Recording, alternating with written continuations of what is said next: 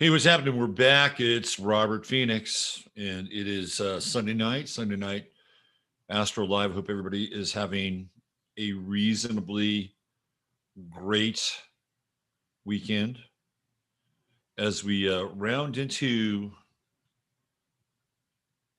some very interesting astrological material and time. And things are hot. They're hot.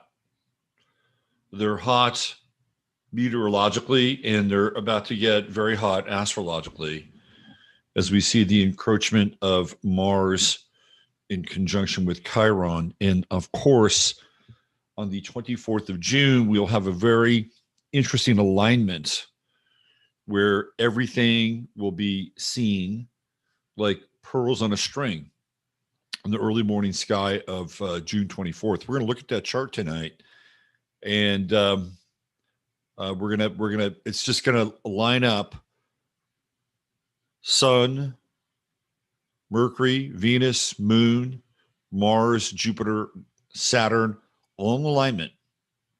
And some people are proclaiming that this alignment is a portent of collapse.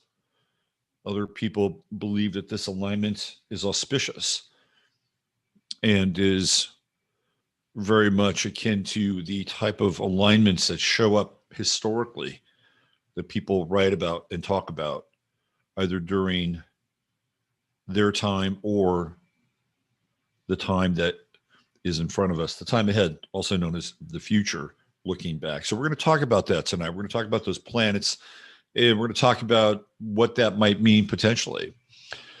Also, we're going to look at Paul McCartney, because yesterday was Paul McCartney, or theoretically Paul McCartney's 80th birthday. And you know, I love a good conspiracy. And I was very hooked on the Paul McCartney is dead conspiracy around 2011. 2010, 2011, I was like up to my third eye into Paul is dead. And I was convinced at the time that Paul is dead. And guess what? I'm still convinced.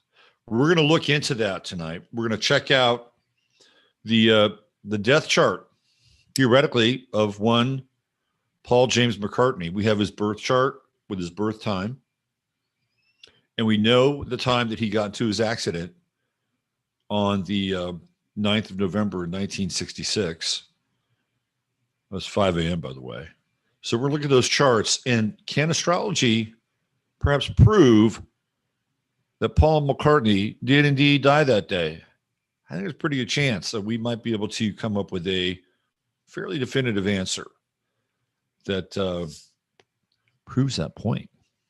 So we're gonna look at some of these during the first hour, which is the first 45 minutes here, and then at 7 p.m. Oh, that means I gotta send him a link.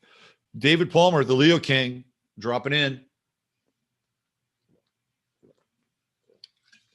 from an eye-opening and revelatory weekend. Contacting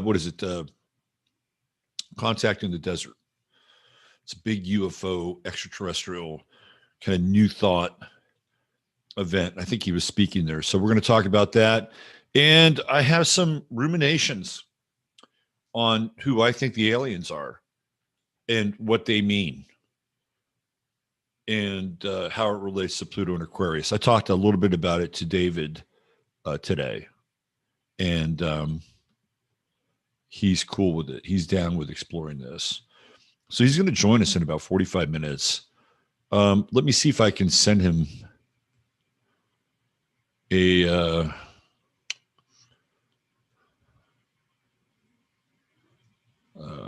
let's see what we have here. I got to send him a text. I got to send him an invite. Let's see. All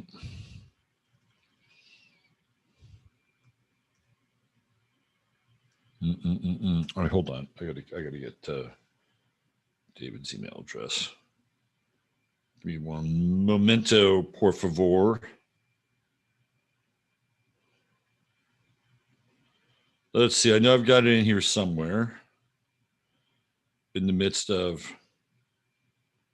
all of our texts. So just give me a minute here. We will sort it out.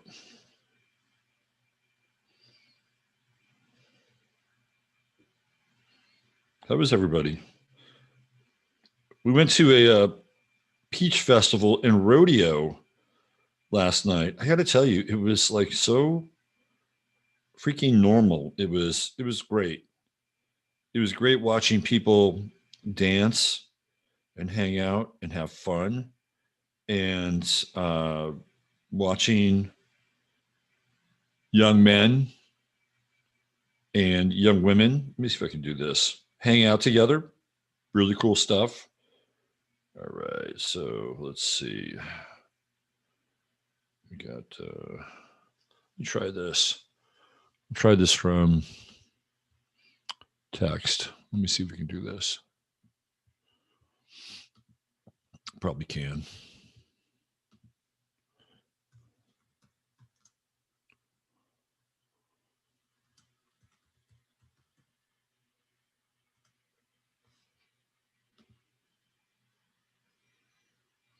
Let's see. Here we go.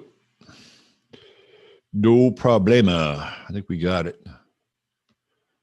Gonna send that off to him.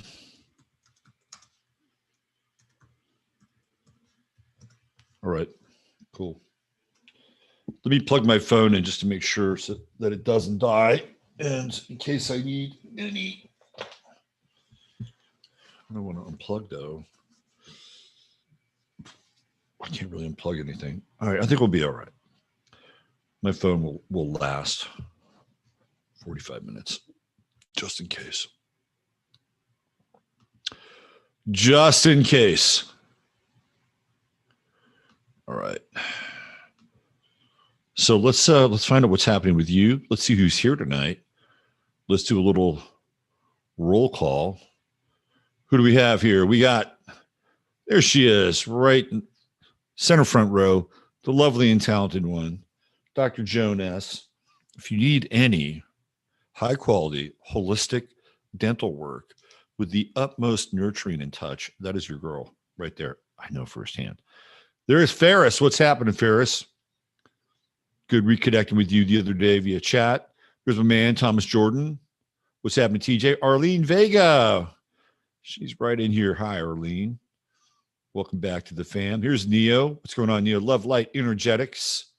She's checking in. There's my man, Ryan. Let's see. JC is here. The Crimmies are here. Beautiful. Brianna Eves. What's going on, Brianna? Welcome. McKinney, Texas, checking in. That's Liddy Lou. Hi there, Liddy Lou. Aligned Bodywork and Yoga. Let's see who else here. Luciana. Hey, Luciana. Good to see you. There's my man, Benito Diaz. Mr. B, what's going on, brother? Courtney Hutchinson in the house. Artist Seer. Beautiful, beautiful, beautiful. Happy Father's Day. Thank you, Arlene. Happy Father's Day to all the other fathers out there. My birthday is the 23rd. Anything interesting for me? Yes. It's going to be the best day of your life. Let's see. There's Fran. What's going on, Fran? Good to see you. Welcome. Miss Nikki's here. Veronica Braley from the Central Coast. Checking in. What's going on, Veronica? Good to see you. Susie Gemini is here. All right. Michelle Renee, I'm in an astrology class, but I have to listen to this. Much more interesting. Another Texas. What's going on? All right. Texas in the house. Shirley Lociavo, checking in from Maryland. Let's see. He did a virtual song with John Lennon 2 nights ago. I think Paul is dead too. Yeah, I think he's gone. I think this is William Campbell, also known as Billy Shears. Paul is dead and David Bowie is alive. Bowie might be alive, but in the myth, he's dead. So there you go. Sage Aquay did great videos about this. Yes, Mike was all over this. I was supposed to be on Mike's show one time, and we were going to look at the astrology for the whole Paul McCartney thing, and it didn't happen. But we're gonna look at it tonight. There's Steve Thor by the door. What's going on, brother? Good to see you. Saul behind Blue Eyes is here. My cousins and I were convinced in 1970, staring at album covers for hours. That was 4 years after the fact. That was like when the Beatles were dead, pretty much. Supposedly, Paul is 80. Supposedly. Mary DeCina. What's happening, Mary? Chad Warren's here. I started rewatching the Beatles Conspiracy, and now this equals sync.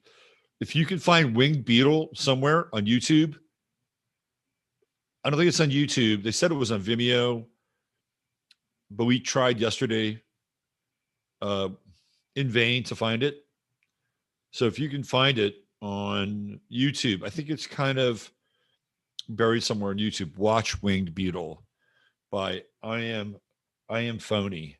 It's really fucking amazing. And that video I think came out in 2011, and it was mesmerizing.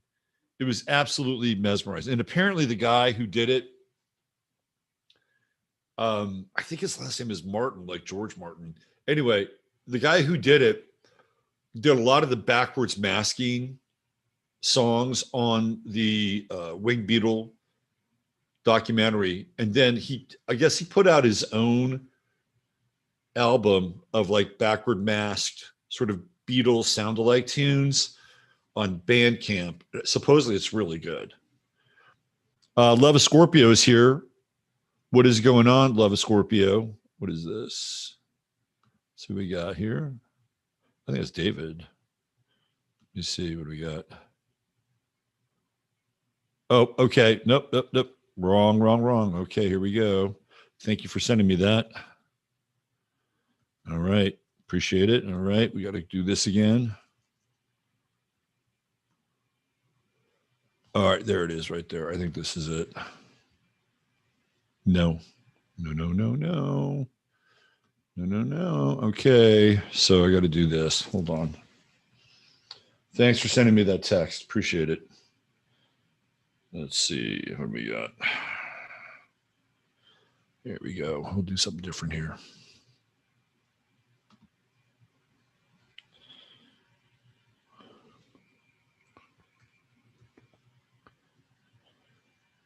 Okay.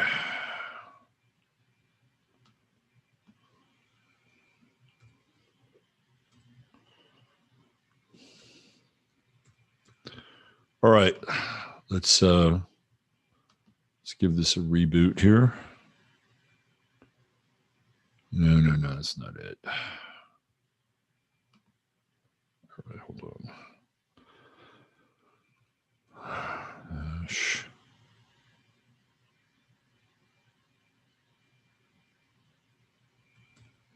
There we go.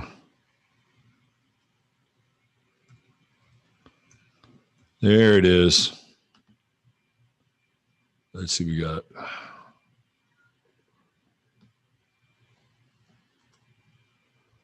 Oh, okay. All right. That is not going to work. Okay.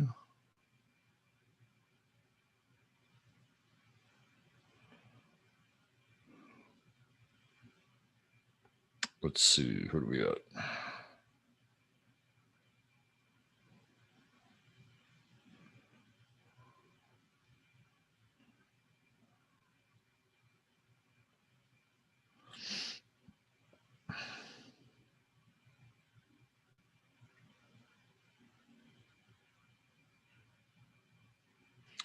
All right. I think Tom sent that to me. All right. Let me just go back in here for 1 second.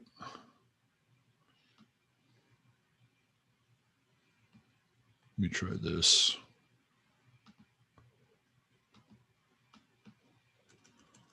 And we'll get cracking here.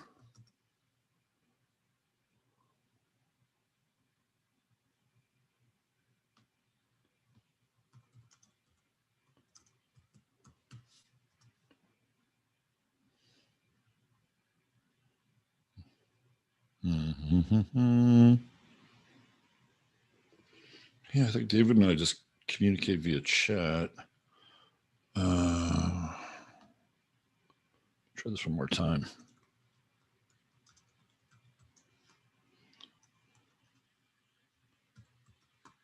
There's another way I can do this too. I apologize. Let's do this. Let's go to, how about here?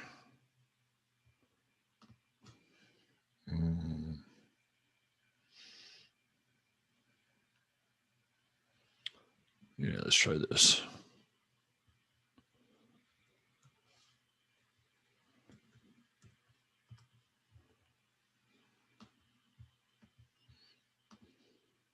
This should work.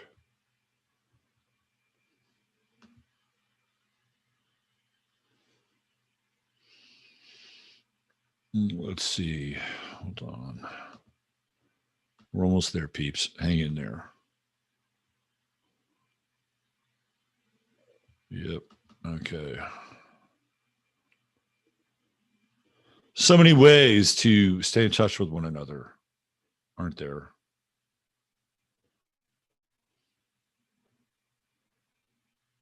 Oh, God. And just when you think you've solved it, we're sorry. This version of Signal has expired.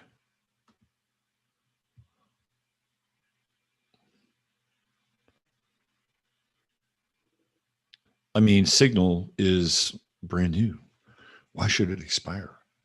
I just downloaded it not long ago. Okay. All right. Keep going here. Make sure that we get contact in the desert. All right. Yeah, because I think I communicate with, you know what I'm going to do? I'm just going to go over to Twitter as well, because we text each other on Twitter every now and then. And let's see what we got here.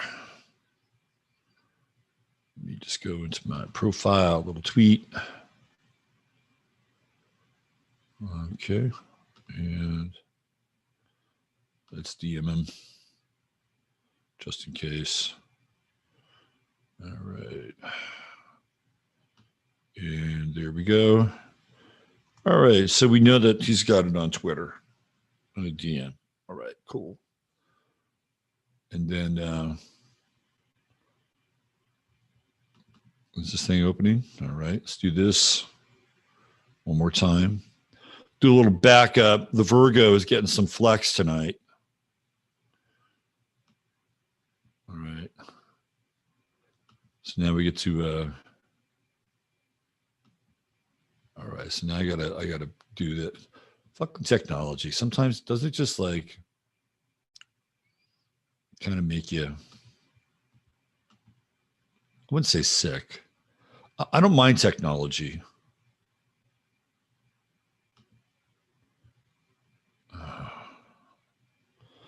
Although tonight I am having a bit of a more difficult relationship. Let me just do this. There we go. All right. One more time. We'll start it off here. All right, cool. Even though you hit quit sometimes, things don't want to quit. So then you have to hit force quit. Every now and then you run into a relationship like that. You have to hit force quit. Although the force quit with relationships can be ugly. Nobody likes to hit force quit in a relationship because it's usually drastic measures at that point. Because everybody's had at least one or two relationships where you've had to pull the ripcord, like further down the line than you probably should have. You should have pulled it earlier, and then you have to pull the ripcord, and that's a force quit. Because you knew that at a certain point in time that it just wasn't going to work. But you delayed the inevitable. You delayed the inevitable. So then you have to hit force quit.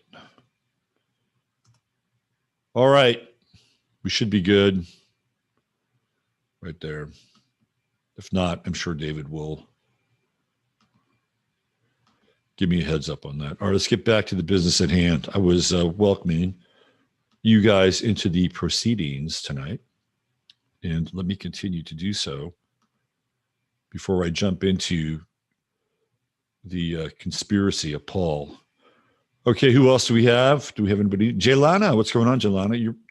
Are you staying cool out there in Arizona? At least I think you're in Arizona. Last time, it's been a while since we spoke, but that's where you were. And I know it is hot everywhere. Mia, Kia, Alchemy, where were his parents, the originals? Do they all of a sudden have extra money? What about you? That's a really good question.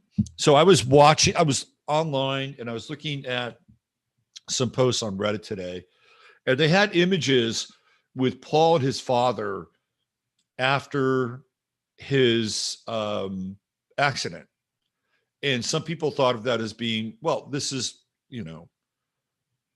proof that he didn't die in the accident. I think that's a bit faulty, not to be confused with Fall, the nickname for Paul, because those pictures could have been taken at any time and then released at a later date. So just because a picture appears in a publication after the fact, it doesn't mean that that picture was actually taken at that time. So I think that kind of shoots that one down a little bit because of that. The other piece around the friends is quite interesting. Now, I didn't know this. I had never heard this before. But Paul McCartney supposedly was in the Aston Martin with Patrick Stewart. Like, isn't that like Picard from Star Trek? I think he was in the car with Patrick Stewart. Supposedly, Patrick Stewart was driving. I never knew this. And I read this today. I'm like, what is going on here? This is weird. Is this a Mandela effect sort of thing? Very strange. Okay, so Paul McCartney was pre-accident was involved with a woman named Jane Asher. And one of the strange things about their relationship is, and they were very close, by the way, prior to his accident. And then after the accident, Paul McCartney had no interest in Jane Asher. None. And their relationship was nil. Absolutely nil. Now, another part of this theory, this crazy theory, is that Linda Eastman, who is the daughter of, I believe, George Eastman of Eastman Kodak fame, was very involved in photography and followed the Beatles around and had lots of photos of them.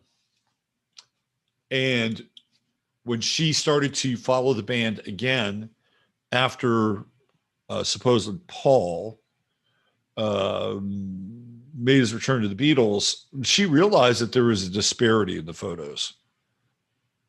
And in fact, you can actually see this. Paul, before the accident, is a particular height, and then after the accident is much taller. And then there's some differences apparently with other parts of the face as well, not to mention the height disparity, because the character who's playing Paul now, again, supposedly, William Campbell, also known as Billy Shears, is around 6'1", and Paul was shorter than that. He was around, I think, 5'10" or 5'11" at the most. So could they have resorted to paying off the parents? Yeah, possibly. That's possible. Would the parents have taken the money and or the solace from the fact that nobody was going to fuck with them? Maybe. Maybe. It's a weird thing, right? That's one of the gray areas of the whole Paul thing, is the relationship with the father and the mother. But the Jane Asher relationship, and like I said, she was an actress, and they were very tight, super tight. And then afterwards, they were not. He completely shunned her, completely shunned her. And then you have his third wife, Heather Mills, the one who, I think, what did she have, like part of her leg missing? And there's that video of her when I think she finds out, and like she's horrible secret. Right? She finds out, and yeah, and then not long after that, the marriage is over, done. She's got her settlement, and then he married Nancy Chevelle, which is really weird. So Nancy Chevelle was is Barbara Walters still alive? I don't know. I mean, she might be still alive, but she might have dementia or something. Anyway, she's Barbara Walters' niece. And she was introduced to Paul McCartney by Barbara Wawa. And what's weird is that I've got these weird connections with the Beatles through my both ex-wives, which is really strange. So my last ex-wife, who is the mother of my son, her father worked for a trucking company in the East Coast. That was his background. And the guy who owned the trucking company was Nancy Chevelle's father. So Paul McCartney winds up marrying Nancy Chevelle. And he had a pretty long relationship with her dad, who owned the trucking company he worked for, which that's kind of weird. Nothing earth-shaking or anything. The weirder story is with my first wife. And her husband, I was her husband. Her father was a music publisher. So he had clients like the Mills Brothers, the Lennon Sisters, Engelbert Humperdinck. I think he had some publishing early on with Nat King Cole, but probably lost into a bigger music publisher. So one day, he and his wife, a beautiful woman, my ex-wife's mother she was a beautiful person. I really, really liked her. He, his wife, and the two girls, my ex-wife and her sister, were traveling through Europe, and they were headed to a cruise ship in Greece, and they were going to go on a little holiday on a cruise ship in Greece, and they were both quite young. And as they were going through Germany, her father stops in and somehow stumbles across the fucking Beatles. I think it was at the Star Club or the Cavern Club. I think it was the Star Club in Germany. Anyway, he stumbles onto them and thinks they're a really big deal. He knows that they're going to be really good. And he says, "Here's my card. I'm a music publisher in New York. I can help you with a deal. Why don't you call me when I get back from my vacation? I'm on this cruise." And they go on the cruise, and he has a massive fucking heart attack on the cruise. They have to airlift him off the ship. And then, if any call came through or there was any follow-up, it wasn't going to happen because he was decommissioned by this heart attack. So weird stuff, right? Like, who knows? I mean, maybe nothing would have happened of it. Maybe Theo Adorno and Tavistock and Edward Bernays would have stepped in and said, no, you can't do a deal with that guy. We have plans for you. But it was right at that phase before they were just about to pop. So I got bookends there with the two ex-wives. Weird, right? All right, so let me show you a picture of Paul McCartney's car here. The car is, it's kind of a wow picture when you look at it. Let me see if I just had it up here. Okay, so check this picture out. And we're going to get into the chart. We're going to do a little astrological forensics, which is one of my favorite things to do. So here we go. Here's the look. Okay, that's the, it's an Aston Martin. I think it's not the same, but similar to the James Bond Aston Martin. The James Bond Aston Martin, I believe, is, no, it's not a Lotus. Let's see. It's an old Aston Martin. It's a Lotus Elan. All right, so it was not an Aston Martin. My bad. I thought it was an Aston Martin. Okay, it's a Lotus Elan. It says here, Paul McCartney, 1960s Aston Martin. So even here, we've got Aston Martin, Paul McCartney's D86. So what does it say? Lotus Elan. Okay, is this now part of the conspiracy that we're dealing with two different cars? No, this is very similar to the Bond Aston Martin, right? Right there. Sure as hell looks like it. Now, this is from the car crash. This is the scene. All right, this is from a car forum.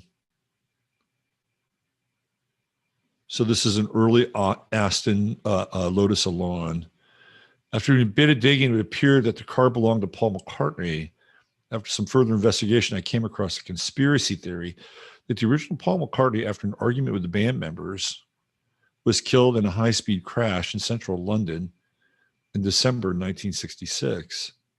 It's said that the crash was so horrific that rather than upset fans and public, McCartney was replaced with a lookalike. The lookalike was so good, and to stop the band being accused of the cover-up, the original McCartney death was never disclosed. However, in an interview in 2015, George Harrison, not wanting to take the truth to his grave, has admitted to the truth about Paul's death.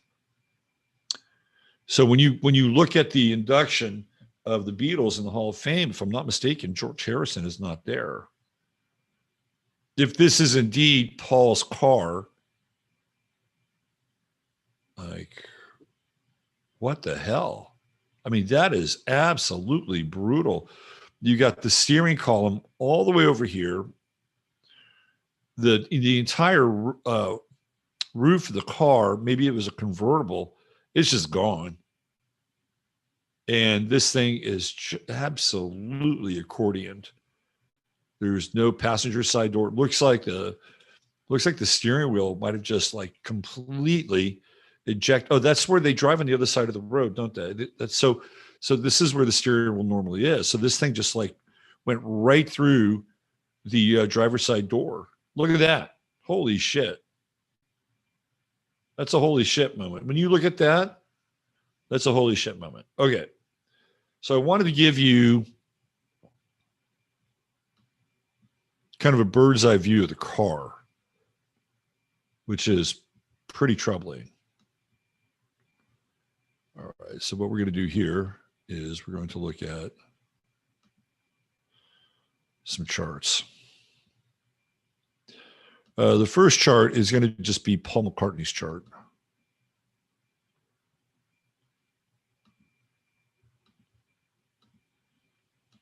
Now, there are two birth times associated. Of course, there's two. The original Paul is a Gemini.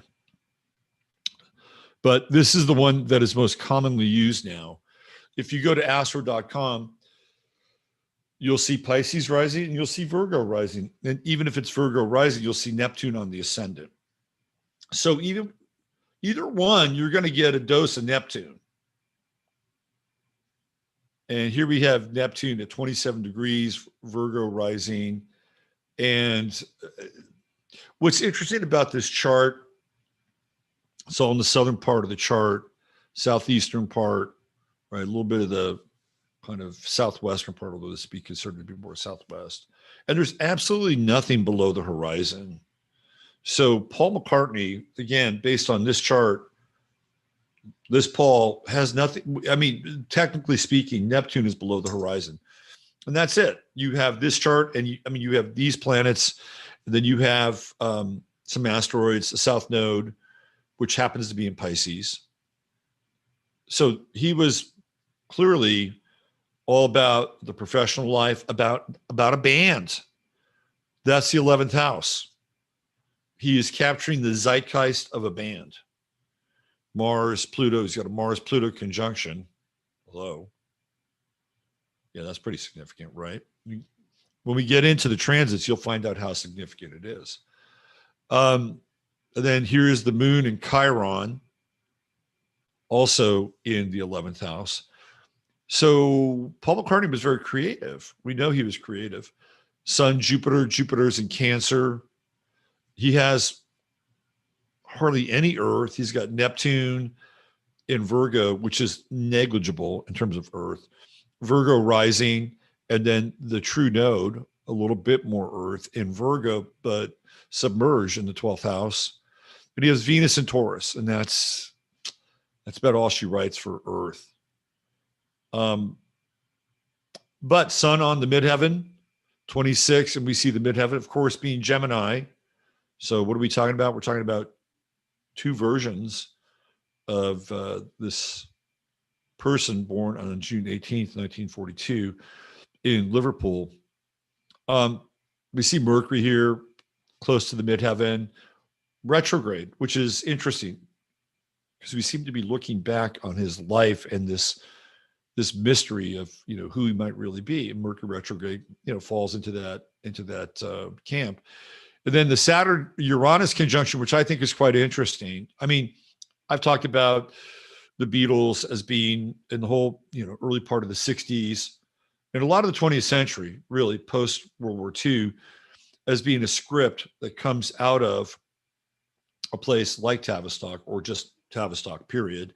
And that the Beatles are part of that script. And yet, when you see Paul McCartney's chart, you can see the mainstream, which is going to be Saturn. Saturn is the mainstream.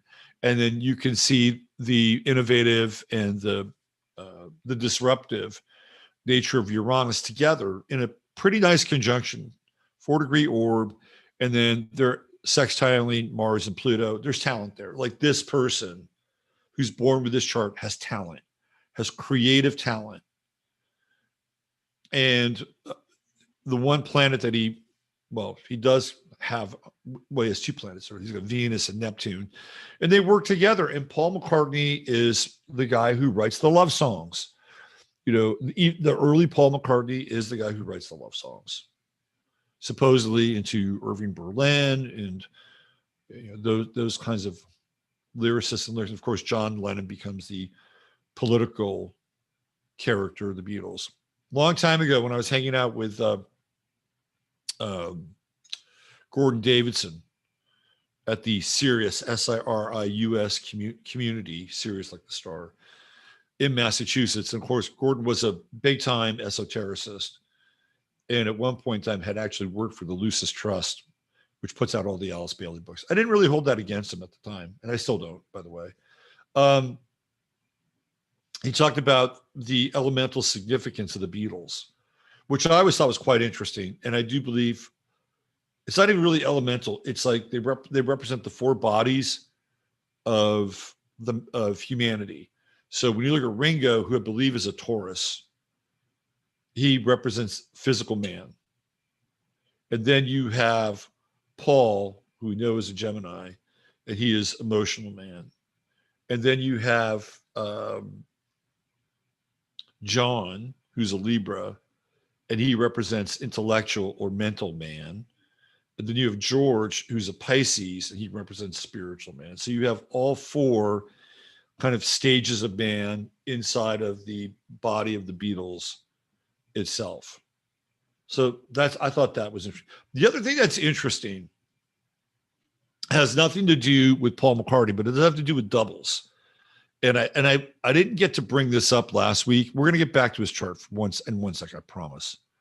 But it's really the nature of Gemini and this whole thing with doubles. And you know that the Golden State Warriors won the title in the oh, that's so funny. That is so funny. They won the title for the NBA, the championship, right? That was the Warriors. And one of the players in the Warriors is a guy by the name of Klay Thompson. And 2 weeks ago, with the Sun in Gemini, there's a guy named Fake Klay, and he basically got through security at the arena that the Warriors play at. This is so fucking funny.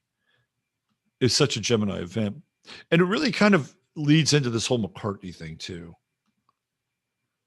So here's Klay Thompson, and he doesn't really look like him, but when he walked into there he is. He walked into the arena and he fucking started taking shooting practice. Right. So he walks in with this hoodie. And, this shows you how asleep people are in a lot of ways. You know, noticed him? It was a woman. The dudes who were at the security gate, they was like, hey, what's going on? There was a woman, notice the details, who said, hey, hold on a second. He was walking off the court. Here he is in the stands. He's born May 19th, so I think he's born right at the edge of Taurus, beginning of Gemini. How funny is that, right? So Fake Klay. And what happened is he got banned from the arena for life. So, of course, this is going to happen during the month of Gemini, where we have a Fake Klay impersonator jump in. And I'm going to look at this chart really quickly.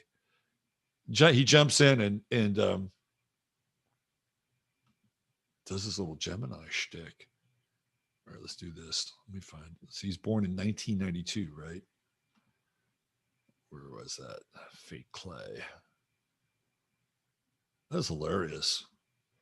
Okay, so his name is it Burton Dawson or something like that? Dawson Gurley. Gurley, also known as Big Dawes. He's an American YouTube personality known for the channel Big Dawes TV. So he's trying to make a quick buck off of his resemblance to Klay Thompson. Okay, so he's born May 19th, 1993. All right, let me just check this out. Let me see what he's got astrologically.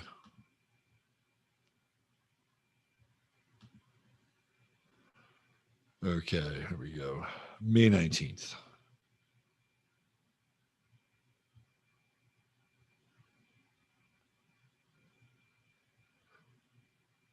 Let's see. So he's 28 Taurus,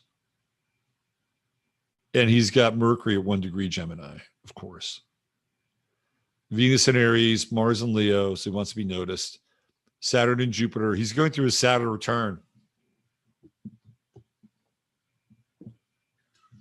Klay Thompson is an Aquarian, and this guy has Saturn at 29 Aquarius. I think it's pretty close to Klay Thompson's sun. I'm pretty sure of that. Let me just look up Klay Thompson really quickly. Now I'm kind of going down a bit of a rabbit hole here. So Klay Thompson was born February 8th, so not at 29 Aquarius. He's got a bunch of Capricorn in his chart. I've seen his chart before. He's got like 4 or 5 planets of Capricorn. Anyway, I just thought that was really interesting that during the month of Gemini, you had Fake Klay, who's been around, but he got into the arena before the game. He got busted, and he's banned forever. So we're talking about doubles now, which is always a fascination of mine. So we looked at Paul's chart. Let's look at the chart as it relates to his quote unquote death, which is pretty interesting. So we know when the crash happened. The Patrick Stewart thing is weird. I had never heard that before. It's almost like a Mandela effect thing. It's really fucking weird. And I studied this thing for more than a minute back. No, we don't want Fake Klay. Fake Klay, sorry, we're over you. Real Klay, we're over you too. I studied this thing for more than a minute back in the day, and I'd never run across Patrick Stewart as being the driver of the car. It's bizarre. And I think supposedly somebody, there's a woman that died. Who's it? There's a woman that died in that wreck. Anyway, All right, here we go. We're looking at the astrological forensics for what happened. The first thing that jumped out at me was looking right here. Jupiter was in Leo, and it's right on his Mars Pluto. So there are a couple things going on there. Number one, we know that Paul had an argument with the rest of the band, and it had to do with the direction of the band. I think Paul wanted to be more pop related and continue to write poppy, catchy songs that Tavistock told them to. Well, the rest of the band wanted to become a little bit more edgy and experimental. I think they were recording till 5 a.m. at Abbey Road Studios. That's the story. So whatever was going on with him, he was definitely trying to flex his creative muscle and potential. That's what was going on. And the other thing too is that Mars-Pluto conjunctions, especially here in the 11th house, you could see that he could be probably a bit argumentative with the rest of the band. That's what happens with Mars in the 11th house. So if you are somebody who has Mars in the 11th house, you might get into arguments and fights with your friends with Mars in the 11th house. When I lived in California and had my chart relocated my chart, my natal Mars is in the 11th house, and I was always getting into fights with my friends. And then my friends would, in that moment, no longer be my friend. Then eventually they become my friend again. And one time I got into a fight with a kid in school, and then we became friends after. So I've actually lived that Mars in the 11th house a little bit. And in groups, it's not the best energy unless you're the leader. If you're the leader with Mars in the 11th house, I think it works, but you have to be the leader. And in Leo, there's a lot of ego and a lot of pride here with Mars in the 11th. So if the band wanted to go into a different direction and he's having a Jupiter transit, then it could really expand it and exacerbate it. That's number one. That's the first thing I'm looking at. Then we get into what's going on over here. So what do we have? We got a Mars-Pluto conjunction in his 12th house. We have Uranus in conjunction with Neptune, which is sudden, right? Pluto is kind of lurking off the ascendant here. Like there's a lot going on in this 12th house. And then we have all these squares going up to Sun Jupiter on the midheaven. And especially with Uranus, which is sudden, which can, in this position, right, be potentially violent with this Mars transit. I mean, here, let's open this up a little bit more. Look at some of these orbs. So we have Mars at 16. Like right there, there's Mars at 16. And then down here, we have Pluto at 20. That's a 4-degree orb conjunction in his 12th house. We have Uranus at 21, right? Right there. Boom. Was it Uranus? 23.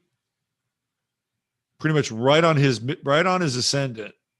His ascendant is 25 Virgo. Here's Uranus. It had been there for, Uranus is hanging out there, which means that, Paul, you got to change a little bit. The moon has just moved right into Libra, right there at 0 degrees. He's got Neptune at 27 Virgo. So that's still, even though it's in a different sign, that is a conjunction. So when we look at something like this, it's hard to wrap our heads around it, or at least get a clear picture, because it's not like Saturn, or it's not like the sun.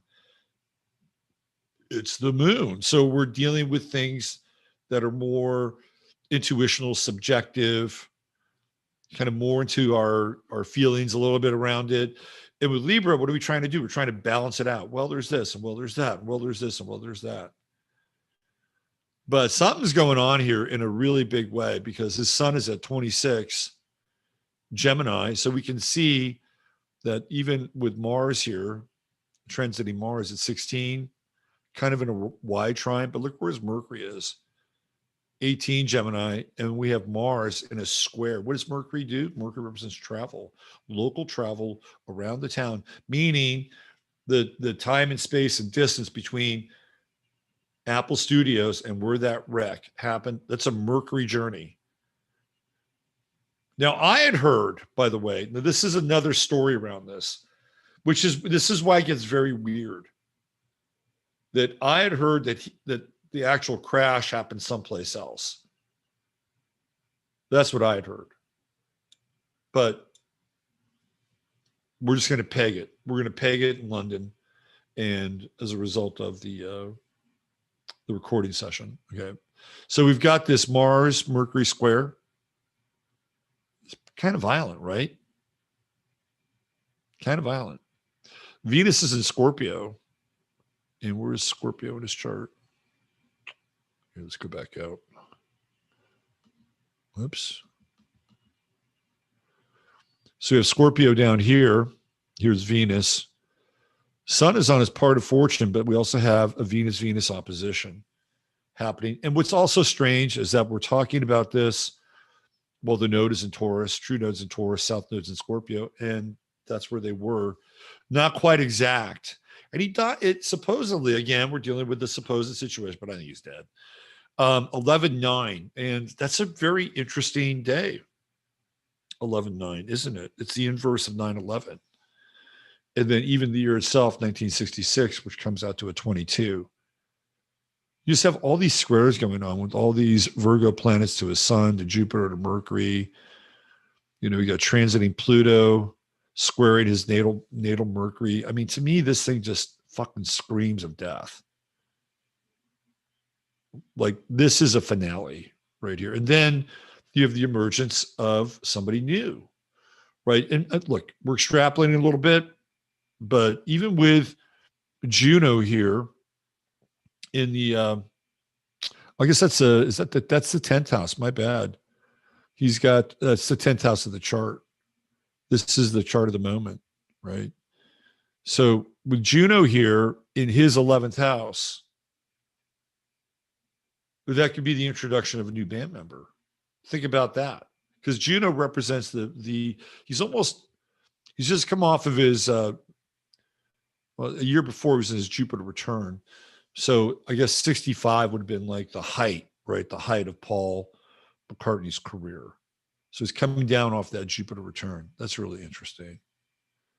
And then here, potentially somebody new, right? Somebody new that shows up in the 11th house, his 11th house, his replacement, William Campbell. And even here, you can see where his relationships are starting to take on more of a sense of formality, because he's going to have that Saturn conjunction with his descendant. So he's going to be looking at all of his relationships, whether it's his bandmates or Jane Asher. And then we have Saturn coming into this opposition with Neptune. And even that is pretty intense, right? To me, again, I'm thinking that this is the end of Paul McCartney. It's not like, I mean, the only other thing that would like scream death or the terminus of the body more would be maybe the 8th house. But I really feel like the 12th house is more of that house, right? Because it takes you out of your chart. Because this is where we come from and this is where we come in. And with that Neptune ascendant in this original chart, of course, we're going to speculate. And what's his Neptune? 27. So there's going to be a Neptune opposition here with the original Paul's chart. And I had this crazy idea that if somehow we could solve the mystery of Paul McCartney, that we could somehow fix the world. Because there's so much in there. When you get into the winged beetle stuff, there is so much in there. For instance, why does Aleister Crowley show up 2 times on Sgt. Pepper? Why is that? Well, there's a theory that William Campbell, who takes over for Paul McCartney, is actually one of Crowley's sons. And then we get into the whole process church thing, We get into Helter Skelter. We get into Manson. And this version of Paul McCartney, I think, takes a much bigger and more of a lead role in the evolution of the Beatles. So if you look at the zeitgeist of the Beatles and what they represented, the whole counterculture. Now, this is before they go to India and go hang out with the Maharishi. And there's the theory that comes up in Winged Beetle that they went there so that the Maharishi could talk with them. Well, actually, not just talk with them, that the Maharishi could somehow figure out how to get in touch with the spirit of Paul. That's supposedly why they went there.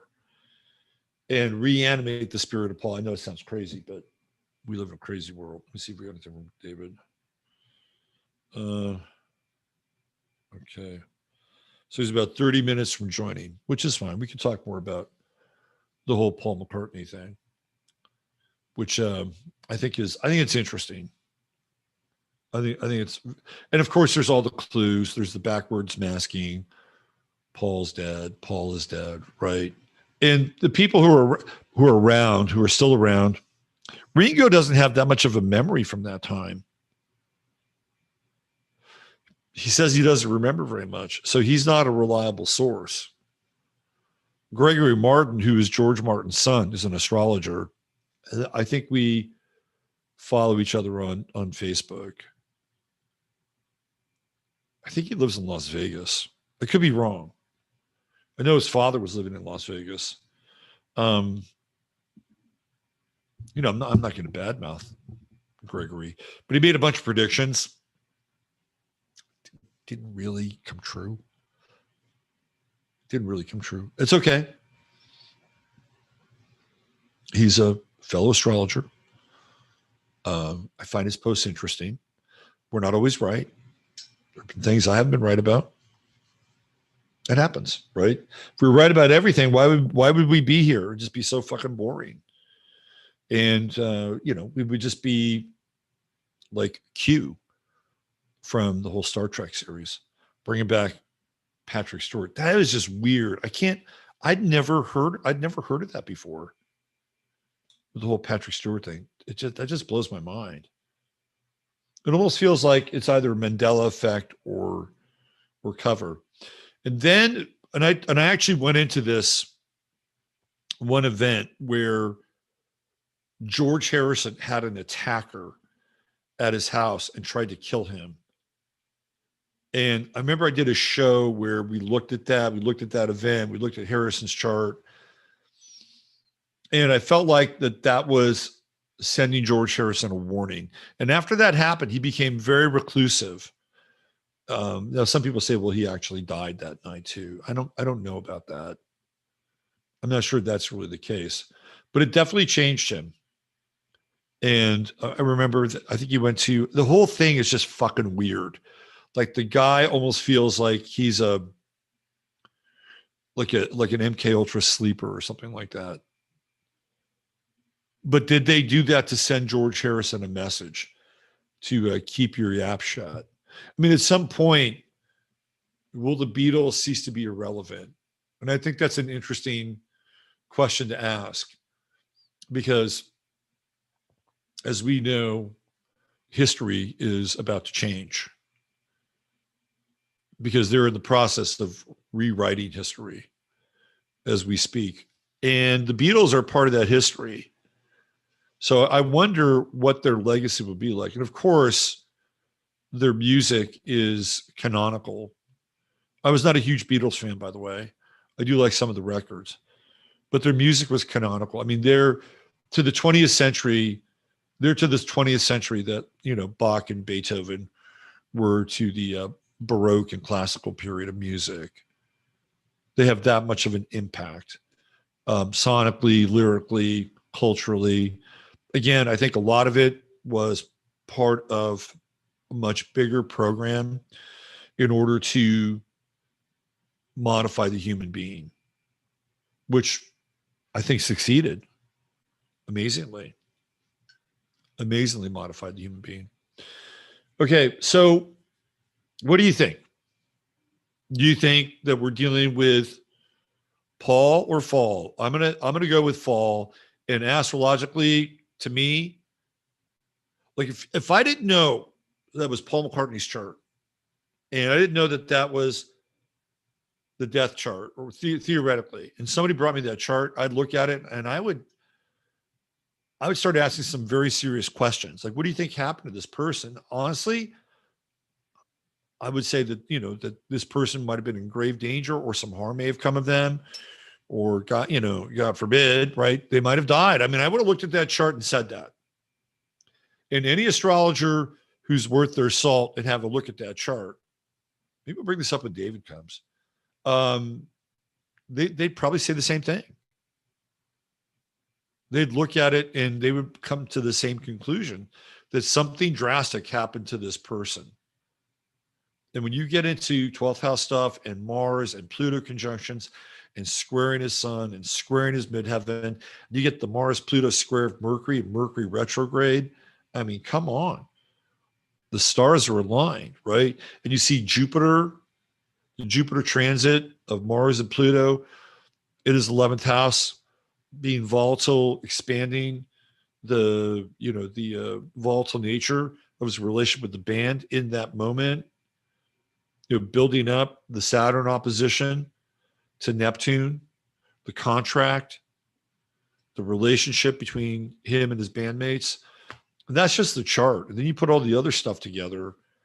And for me, the one that's really interesting is the Jane Asher piece, because they were very, very close prior to the crash. And then after the crash, Paul would have nothing to do with her. Nothing whatsoever, whoever this character is. By the way, whoever this character is, pretty fucking talented. Supposedly, William Campbell was a very gifted multi-instrumentalist. He'd won some kind of a talent contest. And that's why now, I don't know what happened to the rest of the people that supposedly knew William Campbell. Who knows? I don't know. It would be very challenging to say, well, you'd have to shut up all those people that knew who he was. But there's a lot of things that are far more drastic than the supposed death of one Paul James McCartney, where a lot of people have managed to keep their mouths shut as a result of that. I guarantee you. So to me, if 9/11 and the secrets of 9/11 are a 10, the death of Paul McCartney and the replacement with William Campbell, probably about a 6. Just in terms of what would happen if somebody spilled the beans. Although I do think that based on what happened and based on the history of the Beatles, I do think that if somehow we could just magically pull that string, right? Magically pull that string, and it would just completely unravel, that somehow, our reality would change. And I do think it might. I was convinced of it in 2010, 2011. So much has happened now since then that I think that the priority scale is completely morphed. Okay, why don't we do this while we're waiting for David?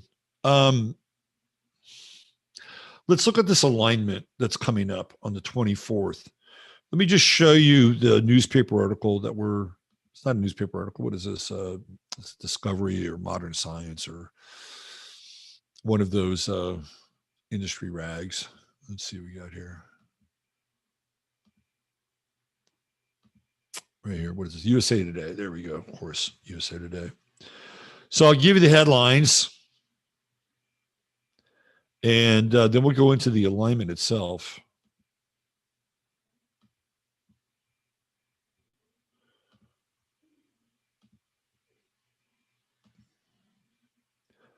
How to see a remarkable and rare parade of planets in the morning sky through the end of June.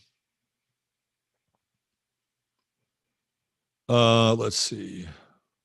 Here we go. 5 of the planets in our solar system will appear in a line across the early morning sky this month. Astronomers say it's a sky spectacle that won't be seen again for nearly 20 years. And you don't need a telescope to enjoy it. If you're ever up in the morning during the summertime, it is really great to just sky watch and look at what's happening in the sky. And especially now, because we'll see Sirius rise. And I remember being in the islands off the coast of Florida and getting up early and watching this kind of spectacular play of planets and stars in the sky pre-morning, especially in the east. It's really something to behold. So we're going to have another very interesting luminary event here. Mercury, Venus, Mars, Jupiter, and Saturn are lining up in the pre-dawn sky, a planetary procession that can be seen above the eastern horizon every morning through the end of June. The parade of planets will best be seen about 45 to 60 minutes before sunrise on cloud-free mornings through then. So this is what it's going to look like. And even the moon plays a role here. Do you see how everything theoretically lines up, right? We have Mercury, Venus, Moon, Mars, Jupiter, and Saturn. So that's the astrological sequence of things. And when you look at the ephemeris, the moon will be here, but this is the astrological sequence of things. Mercury, Venus, Moon, Mars. It's also the astronomical sequence of things.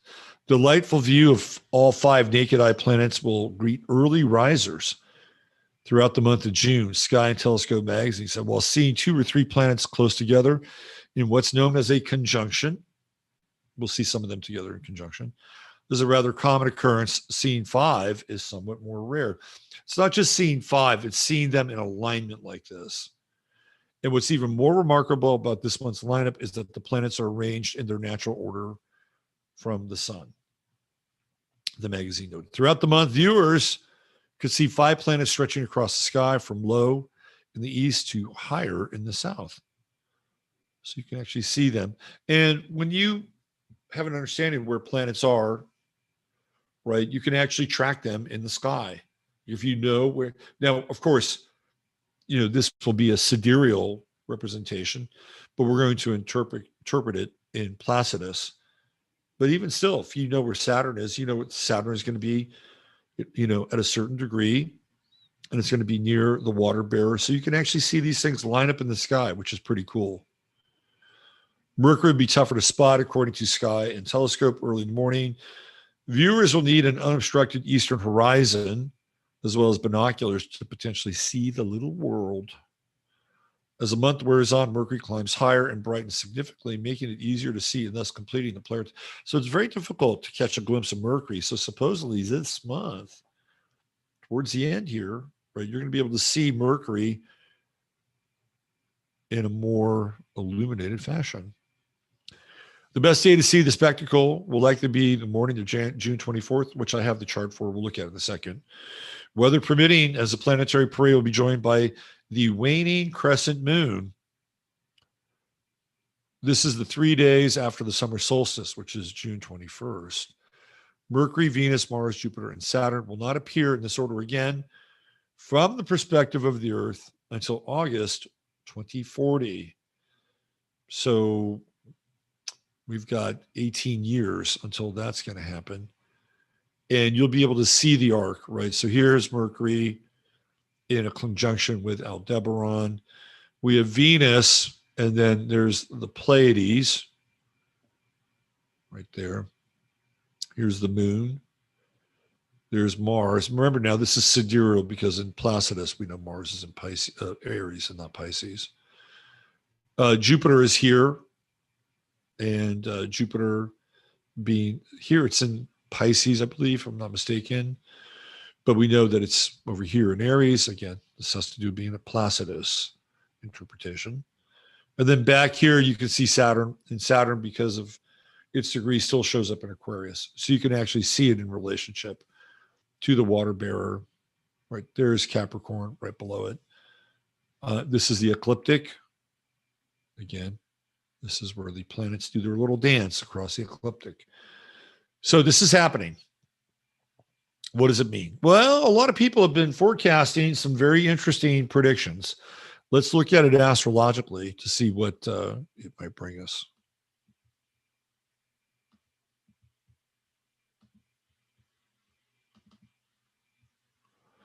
So I have it here, and I have it for Austin at 6 a.m.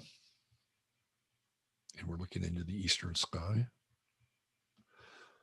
So you people that are in the east coast of the United States might have a bit of a better look at it in that early morning sky.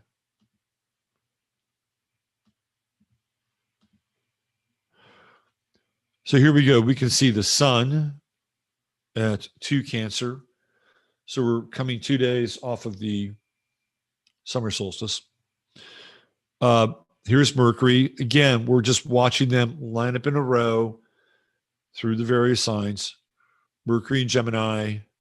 Then we have just 10 degrees behind it, the Venus in Gemini. And here we have the moon showing up. Now that day, the moon is conjunct Uranus. Uranus will, what's going to be interesting about the moon is where it's going to be 24 hours after that in the conjunction with Uranus. That's be a little bit later in the day.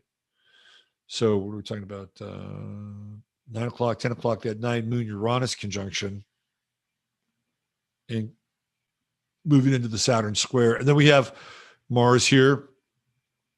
And it's already past Chiron, right? So it's 2 degrees off of the US Chiron right there, and 2 degrees off of Eris, which we know has to do with discordia and strange shit happening. And then again, as part of the sequence, Jupiter at 6 Aries, and then we end with the visible planets, with Saturn here. Now remember, Mars was not in the night sky until the end of May. It came back at the end of May and has been in Aries since then. So we're getting to see this very interesting alignment. All the planets are in a row, and they're also in dignity, with the exception of the moon, in Venus. Venus is just out of dignity, right? So Mercury, Gemini rulership, dignity. I'm not talking about the sun and Cancer. That's not dignity. But Mercury is in dignity. The moon here is exalted in Taurus. Mars is in dignity in Aries. Jupiter, not in dignity in Aries, but I think Jupiter likes Aries. And then we have Saturn. Well, Neptune is in dignity in Pisces, even though we have a lot of dignitaries here, Pluto and Capricorn. Saturn being the original ruler of Aquarius. Not quite a dignity, but not, it's like, it's familiar. Neptune in dignity, Mars in dignity, Mercury in dignity, Moon exalted, Jupiter in Aries, fire sign, not exalted, but real, right at home. This is a very interesting alignment. Now, I've been reading some doom and gloom predictions for this alignment, that this is the day where whatever is going to happen is going to happen, that the alignments of the planets are going to be augmenting each other in these conjunction phases. Now, 22 and 6 is a very wide conjunction, but 22 and 16 is close. 17 and 11, close enough, right? Good conjunction. Well, good in the sense that we can track it as a conjunction. And here, 11 and 1, so it's a 10-degree orb. Some people will say, well, in some systems, that's a conjunction. I'm of the mindset, even if a planet is 15, 16 degrees off, it's still a conjunction. It's just the influence has really, really diminished, but it's still there. So I'm going to say, yeah, Mercury, Venus conjunction. Boom. So this is, I think, of all the planetary influences here, the ones that I think are, I wouldn't say problematic, but the ones that could potentially be problematic are the squares to the sun with Jupiter and Neptune. Just from that vantage point, that perspective, they could be problematic. The Venus square to Saturn, it's like, where's your allegiance? Where's your alliance? who you putting your trust and faith in, because it's under some level of duress here, actually. And even the period prior to that, under some level of duress. It's actually coming out of it a little bit, but it's still there. And then, of course, we have the moon coming into square with Saturn. And to me, as a kind of an outgrowth of this alignment, that people's security needs are going to be challenged here. And, I'm trying to put some of the tea leaves together, and I've been seeing some really weird stuff happen with dairy products in stores. And we've seen like the strange mishaps with cattle. What's really interesting is it was just that one area. Do you know that heat wasn't just in, what was it, Kansas? It wasn't just in Kansas. Like that heat was in that entire area. So why was it that it was only one ranch that suffered the decimation of all those heads of cattle? Question mark. I've also been seeing very alarming images of dairy products, cheeses, milks, ice cream, just being taken out of stores. What is going on here? What's happening here? And the people that are at these stores, there are videos now circulating on Twitter. I can even play one if you haven't seen it. Here, let me play it for you. Because I think this is something to take note of. And I'm not here to bring a bunch of doom and gloom into the conversation, but I mean, we got to pay attention to what's going on here. So let me go into this, and let me play this to my retweets.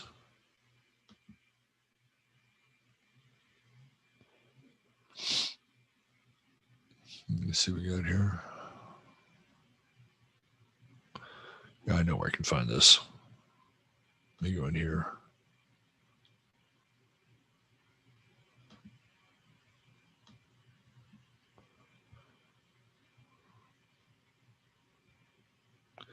All right, here, I'm going to play this for you. I put my earbuds in. Oh, wow. Oh, shit. They took it down. Wow. All right, let me show you what I was trying to get at here. Why is this gone now? All right, that adds even more suspense and mystery. So I'm going to go in here and let me show you, because that tweet is gone now. Hold on. I wonder if I can somehow play it.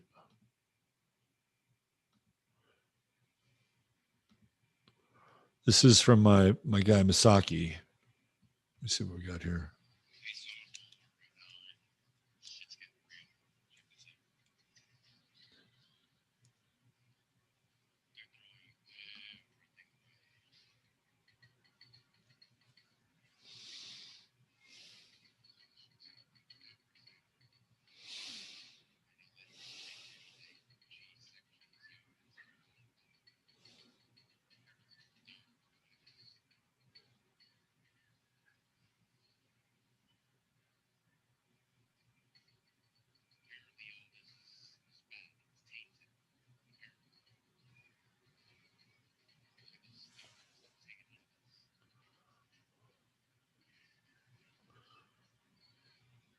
Did you hear that, kid?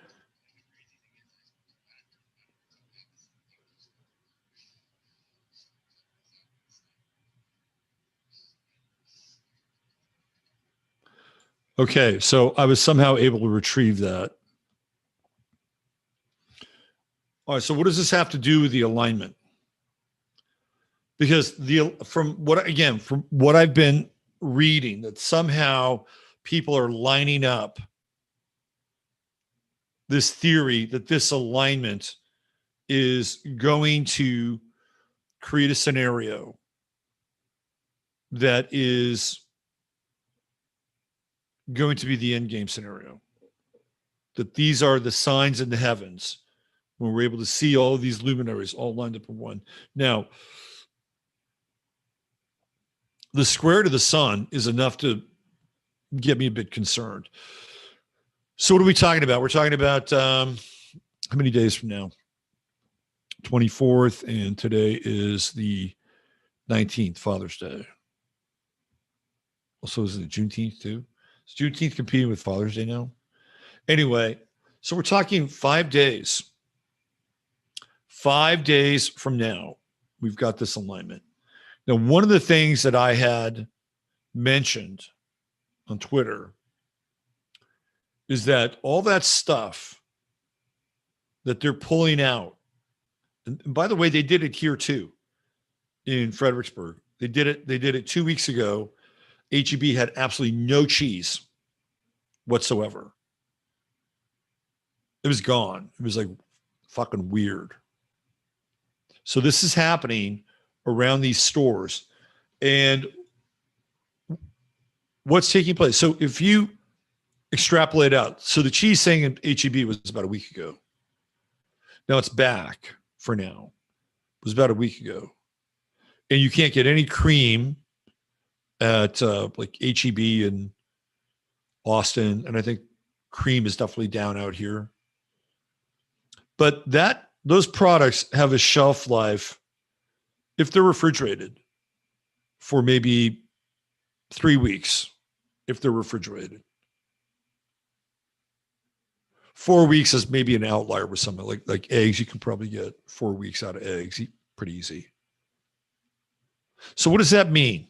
Are they just going to destroy all that stuff? Or are they relocating it and putting it somewhere else? And if that's true, and we know that there is a 4 week, 3 to 4 week lifespan for a lot of those products, what does that mean?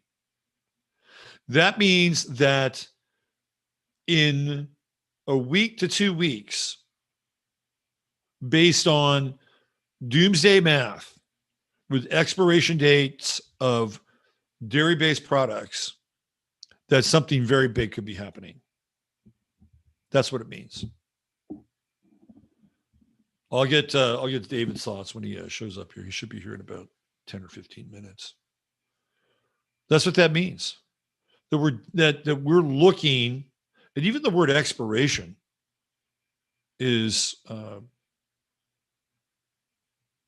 interesting term to use when it comes to products, cold storage products. I mean, it's pretty massive. I'm glad I was able to somehow play that, because I went to go on Twitter and that tweet is gone. Like, that page doesn't exist anymore. The tweet might exist, but that page doesn't exist. And that was going viral. I can guarantee you that. All right. So I'm going to play you something, and I might get a strike off of it, but hey, if the milk's going to go bad here in 3 weeks, you got to say, what the hell? So I'm going to play you a trailer from a movie that I saw when I was a kid and thought it was at the time, I thought it was an interesting yet curious movie. And I think I've played this trailer before, but I'm going to play it again. And what's interesting about the trailer is that it starts with a planetary alignment, like the one we're talking about. Well, somewhat like the one we're talking about. The name of the movie is Phase 4, and it's from 1974. The director was a guy by the name of Saul Bass, and Saul Bass was known for a couple of things. Number one, he was known for the titles. He was the king of titles. So when you saw a movie and you saw titles and credits, that was usually Saul Bass. The other thing he was known for were a series of cartoons from the Bass and Rankin duo. And those cartoons that you're familiar with are Rudolph the Red-Nosed Reindeer and what else? The Story of Santa Claus. those ones that we love at Christmas time with the awkward little animation. That's Bass and Rankin, and then Saul Bass being a Bass and Rankin. This movie is called Phase 4, and it starts with a planetary alignment, and it is ultimately ushering in a very different Earth.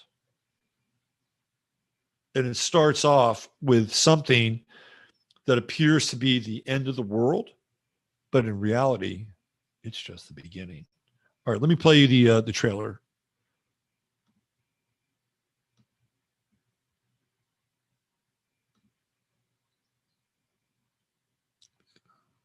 Hold on one second. Let me line it up. Let me get my planetary alignment to line it up. All right. Let me get the sound on. And by the way, if anybody from YouTube is watching this is just for informational and entertainment purposes only. Under the Fair Use and Copyright Act, I'm not profiting off. I've never profited off of any YouTube video, by the way. I was demonetized years ago. Okay, here we go. So it starts off with what looks like an eclipse, but we'll call it an alignment. Here we go.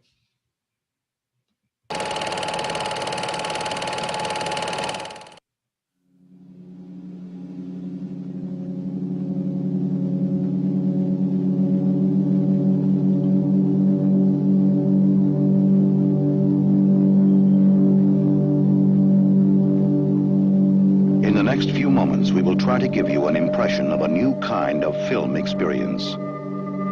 If your curiosity is aroused, you are ready for Phase 4.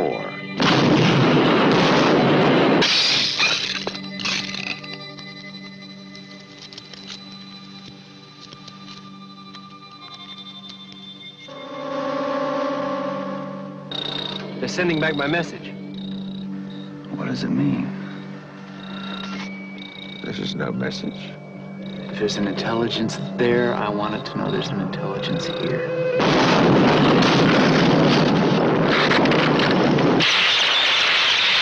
I believe that they'll move rather quickly into desert areas, taking over the countryside first, then laying siege to towns and cities.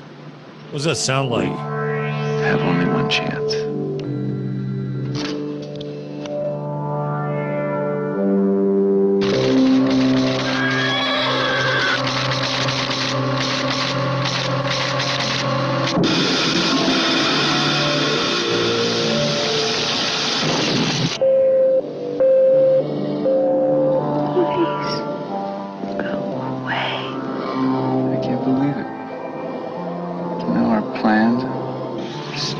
Weaknesses? Why don't they kill us? What do they want?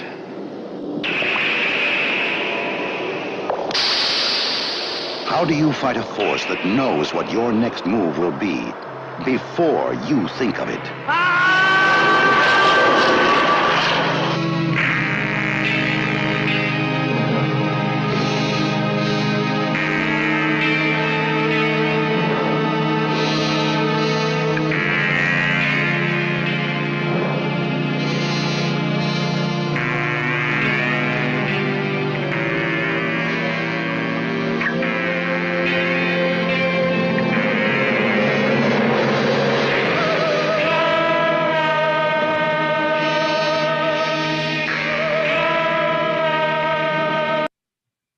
Wow.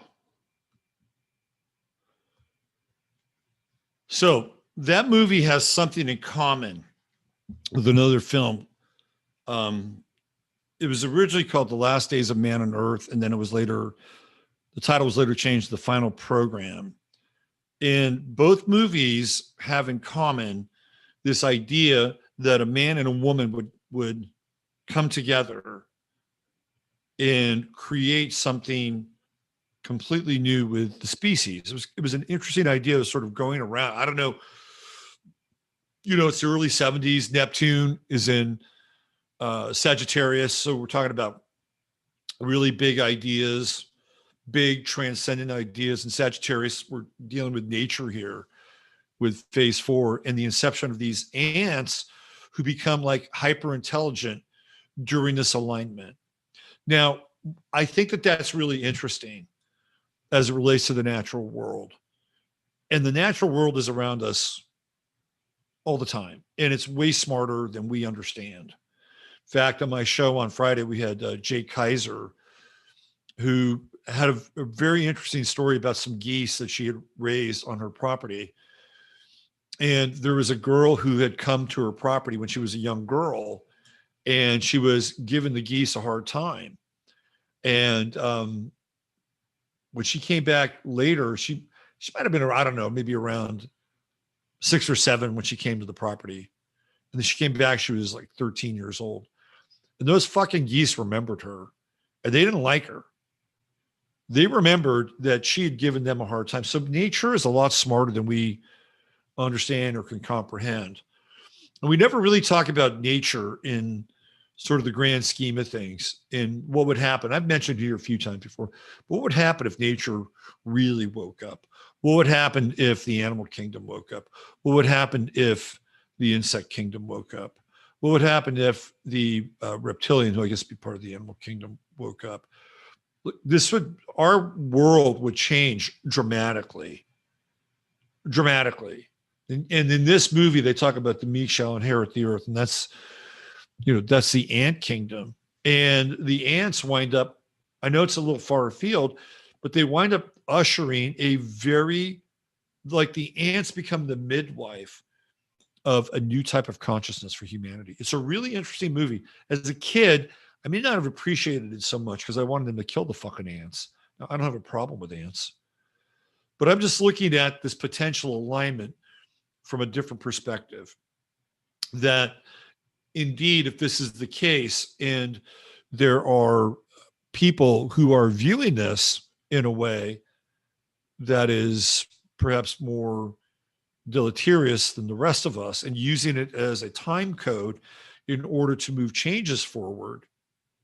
And now we're seeing all these products that are going to expire just getting moved out of these. Where are they going?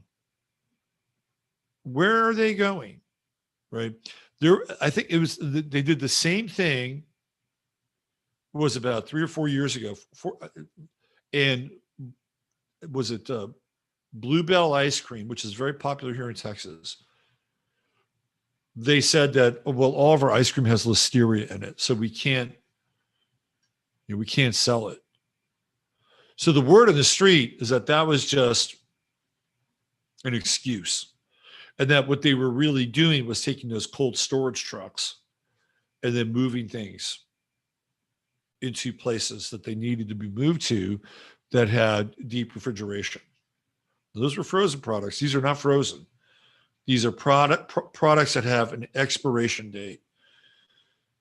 So is this an augur that we need to be aware of, especially with this theoretical upcoming alignment?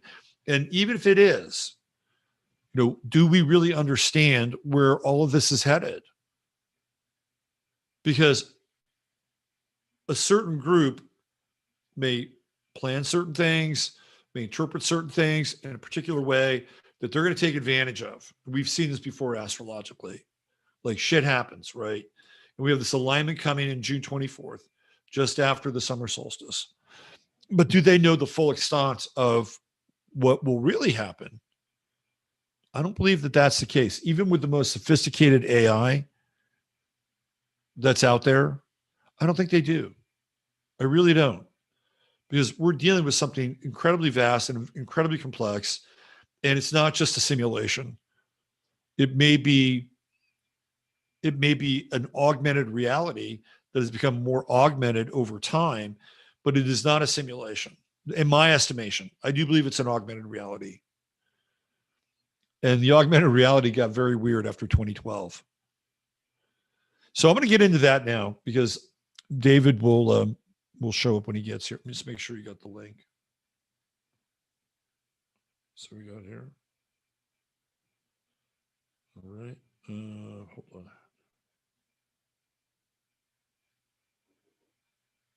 Let's see what we got.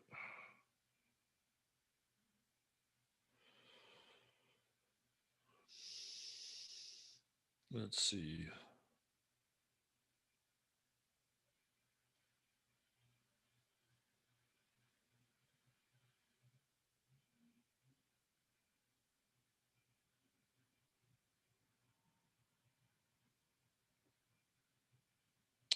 All right. So I'm just going to jump into the heart of. I'm going to start the conversation, and then hopefully when David shows up, we'll be able to pick up the thread. And this has to do with Pluto and Aquarius, and beyond June 24th, where theoretically all this is headed. Now, David was in Contact in the Desert. Of course, they talk about disclosure and aliens, and it's starting to become more of a popular topic of conversation, especially in places like Washington, D.C., mainstream publications, et cetera, et cetera, et cetera. So for a long time, I was really into the whole UFO thing when I was younger. I thought it was really cool, chariots of the gods, et cetera, et cetera, et cetera. Right. It got my boat floating. And I sort of lost interest in the whole alien thing. Although it seems now that whatever they're stirring up also includes what's happening in the sky, whether it's real, whether it's Project Bluebeam. Again, who the fuck knows? Okay. But so I've been thinking about this idea of aliens and how Pluto and Aquarius, represents theoretically the arrival of, a different type of consciousness, a different type of reality than we're used to. Now we can go back and we can look at post-Revolutionary War in America, which when David comes aboard, I'll do that. And we'll look at that period of time. It's a very unusual period of time. After things supposedly settle in the United States, there's revolutions everywhere. Europe's on fire. Eventually, Napoleon is starting to get some momentum towards the end of the 18th century. So there's a lot going on during that period of time. But this period is decidedly different in a lot of ways. And I've been thinking about this whole idea of aliens and who are the aliens, right? Who are the aliens? And I was watching my buddy John Levi this morning, and he was talking about a number of different things, like going to these parks, national parks in New Mexico. And there was this one park that he stumbled upon that has these tremendous remains of what looks like melted buildings. And he started to get into some very interesting star fort patterns that looked like they were obscured. And then he went on to a bit of a different tangent. And he found, you should watch this video. It's actually really, really good. And somebody sent him something about what looks like a starfighter on Google Earth. It's very strange. And it's in the Bay of Fundy, which is sung about by Joni Mitchell in one of her songs. She's Canadian. And it's near St. John's, New Brunswick, that area. And then when you go into the kind of the modern canon of music, who sings about St. John's in New Brunswick? It's Steely Dan, and the song is Royal Scam. And I found this video today where this guy, I'll leave it in the notes for the show tonight. I'm not going to play the video because it's too long. It's 40 minutes. It's worth your time. And he talks about the lyrics from the song, The Royal Scam, which I've looked into. And I remember first hearing them. I'm like, oh, this is really interesting. Steely Dan is telling us something.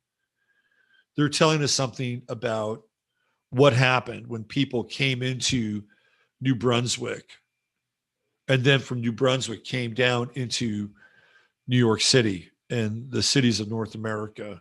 And it seems to be the tale of the orphans in that song.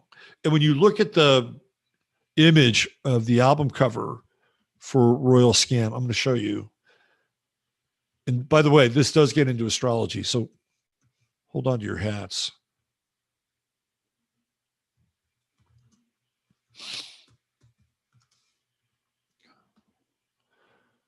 So let's look at the album cover.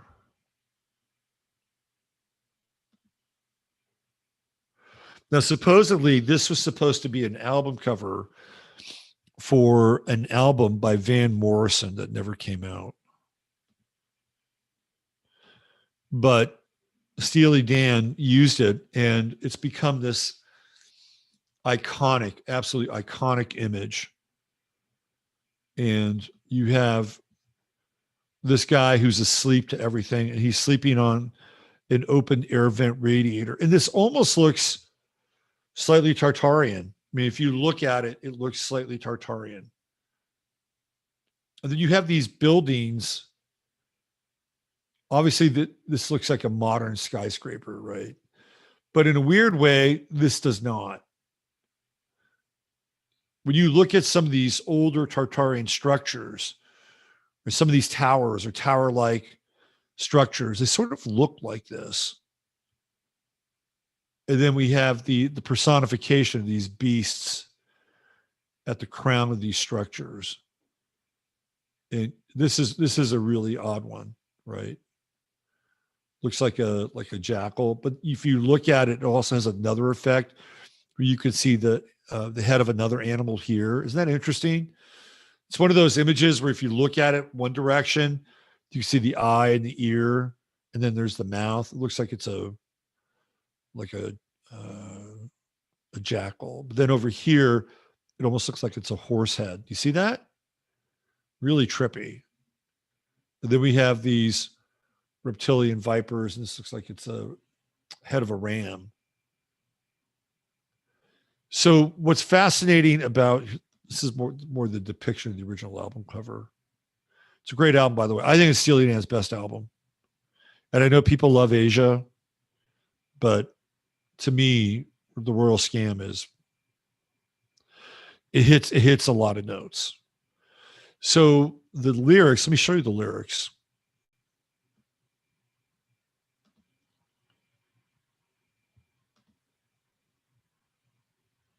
Let's visit this site. We're going to get into the astrology, so just hang on. We'll get there.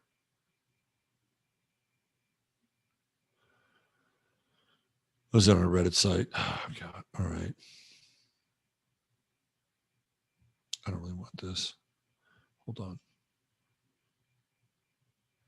Let me get out of here. Because I have to dig for the lyrics, and it shouldn't be that hard.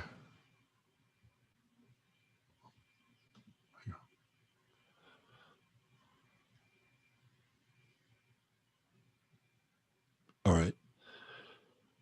So here we go. And they wandered in from the city of St. John without a dime. That means they're penniless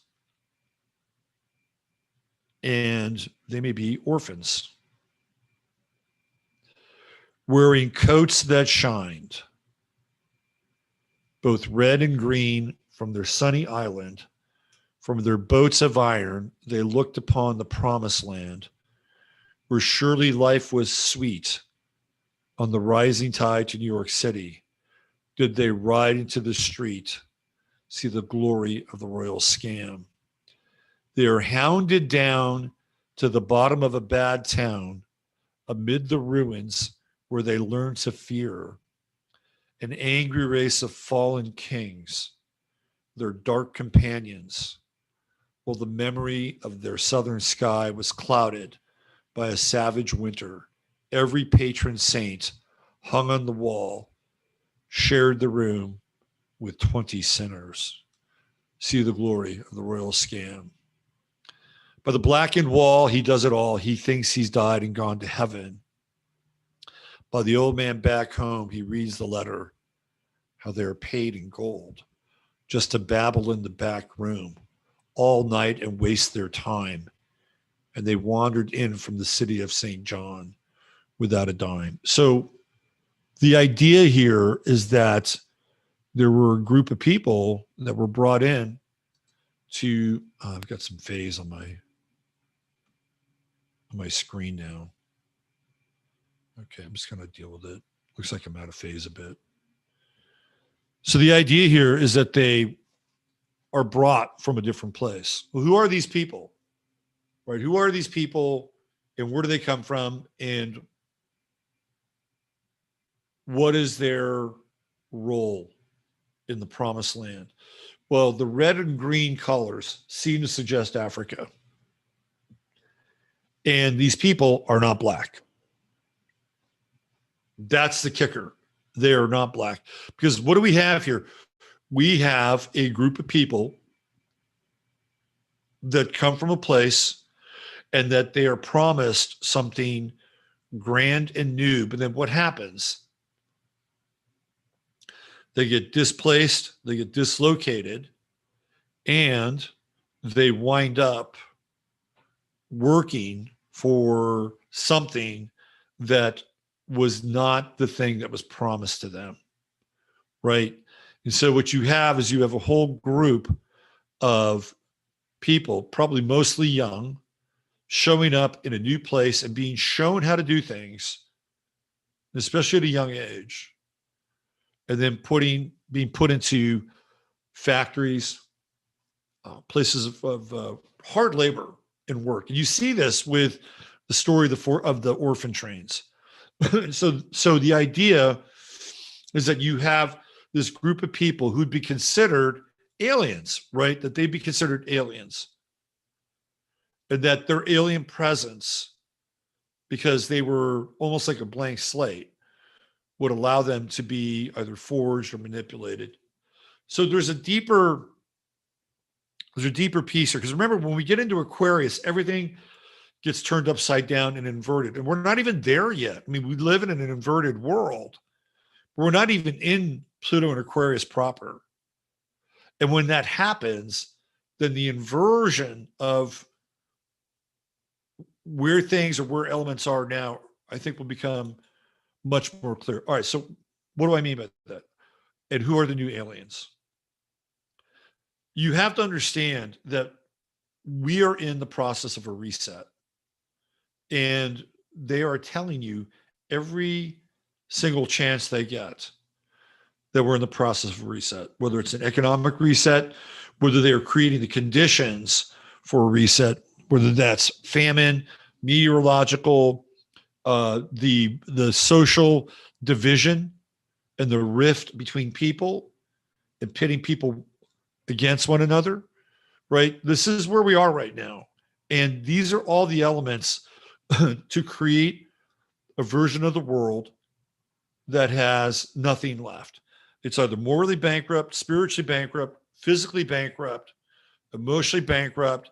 And what do we have? We have Build Back Better and a Great Reset, right? And that is synonymous with Pluto and Aquarius. It is synonymous with the final degrees of Pluto and Capricorn. The final degrees of Pluto and Capricorn, when we get to the final degrees of a major sign, we're in the transition of ages. And we know that Capricorn has been about a very specific arc, right? A very specific arc. And that we started off theoretically in the West. Let me use the West as an example. And we started off with the Second Industrial Revolution here in the United States, First Industrial Revolution theoretically in England, and Dickens writes about that. And starts there, and then we reach this apotheosis, which is really like the 1960s and then the 1970s, and we begin to start our downward arc in the 1970s. But we really accelerates when Pluto goes into Capricorn, and that happens in 2009. We have the housing crisis. We have a lot of people that lose their homes because they took these crazy adjustable rate mortgages, and for 2 years they were living like they were winning a Monopoly game. But then all that changed, and we knew that it was going to change, right? Now we have something similar coming. We have something similar coming with the whole crypto world, and the crypto world is starting to collapse. And you have Solana, which now just froze one of their whales, meaning that there's somebody who owns a shit ton of Solana and they took possession of their wallet. Like, that is fucking unheard of in the crypto world, because they know that if this person decides to do something with their wallet and start to liquidate their Solana, they're fucked. And not only are they fucked, but there's a ripple effect in the crypto world And this is a coin that's controlled, by the way. It's not a decentralized coin. It's a stable coin. So they know that if this person does what they could do with their wallet, it could be maximum chaos. It already is maximum chaos because that's supposedly not what crypto is supposed to do, right? That's what banks do. That's what state governments do. They take possession of things. So this is a very important sign that that world is very shaky. It's a lot like the run up to the Depression, the first Great Depression. So we've got that going on. We have these inflationary figures. Things are getting crazy as fuck, right? And a lot of it has been created, like the shortage of dairy products inside of a Walmart somewhere. Created so that this whole cycle that we're in, the end of Capricorn, can bottom out, and then the people that started that cycle up can restart the cycle again with Pluto and Aquarius. But they're going to need a new group of people, just like they needed a new group of people that they brought in to this country, right? They brought them into this country so that they could essentially indoctrinate them, train them, and give them a new mythology. So who are those people? Well, I've been talking about it this week on my show, and I'm going to show you.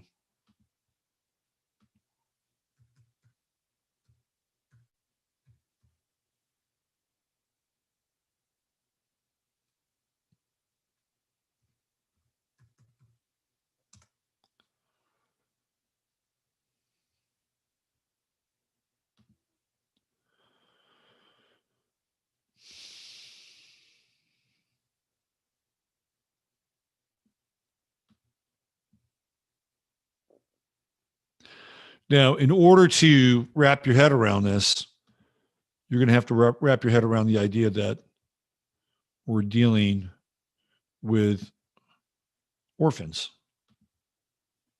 Okay.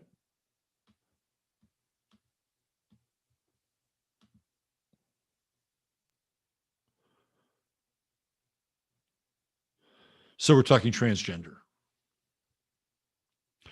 Why is transgender becoming such a popular motif during our time? Why is it being pushed in movies? Why is it being accelerated? Well, part of it has to do with Pluto and Aquarius. That's part of it. Because we're moving away from a time where theoretically things were quote unquote traditional, right? In Capricorn, things were supposedly, you had a nuclear family, you had legacy, you were able to pass along wealth, but that was really done for a purpose and a reason. And the purpose and the reason that that was implemented had to do with the fact that the people who were running the systems, the industrial systems, needed trained and skilled workers. They needed people that could adapt to a social system so that they could become producers and consumers, and mostly consumers. And I've talked about this before. I talked about how Anna Freud, Freud's daughter, was instrumental in running psychological programs in conjunction with the United States government to figure out how to, quote unquote, normalize people and make them good citizens, right? But that part is over now. That part is over. And now we have, because when we get into Aquarius, right, we get into people that are different and they don't look like us, right? That they are somehow an alien species amongst us. And I'm not here to denigrate these people, by the way. You just need to understand that. But biologically, scientifically, psychologically, whether they're coerced, whether they're incentivized, they are moving in this direction. In order to get to this direction, and in order to get to this place, they themselves have had to experience some kind of displacement, that their relationship with a nuclear family, for the most part, or society in general, is dispossessed. That even though they live within our borders, they may feel like aliens, people from another culture, another place, in some cases, even another planet. Now, again, some of them may be incentivized, like Elliot Page, maybe, question mark. And others may be riding the tide, the rising tide, just like they rode the rising tide of the iron ships to New York City. Some of them might be riding the rising tide of what's taking place in the quote unquote culture. And that by aligning with other people who have aligned with, I'm going to say, a particular ideology or a particular lifestyle, or even a particular relationship with their own biology, right? That they would gain some form of acceptance, some form of community in their own way. But one could make a very good case that these people are like orphans, and that they themselves are, in some ways, the riders of the new orphan trains. And that this group, this, for lack of a better term, alienated group, they are the new inhabitants of the Great Reset. Just like at one point in time, because they can't move people around anymore, the way that they did, say, in the 1800s. They can't really move people. I mean, they can, but it's not like you come to a place and it's all completely shiny and new in the promised land. So what they do is they move people around internally. However they do it, whether it's through dispossession, feeling alienated, through coercion, through social reward, whatever it is, that these are, when I say alien, we talk about this in terms of like this idea around aliens being extraterrestrials. And then the aliens are amongst us, you know, and we've seen movies like the X-Men, which talk about mutants. Here you go. Right. So when we see this taking place before our very eyes, and people will say, well, why is this happening? Why is this happening? You know, is it to, degrade the moral fiber of the country or the world, yada, yada, et cetera, et cetera. And my feeling, again, we're talking about Pluto and Aquarius.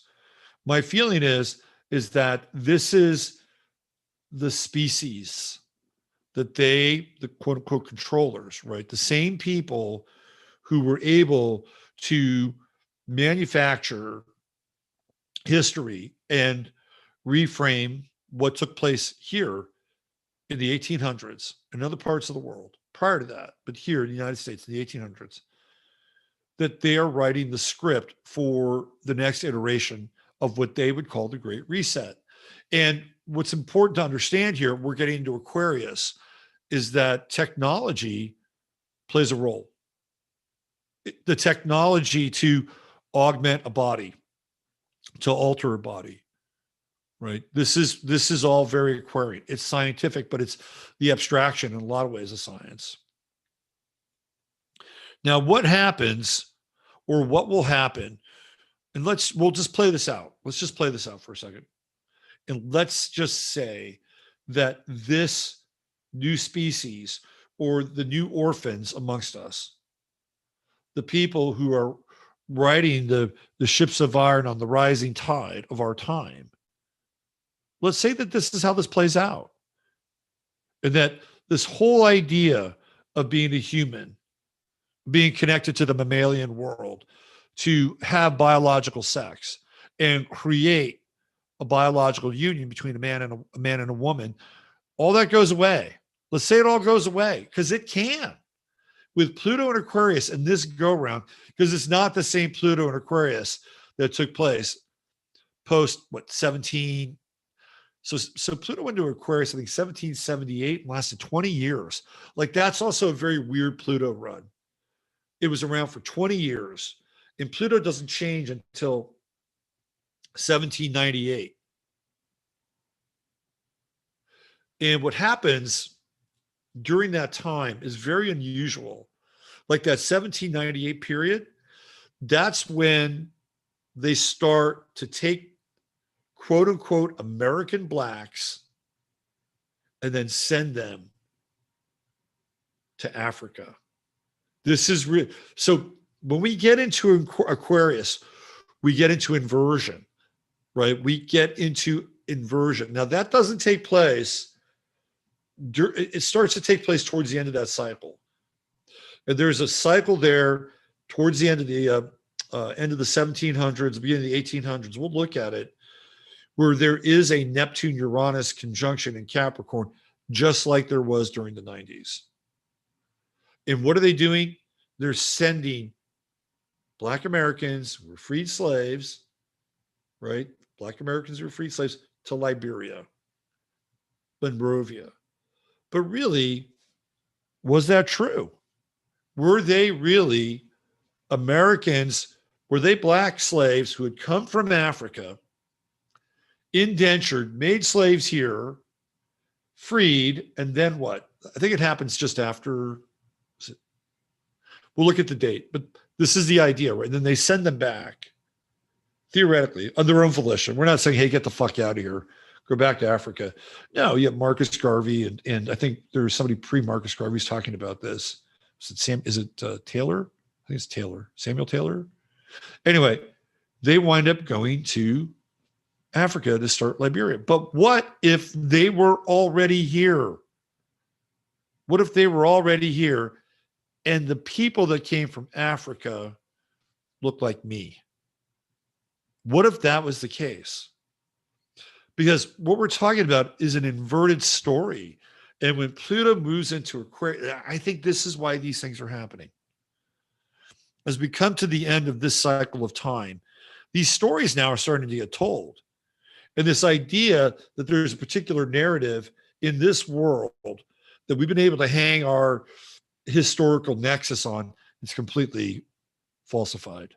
Completely falsified. So they have to end this cycle of time. And now there could be a micronova. There could be a flash event.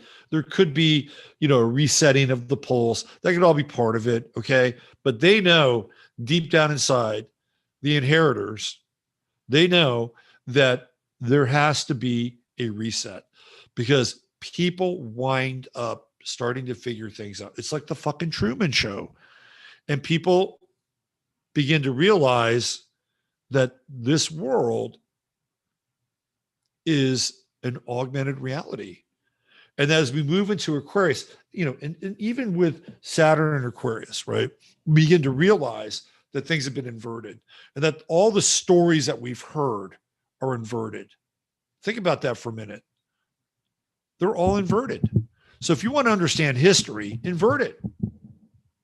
Just invert it. I mean, one of the things that we can talk about that is pretty clear is the fact that quote unquote racism based on the representation of the Ku Klux Klan was started by Democrats. And yet today, what are we hearing? Well, the Republicans are racist and these people are racist and racist and racist. It's inverted. Everything's inverted. So they need the inheritors, the people who have been around for a while now, who seem to pull the rug out from under with humanity. They need to change the story. They need to end a particular epoch and era of history.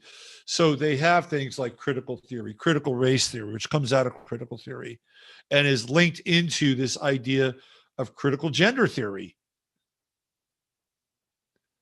And those are programs that are self-destruct programs. Every time they're implemented, society self-destruct. So it's like, okay, deploy the program. Things are going to self-destruct now. We saw it in 2020 where they started to pull the statues out. Oh, what's a few statues? A few statues is everything. By the way, did you know that they're gonna stop minting pennies? Yeah, they're gonna stop minting pennies in 2023 because there's a copper shortage. That's also a sign of inflation, right? You just go up to a nickel. You just go up to a dime. Well, we're just going to stop minting nickels. We need the nickel. Oh, we'll stop minting nickels. We'll just go dimes and quarters. And then eventually there's no more change. And then everything is based on a dollar equivalency. I want a pack of gum. Oh, that's $1. Well, that pack of gum used to cost 50 cents. I'm sorry, we don't have 50 cents anymore. So if you want that pack of gum, it's $1. See, this is where this is headed. And they have to do it because the money also contains the history and the story of a particular culture. Now, if you have a new group of people who have no reference point, none whatsoever, because they have divorced themselves from the dominant culture. And last week on my other show, I played a 16-minute clip from Peter Boghossian at Portland State. And he's engaging with a group of people who descend out of the social sciences building to confront him about something he's doing on campus, which is very benign. And he's doing what he calls a thought experiment. And they're very aggressive towards him. They come down en masse and they begin to harass him. And what he does is he begins to extrapolate that what they're doing has nothing to do with understanding what he's doing, nothing whatsoever. So it struck me about this, not the exercise that Peter was doing, but these people that came down, is that they had absolutely no connection to what I would consider a human being, none whatsoever. They're not communicating in a way where there is an exchange between two people. Second of all, they came down as a group, which was very Aquarian. It wasn't like, well, why don't we send down the emissary? Look, why don't we send down the teacher or the head of the program to find out what Peter is doing? That did not happen. Although she was there, she was lined up with a group of people who were part of the program. And that as one entity, they had one voice or one idea or one major concern that each person was voicing in a somewhat graduated way. And it was mind-blowing. I hadn't seen, and I've seen a lot of, crazy critical theory stuff. I'd never seen it that distilled before. And Peter Boghossian is a Leo. And I think that's important to notate. Because as a Leo, he stood out. One individual, he stood out from the group. And the group was almost Borg-like in their ideas or their ideation. It was bizarre. It was truly bizarre. And that's when I really began to think a lot more deeply, because I felt like, okay, the whole trans thing is going to blow over. It's just one of these, it's like the fucking hula hoop, okay? It's going to blow over. And when I saw that, I had a very different thought. It is not going to blow over. And in fact, it is going to gain momentum because as we head into Pluto and Aquarius, this is the idea. And there's a group of people, and they're, again, for whatever reason,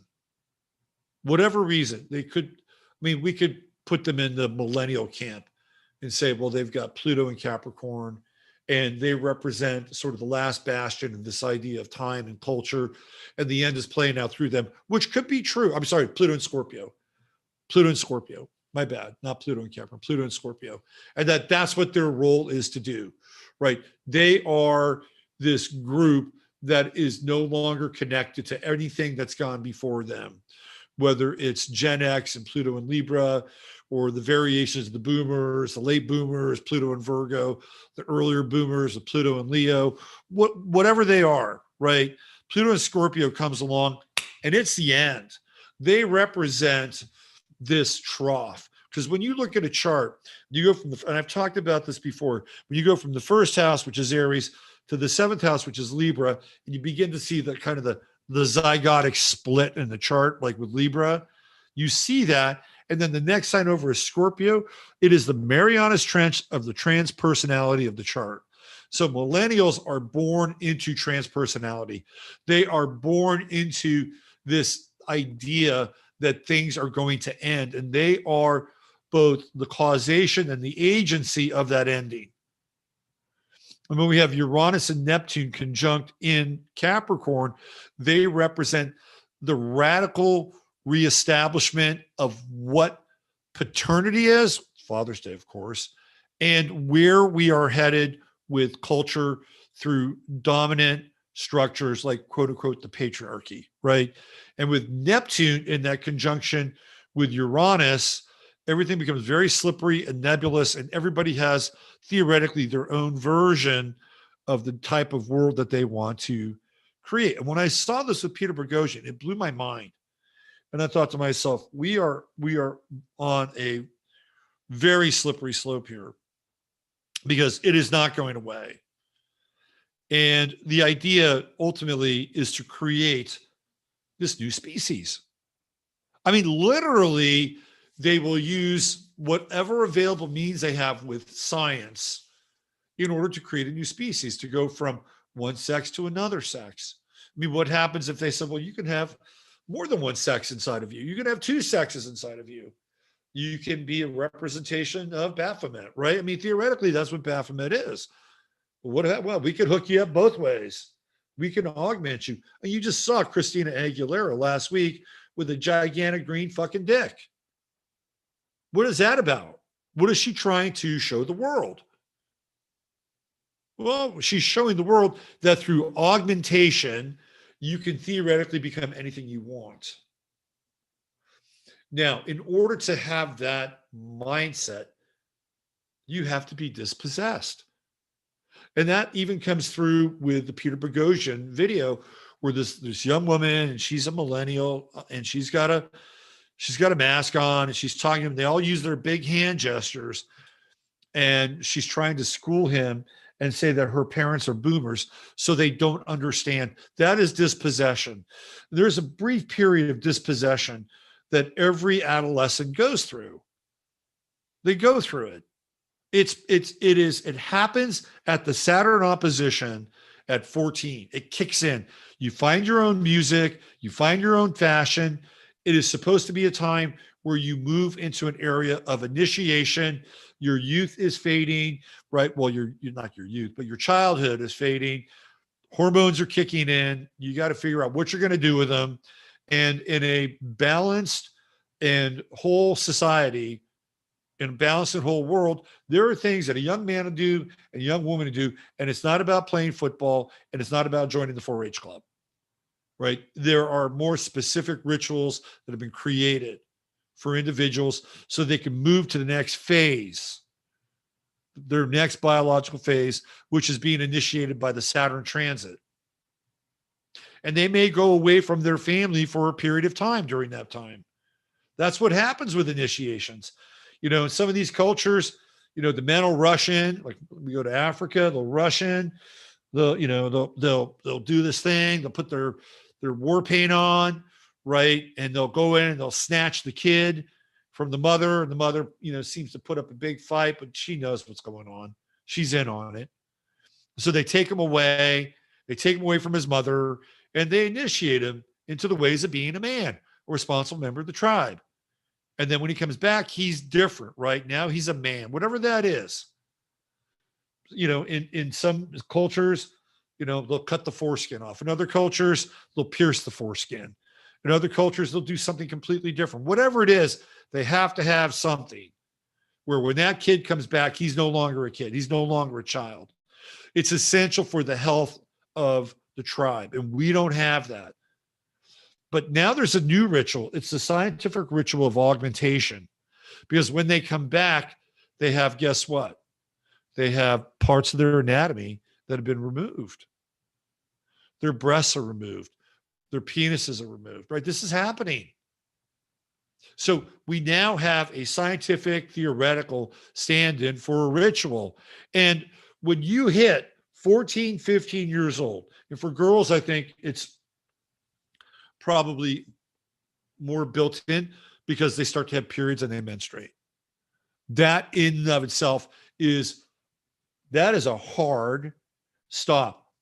This wasn't happening before. I wasn't bleeding before. And now I am. That said, we're looking at the transmutation of the race through that period with sexual reassignment for a group that's craving for ritual and transcendence. And this is what they're getting. And look who's here. Let's bring him in.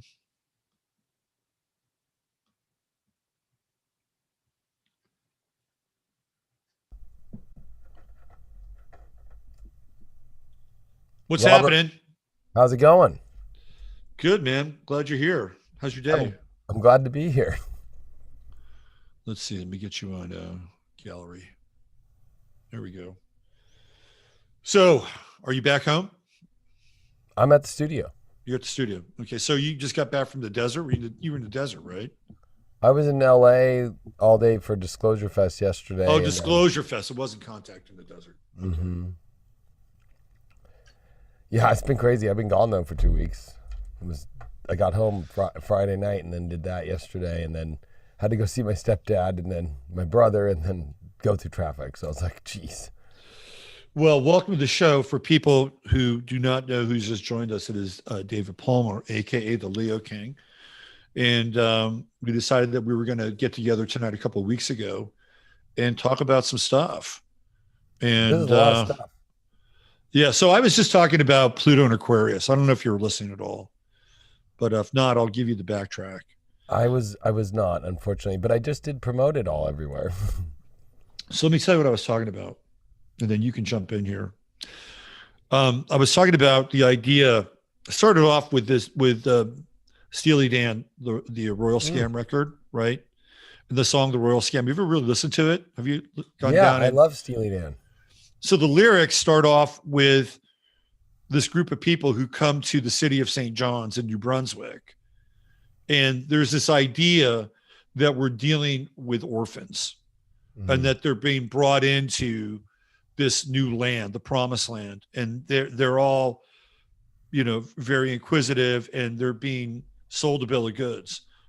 But really when they get here, they find out that they become second and third class citizens, wage slaves, and now they're part of the royal scam, right?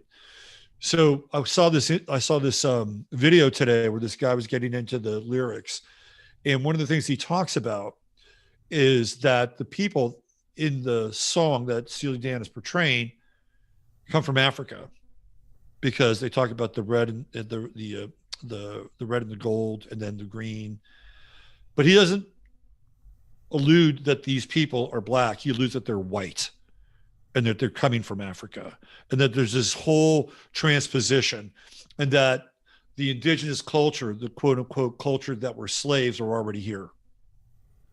That makes sense. That this is an inversion. And I was talking about Aquarius as being inverted, right? And that these are the themes now that are starting to come up, that this whole idea of who was here and who came here could be completely different. So I started there, and then I was looking at this idea of the reset and the new orphans, right? The new orphan trains. So who are the new orphans? And then I jumped into trans world, that they're the new orphans, and that they are orphans because they're dispossessed, that they have no connection with their families or their cultures, and that they're able to now biologically, theoretically assume a new identity, right? Because they're dispossessed, and that science is their sort of their foster parents. And then I talked about this idea of initiation that happens in the Saturn opposition around 14, 15 years old. And in cultures outside of our own, something significant can take place. Like a boy is taken from his mother, or like in Africa, they go in, they got the face paint on, their mask or whatever, and they appear to be really terrible. And the mother, appears to, get really protective of their son, but she knows it's part of the game, right? So they snatch the boy. The boy is full of fear, but it happens during this time. And then when he goes out, he gets initiated into manhood, right? And sometimes it can also be some form of augmentation, right? Like maybe they have their, you know, their foreskin pierced or something goes on with them, right? Which shows that they're different. They're not the same person. So when they come back to the tribe, they're no longer a child. And so they find their place in the tribe. And I was watching this video last week with Peter Boghossian at Portland State University, and he's doing this like street epistemology where it's like a thought game or thought experiment. And then what happens is that this whole group from the social sciences building descends on him. It's a group activity, right? Not one person. It's not like, well, why do we send down the director? They all show up. So it's all very Aquarian, right? And they have one voice. And they're not really interested in what Peter has to say. By the way, Peter's a Leo.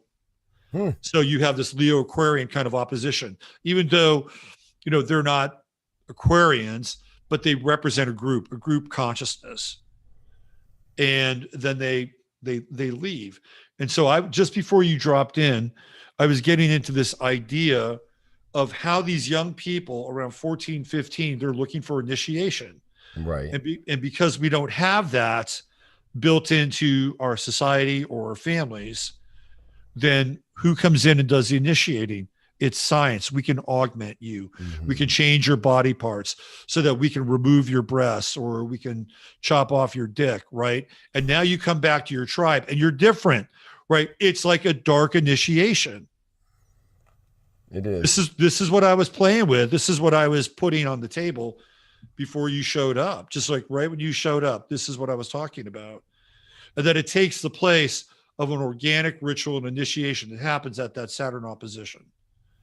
So then what do we have? We have, and I thought to myself, you can chime in on this. It's a good thing you're on my channel, not yours. But when I saw a lot of the transgender like ideology and hype, and I'll use both word ideology and hype, I thought to myself, well, this will blow over. This will be like the hula hoop, right? People will figure it out. It's a cul-de-sac. And then when I saw the Peter Boghossian video and started to go down this idea with Pluto and Aquarius, that these are the new orphans and that they have to get rid of everything. And that transgenderism is also tied into critical theory, critical race theory, tear down the statues, vilify the patriarchy, vilify the people that created the system, brand it colonization, that they want to completely wipe out everything that's gone before it.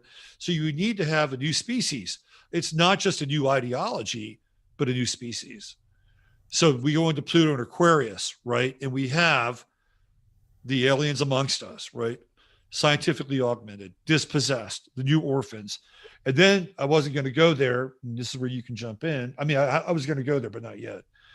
That I would say, I'd bet everything I have, which isn't much, but I'd bet it all, that if you were to go through like to a person inside of this group who I believe are being misled in a lot of ways, that they don't know how to do anything, that they may be able to quote critical theory or, you know, critical race theory or critical gender theory.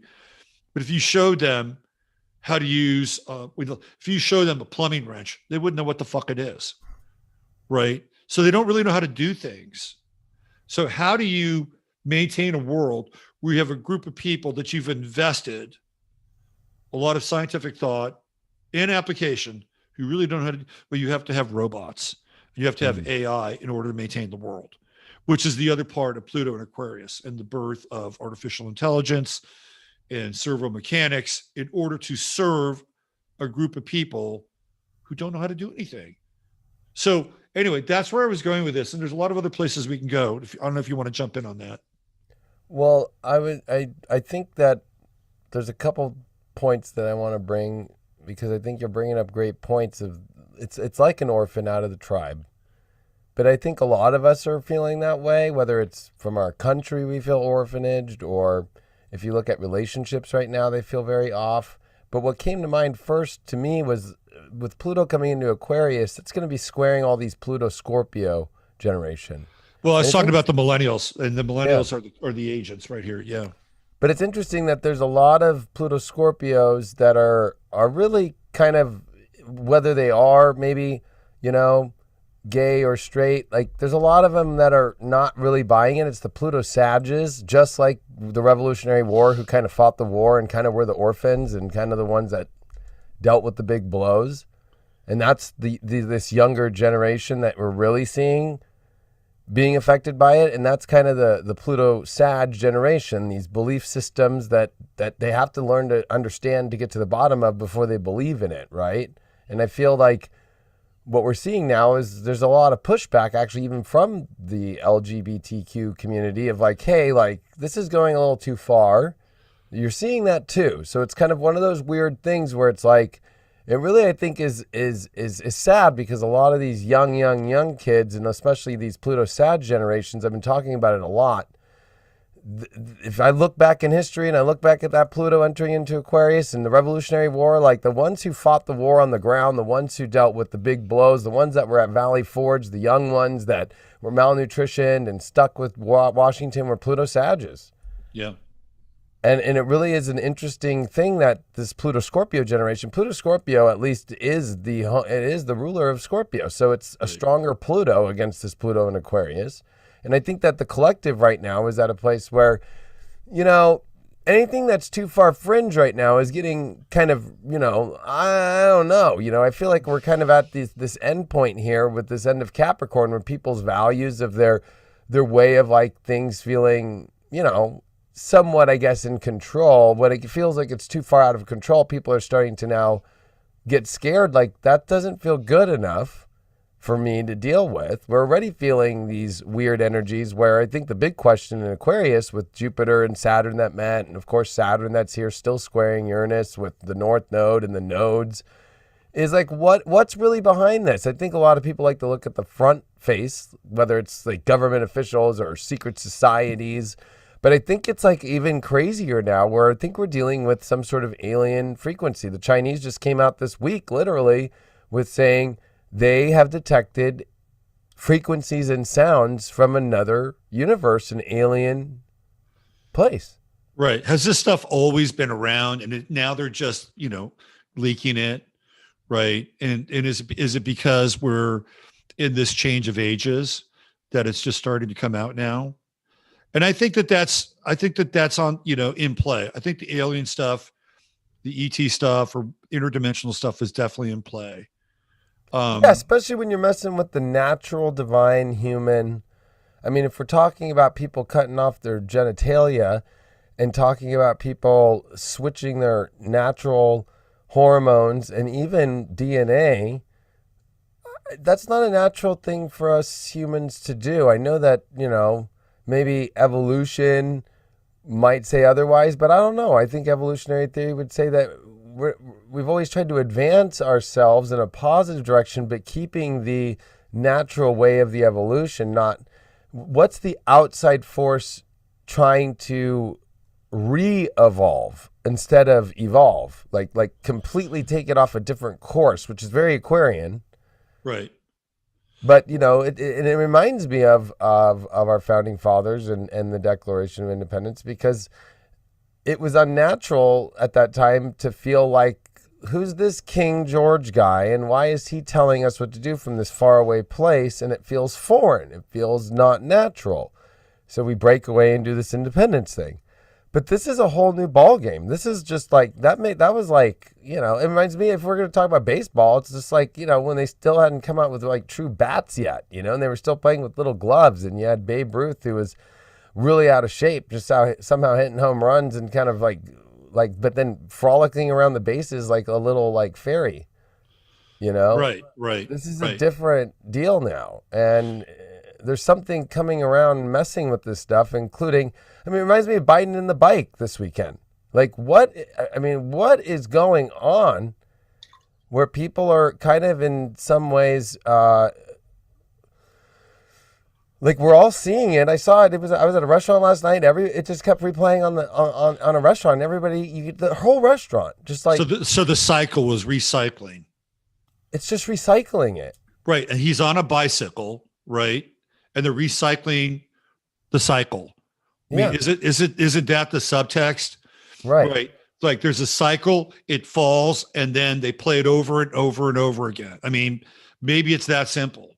And maybe that's what they're trying to communicate, that the cycle comes to an end and then they replay it again and they replay it again and replay it again. Maybe that's the hidden message here, because I feel like that's what's going on. They want to completely dismantle history. They want to completely, and it's been done before, David. I mean, you know, you go back and you look at like King George is black, right? They've got all these depictions of Europeans who are black. And it's like, what is going on there?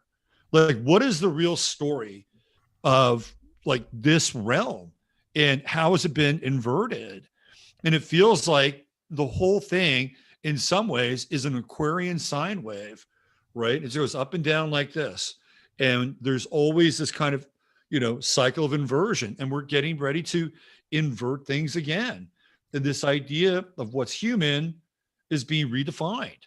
Well, I don't know. There's, you know, well, it's hard to even know what we define human as. I think that's part of the Aquarian thing too. Right, exactly. It's like, well, I don't know I don't know what a woman is. I don't know what you know, we're now into this whole realm of subjectivity that allows this thing to get played out.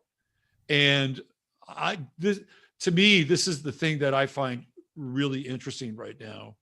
And how are people doing? And to your point with the Pluto and Sag kids, if you go back and look at that 1996 generation to what is about 2001, they've got Neptune in Aquarius and they have Uranus in Aquarius. Yeah. So they are really way out there. And I think 20% of that generation has identified as trans. Is that right? Is it 20%?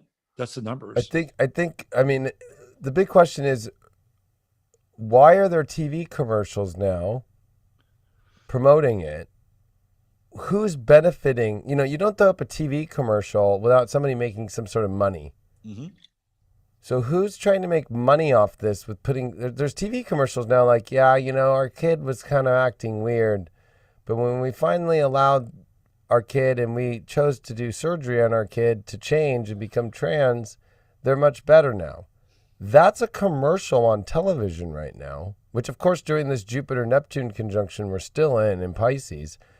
It reminds me how you were talking earlier about the orphans and really the train of orphans. It's a lot like, and then people kind of falling into these weird places. Well, the Mormon Church, 1856, that's when they decided to come over to Utah and create this cult that people are still into today, and that's embedded in our society. Especially, it's really deeply embedded in the politics of Utah, and even like Mitt Romney, and in our government too, in our financial systems. A lot of the Celtic Bank and all these huge banking institutes are from the Mormons. It reminds me of like this, or the migrants that we're seeing that are trying to come up all from not even trying, they are coming up from South America. There's all these migrations happening, but there's also this migration to these really weird philosophies that are, I think, happening because we defined human under an age of Piscean, God, Jesus, you know, human rights, but not what human is. So it's all defined off the divine, which of course, that's what we talk about. That's what everybody feels. But I think that this new territory where, you know, you have to get more analytical with it, especially in Aquarius that we're coming into. Like, what is a human? Does it have this and this and this? And this is where I think that scientific element of Aquarius can come in a beautiful way, because kind of the problem of what happened over the last 2 years with the scientific community is like nobody trusts it anymore. When we should trust the scientific community, we just saw the bad people up front using that Jupiter, Neptune, Piscean media, right? So it's like, this is where science is going to have to really help define, like, you know, what's a human, so we understand, because there is a lot of weird elements that are coming into this place, and people are kind of migrating and not even knowing like what's there. Or people are moving across America and to this state, to that state, thinking it's going to be better here, it's better there. I was having talks yesterday at Disclosure Fest. It's like people from all over. It's the same feeling everywhere. Everybody, like, there is no escape, right? That's the other part with Pluto Aquarius. The idea of an escape. Yeah. No, there's not. Like Jeff Bezos and all them, they're not going to escape. Like okay, you got up to the atmosphere, that's wonderful, and then you floated down, that's really nice. Like that didn't do much. So I feel like, people are going to have to start to define what human is, but this is that new independence where it's like the independence from a foreign or domestic, entity that really is undefined at this moment, which is the problem. And that's what I think this Mars and Chiron and Aries is. But even if you look at Eris, which is in Aries, we're at the Eris return of when Christopher Columbus in the 1490s showed up to the Americas. And to the indigenous people of that time, that was like, who the hell is that? Right? It's almost like an alien. Right. That's how long Eris cycle is. And, Eris is a new planet for us to look at. And so for America has Chiron and Aries as itself too. Yep. That, 20 degrees, right? Right. And it's really interesting to see that if you look at Eris over this last, let's say 50 years, as it crossed over Chiron in America, America's not really defined because it's a free country.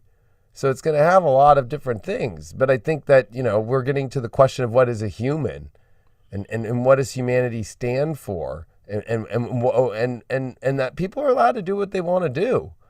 That's the other part of it too, right? I mean, if you want to go cut off your dick, like that's your job, that's your thing. But I think the big question is with children, like if this is something, and that's a opposite of Leo, right? Is Aquarius. So the fact that we've had so much Aquarius and Leo's getting nothing, the children are getting the brunt end of what we went through the last 2 years. They're getting the brunt end now of this trans movement. They're getting the worst end of it all. And their education, their mental health. And that's where it's like, if we're going to define human, that takes the collective to create that. And I think that's where these are getting kind of, unfortunately, it's getting a little scary just because what is right or wrong is a very difficult thing here that this end of Capricorn is kind of trying to determine. And also with everything in Taurus, especially, we've got North Node Uranus coming up here in the next month with Mars that's going to join it.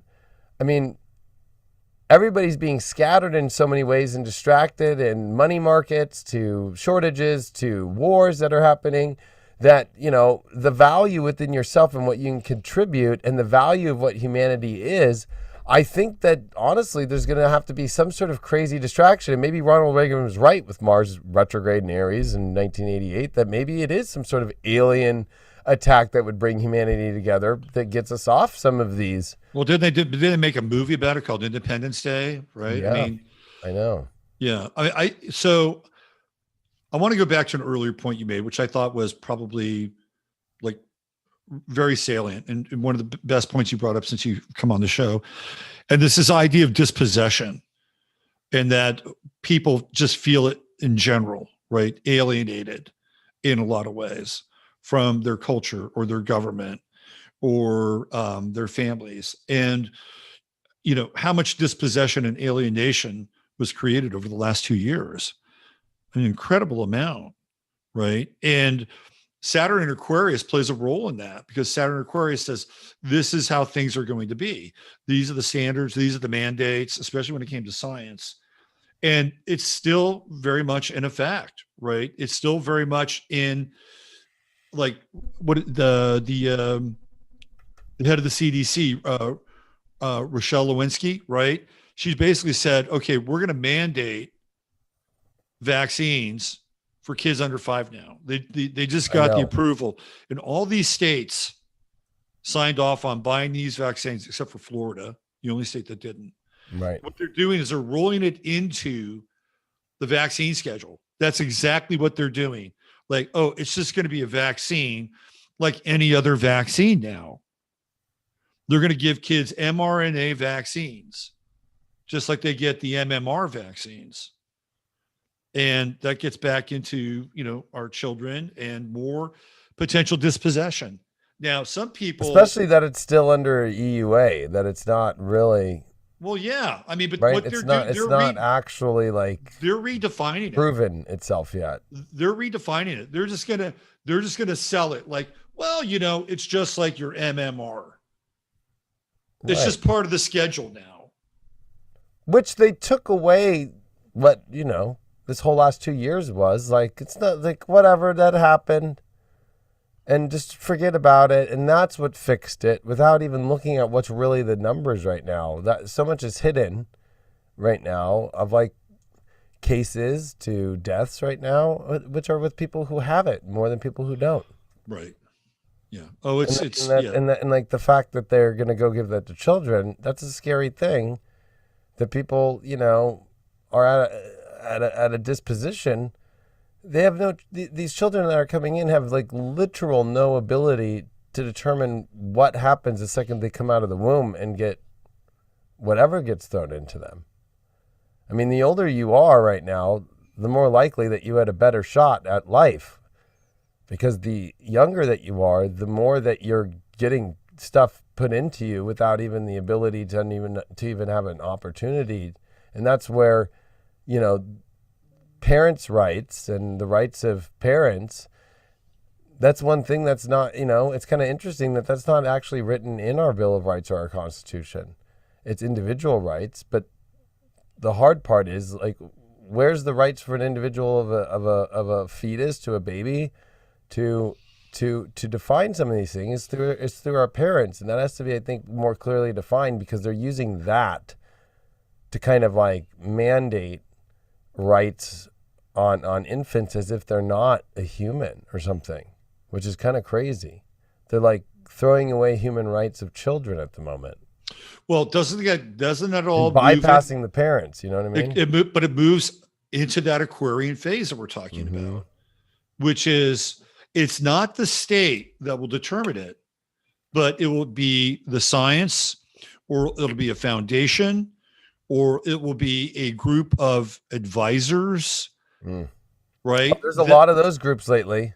Oh, yeah. So they're going to make the decisions for people, for children, and for parents. It's like, for instance, I had a show last week, and there was a young woman in England who went through a conversion, and Tavistock has been engaged in the whole transgender or trans agenda since 1989 in England. So they've been promoting it, creating consultations, getting into the science. And there was this young woman who went through it at the age of 16. And when she hit around, I think 21 or 22, she sued and she won. Right. So the English High Court basically said that Tavistock had no right to coerce her because she was a minor. And Tavistock and then this other group that's connected to the Crown and the NHS appealed the decision. And then they had another ruling which ruled in favor of Tavistock.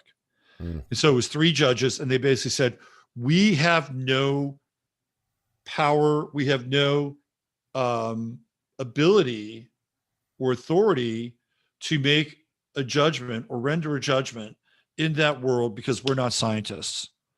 So we're going to get out of the way, and we're going to let the quote unquote experts make the decisions around this, because they're the ones that are they're more well-versed and they're better informed. We don't have the ability to do that. So they basically pass it off back to Tavistock and these other groups. So these groups now are the ones that can basically make the policy for, well, we're going to go ahead and do this because we think it's in their best interest. And we're more acquainted, and we're able to determine what the safety and the efficacy of our methodology is.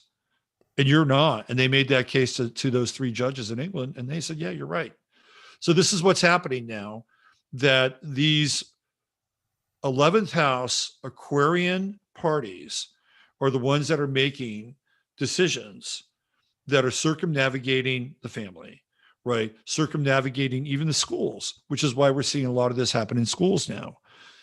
And this, to me, is the dark side of Aquarius. This is where Pluto and Aquarius can really rear its ugly head. Yeah. And now we're no longer dealing with this idea of Cancer or Leo or the family or the when I say the group of the family group or the family unit and the child and the relationship within, all that is being eradicated. That's all be moved to the 11th house, and kind of the ivory tower of science. It's true, and it's Pluto. We have, I mean, if we look at since 2008 with Capricorn Pluto, we've seen the ugliest of our governments, of control systems, and then within ourselves, of people who try to control us in our own lives, people who try to, criticize that we're not good enough, or, the idea of just looking at how, like, if you just see through social media how many accounts are all about success, and you're only successful if you've reached this benchmark, or you've reached this many followers, or if you've reached this in your life, or if you've been a millionaire, or if you've had this, or if you've had, that's caused more mental health issues, especially in women, than ever. Like, the proof is in the pudding. From 2010 to 2011, the rates of women and suicide was really low, and then the second 2012 comes out with Instagram, boom. It's an epidemic that's bigger than most people want to look at. That, like, this idea of, like, what to reach for in life. If I don't reach for this, then I am nothing. If I don't look this way, I'm nothing. If I don't get to this point, Capricorn can take us to anywhere. It's just like these ideas that I must make it to this high in my life, and if I don't, I'm nothing. I won't make it there. Has caused so much suffering on people.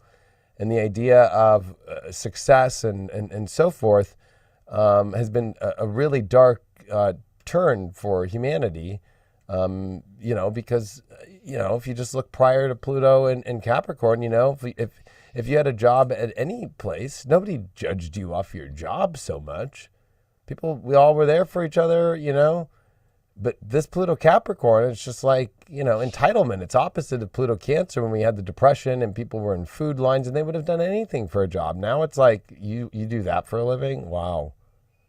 Right. I mean, right. And so when we get into Aquarius, it's like, oh, you associate with that group, you're horrible. You're not part of the collective hive mind. Oh God. Right. Right. And that's going to be scarier, I feel, than jobs and success or status. Aquarius can be, again, also dealing with foreign energies that are unknown. That what's creating the hive mind, what's behind it. I feel like humanity is about to go look at its greatest mirror, and see a reflection that it reminds me of the Queen in Snow White. That mirror that she looks into really is the projection of her own self, is her dark side of herself, and it's interesting in that movie too, if you notice the zodiac wheel around that around that mirror, and the sword through the heart that she carries, which is like the Three of Swords in tarot. Right. It's really, Disney is so occult, it's insane. And that first movie he made is the most occult movie that he ever made. Right. And I feel like we're entering into that right now, like, where people also at the same time are taking this dark side of Capricorn, and that will do anything to stay on the top. That's what you're seeing with the pharmaceutical companies. That's what you're seeing with this government. And especially like Biden and the bicycle fall is happening at the same time, while they're trying to say that, Trump tried to kill Pence. I mean, and how they're now trying to find a way to impeach a president that's not a president a third time. Does that mean he's really the president? I mean, like, that's the bigger questions of this Aquarian stuff that's still there.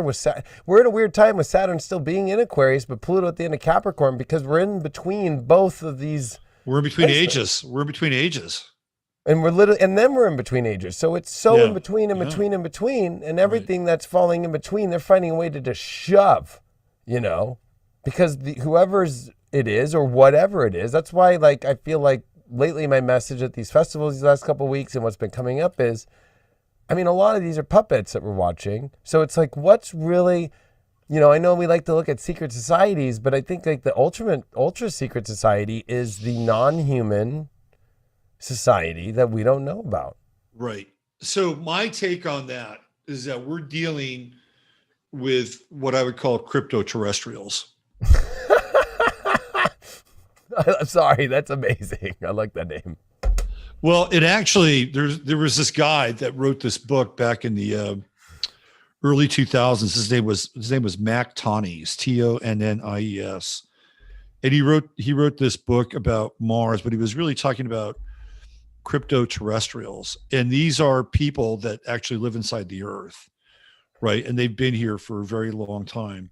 When you look at some of those stories where like they're boring tunnels theoretically, and all of a sudden they come upon like a group or species that they've never encountered before, like they're down there, right? And they've been here for a long time. And I think it's kind of like that movie Dark City. Like when you're familiar with Dark City, right? Like where do those guys live? They live inside that world. Yeah. Right. And they're the ones that are changing the reality of that world on a day-to-day basis. But they're not from any other place. I think that's really what that movie's about. It's an allegory for where we're living.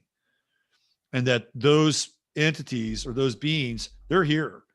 And they're like underneath our feet, right? And that goes back to kind of War of the Worlds, right? Like there's that idea that they were already here and they were underneath the earth the whole time. That's right, exactly. Planning and plotting whether you take the original 1930s version of H.G. Wells, right? Or you take the more current 2006 version, ironically with Saturn opposing that right now. That's a trippy movie, by the way. The one that was with Tom Cruise. Tom Cruise, very trippy movie. That movie is one of those movies that makes your real nerves go back up because it got darker as it went.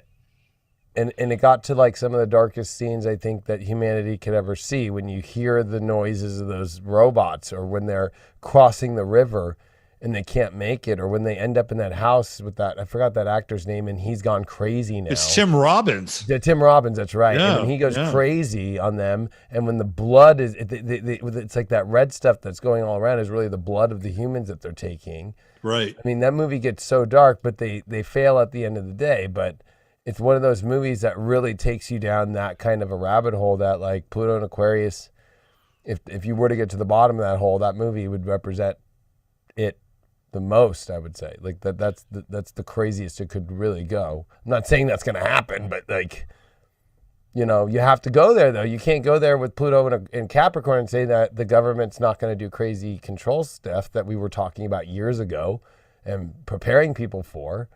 And look what happened. I mean, you know what I mean? So you can't, with Pluto, it doesn't care. That's the scariest part of Pluto is like, it's going to do what it's going to do. And it's going to bring it to exposing to its, you know, if you go through a Pluto transit in your life, like it'll transform you in a way that like you didn't want, but it will do it anyway. Yeah. And so, you know, it's not about being afraid though. I think that the positive of this is, how are we all going to come together as a collective? The divisiveness ain't going to work no more. And even when we're talking about the trans movement, it's like, you know what? It's like, okay, we all have to come together because I know that there's a lot of people that don't agree with the way that some of these things are going out. It's always these very slim amounts of people that are falling into these kind of weird, I guess you could call it spells or even reprogramming. The most of us, including people that are in that community, are not for all this. And we all are really having to let go, I think, of the movie of the politics of left and right, because obviously both sides are in on this right now. And really it's with the Jupiter Neptune stuff in Pisces, we're the story, not the media. The media's story is not real because we make it real, because we follow it, we listen to it, we take it in, instead of us creating our stories. And I think that's part of the social media and the internet now is why they're trying. I think people are like, oh, censorship is for, you know, us not getting our word out because to go against the narrative. No, they don't want us to create the full story of what's true of reality. That's what it is. It's not about trying to disprove a media message. It's they don't want us to create the story for humanity by just being ourselves. It's that simple. Well, it's a control of the narrative, because when I was watching the Bogosian piece, which I'll leave a link to, I think it's one of the most revelatory pieces of 16 minutes worth of video I've seen in a long time. And one of the things that I also came away with was that every time he met one of their demands, like, okay, you want me to change this? Okay, fine, I'll do that. Like they want him to put he had a sign. He does this thing called street epistemology. And he had a sign, what is trans? And it's a game he plays where if you feel strongly about something, it's like you get about 4 people and there are 5 lines from I don't feel strongly at all to like extremely strongly, right? You got to figure out where you are in that spectrum. So he goes 3, 2, 1, and then the people go find their line. And then he talks to them to see if he can move them either backwards or forwards. And he's a Platonic scholar. So this guy knows, the Socratic method and, the whole 9 yards, right? He's very, very smart. So he was doing that. And then they came down and he had this sign, what is trans? And that's what triggered them. And they said, well, can you put a question mark there? He said, sure, I can do that. Right. Then they said, well, we need to have you put that this is some kind of a thought experiment. Okay, well, I don't have enough room, but I'm happy to put that. So every time he went to, within reason, meet their demands, they changed it. Right. Now you had to do this. Oh, are you trained in trans trauma? Because if a trans person is walking by and they get triggered, you're going to need to deal with them, right? So every time he met their demand when he could, they changed it. And then finally they came down and said, well, we just wanted to understand what you were doing. And he said, really? Really? Did you really come down for that? Well, tell me, if you came down to understand what I'm doing, tell me how the game works. And they couldn't do it because they didn't really come down to understand what he was doing. They came down to neutralize him, right? They came down so that he could put baby bumpers on their reality. Like you have a baby bumper on a bowling table. alleys too. No, at a table. Like if you have a kid, you got a sharp edge on your table, you put little round like bumpers. Right. I call them baby bumpers. So what they wanted to do was for him to put baby bumpers around everything. And that ultimately they had no desire at all to engage with him. And that everything in their reality had to conform with putting the baby bumpers around everything. Everything. And to me, that was mind-blowing, right? So you and I can sit here and have a conversation about what it is to be human. And we could agree that the left-right thing is bullshit. And that somewhere in the middle, we could theoretically meet in the middle and have a real human experience, right? You and I could agree upon that. 100, yeah. In that world, that doesn't exist. It's not allowed. Right. Well, it's like the Mormons. I mean, we're going to live through some cults here again. Yeah. This is, and you hit the nail on the head because it's cultic behavior. Absolutely cultic behavior. Because if you, in that group, right, if you were to say, well, Peter, you've got a good idea here. I never thought of it that way. Look at the TikToks of this stuff now. It's insane. But so is Mormonism, but we live with it because it's allowed. And I think that's going to be the hard part of the Aquarian is how to know how to detach and just be like, well, that's just, people think about us as astrologers as, demonic or as that we are psycho or schizophrenic. So, right. We also got to be careful of not allowing ourselves to shoot ourselves in the foot by going after people who want to create a weird, crazy cult. And if that's what they want to do, that's what they want to do. So that comes into this question of that's like Christians who are mad at, and this was in the 60s and 70s. I heard this a lot when I was at Don't Trip in the last week of a lot of high vibers that came out that are, in their 50s and 60s. And it was like they had their parents who were teaching them astrology young, and then the Christian parents wouldn't let their kids come to that house, right? What's the difference of right now of like somebody? It's the same thing. It's a cultic behavior. Cultic behavior. And that's why we have to be careful because it's one of those things where, if humanity's humanity, it's defined by all these different ways, but there's cultic behavior, and that's what's crazy. One of the biggest things of all the research I did on 1856 with Jupiter Neptune conjunct was the Mormons heading to Utah. Right. And it reminded me so much of like what we're seeing right now. And it was ironic because I was just in Utah, and a lot of high vibers there that are from Utah, like they're having issues with the courts there because somebody they married and their father is high up in the Mormon church and they have control of the courts. They have control of this. They have control of that. They have control of the money. Well, it's an appendage of Freemasonry because correct. John Smith basically stole most of the Mormon cosmology from Freemasonry, and he paid for it with his life. They cut him in half.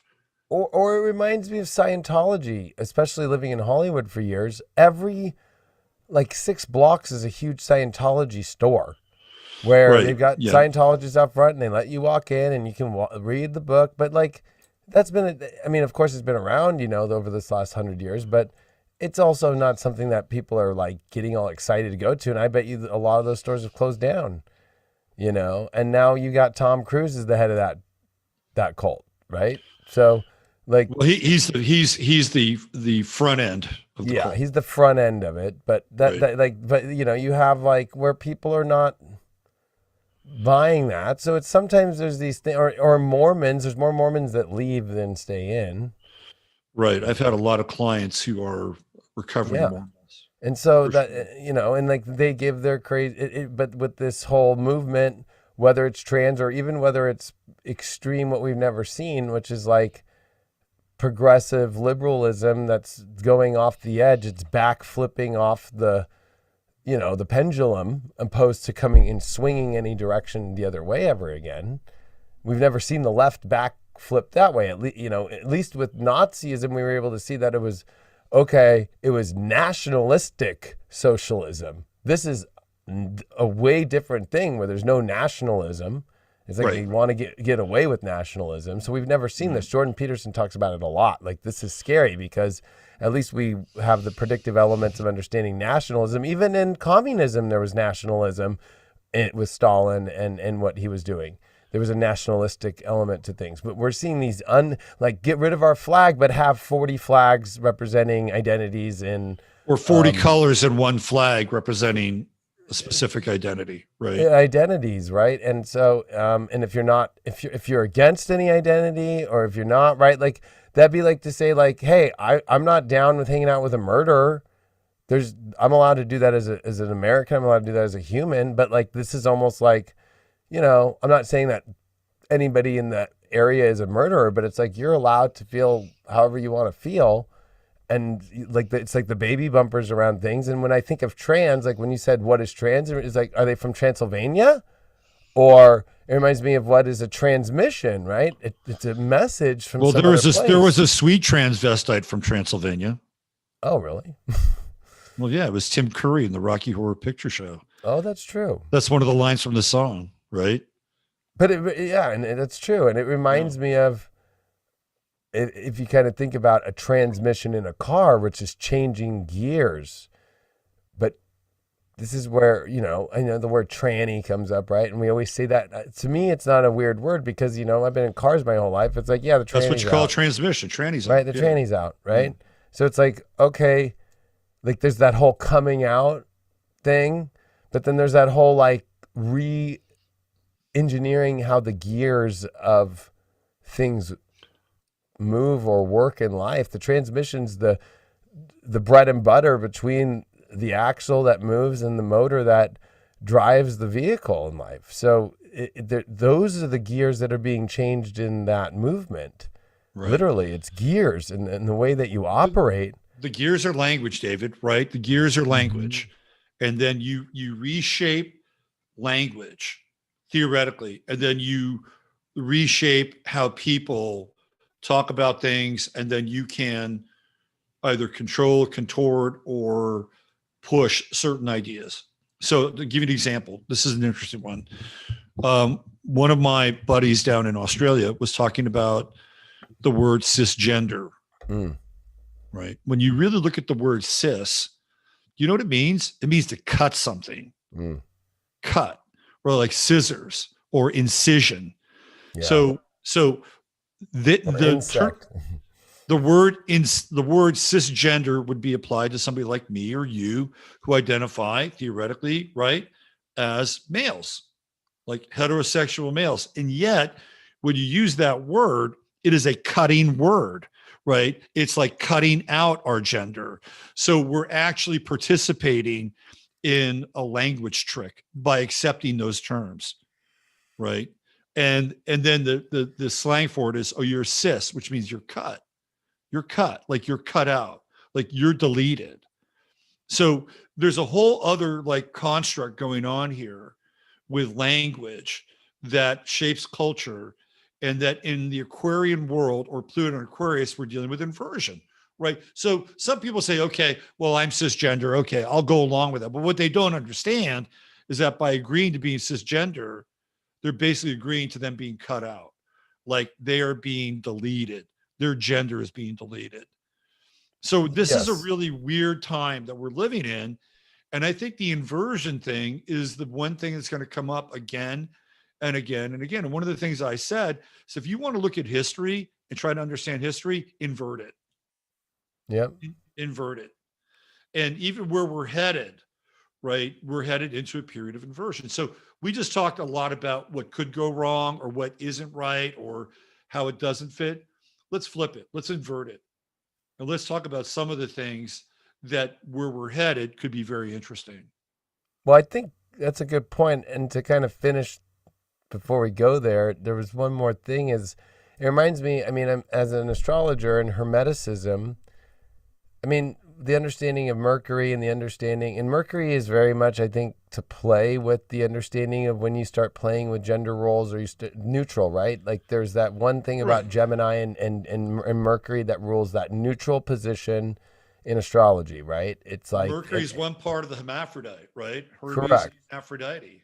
Yes. Yeah. And so, but it's always the fastest planet, and it's a temporary, or it's a curiosity. It's not a long-term thing, because the understanding of Hermeticism is the understanding of the masculine, the feminine, the sun, the moon, the dark, the light, that bring you all the way up to get out of this reality to the Yeshua, to the divine, right? That you need the masculine, the feminine, and the balance of it to understand God. To understand, like that Mercury is the understanding of both sides, which is neutral, meaning that it's together to understand the divine, right? So it's like, that's where this is the craziness that's coming in. Before we go to that good stuff, I just really wanted to put that point of like what messes with the divine and the nature of humanity so much. And again, nature is not the term, you know, I was having to do a talk and I was showing people how to read astrology if the power goes out. That's something that Pluto and Aquarius could definitely be bringing up a lot, right? Like how to know where you're at. Not only to guide yourself, but to understand astrology. You know, if you don't have an ephemeris, or you don't, know how to look at the stars and read your astrology, like, I mean, what are you going to do when the power goes out? So when I was up there, I was trying to show people like, hey, there's a moment for us to really like take in that, to understand the divine, nature is not just trees and going to REI and buying a cool hiking boots and taking a cool Instagram picture. What's the difference of that spiritual nature? And also that the planets are right there. That's our nature and our human nature. So they're messing with all of it at the same time, all nature around us. And I think that a lot of it is when you get into these in the middle places and you don't bring both sides together, which actually is, I guess, bridging this whole positive part of the conversation now. But I think that that's where that mercurial element is also very mental, right? And it's trying to embed into people's minds one-sided stuff, or like you were bringing up how they kind of incision and take out different, identity or words, right? And kind of make us do that. It sometimes makes us only look at one thing, but it's the coming together that brings it to the full understanding of Mercury. Mercury needs to be able to understand both sides to come together. And so I think that we're at a really weird inflection point and an inversion point here where, if everything is going backwards of dark and light, I mean, that's kind of a weird thing, right? Whatever we think is good might be bad, and what we think is bad might be good, which actually has been playing out more. Right? Like we've always thought that the CDC was good. They're bad, right? We've always thought that, doing the right thing and helping in these certain ways of our community. Right now, they're using tools that are bad for us doing that to each other. by creating mandates on each other, by judging each other, or by, I was just talking with my buddies and just like, it's so many people over the last 2 years weren't allowed to go to their Christmases, weren't allowed to go to their Father's Day, weren't allowed to go to these things because they didn't have a shot. Right. So if you take that inversion, right, this idea of doing this collective good was bad. Right. Absolutely. Great point. So I just wanted to bring that up because I feel like that's kind of I love that you bring up that inversion, but like that's where it's like, right? Like the idea of showing an American flag now is bad. The idea of supporting your Second Amendment right is a bad thing when actually it's a good thing. Right. We're in a very weird time where anybody who's trying to say this is good, that's coming especially from the television. That's the whole weird thing is this transmission, and even the trans movement itself is coming from a transmission through a television screen or your cell phone. If you were a natural human being with none of that, you would never think about chopping off your dick. Period. Right. I agree with you. And there's another trans, and I wanted to bring this up before we get to the quote unquote good stuff. There's another trans root that was rattling around in my brain while you were talking. And the word is transgenic. And transgenesis is when they genetically modify your food, right? And we have been deep in the heart of genetically modified foods for about 30 years now. And nobody really knows what's in those foods. No. Right? That is, even if it's at Whole Foods, it don't matter. That is the elephant in the room. What if the foods that you're eating are predominantly based on some kind of transgenesis where, well, let's say it's, I don't know, a tomato, just for shits and giggles. A tomato has something inside of it that is connected to a hive mind, that it comes out of a hive species, whether it's some sort of a insect or, or maybe like an earthworm or whatever that is, right? Now they've got this transgenic relationship with this thing that people are eating. And that thing is going to get inside people, right? And that thing now becomes a part of who they are. And I think that's the one piece that not a lot of people are talking about is this transgenesis. And how do people take on a hive mind or become sort of indoctrinated or inculcated in a type of group consciousness? Maybe it's actually embedded in our food. And here we go. Uranus and Taurus, right? Right there. You're right. I mean, and then Uranus and Taurus was, I think we brought it up on one other show we did together, but I mean, that's when, they were playing around with the weirdest things. Like Hitler was injecting bull semen into himself. I mean, right? Like thinking that it gave him more strength and power. But they were fucking around, and even the communist movement was based upon the wheat, which is so ironic with this Ukraine-Russia thing right now, and the wheat trade and the way that they're, doing that. Like that's what killed millions of people in communism, is they threw them out in the fields of wheat, and if you didn't follow the communist way, then you were dead, you were gone. And they also starved them to death, and they made Moscow look like this amazing place, while the rest of the country was just literally out there gathering wheat and dying. And there was a lot of, I forgot what movie it is, but there were people, if they do their history, there was a British, reporter who went into Moscow and broke out of Moscow and went out there and almost died and saw the truth and reported and brought it back to actually show us it was all, that communism was all this facade because they made Moscow look so nice.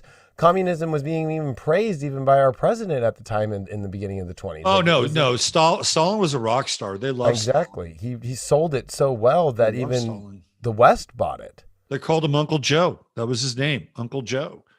And people seem to forget that. So, like, that's kind of the weird thing here is the genetic shift that is happening in our food. I remember when in the 2000s when they brought out those new chips and you would read it and it would be like, you're going to have flatulence and bad, they were like, they were going to be like, remember it was like fat free was like the thing to do. Remember they came out with those crazy cookies and they came out with those crazy, right? Like, it's like that's when they started playing with all this. And I almost feel like if we're thinking of inversion, right? Like this is good food to eat. Is it really? When you bring up a tomato or you think of like how they pump Whole Foods or Amazon and how they bought that and all this, right? So, and like, there's that hive mind in the spiritual community of like, I must eat this or I'm not ascending, or, if you eat McDonald's, you're going down.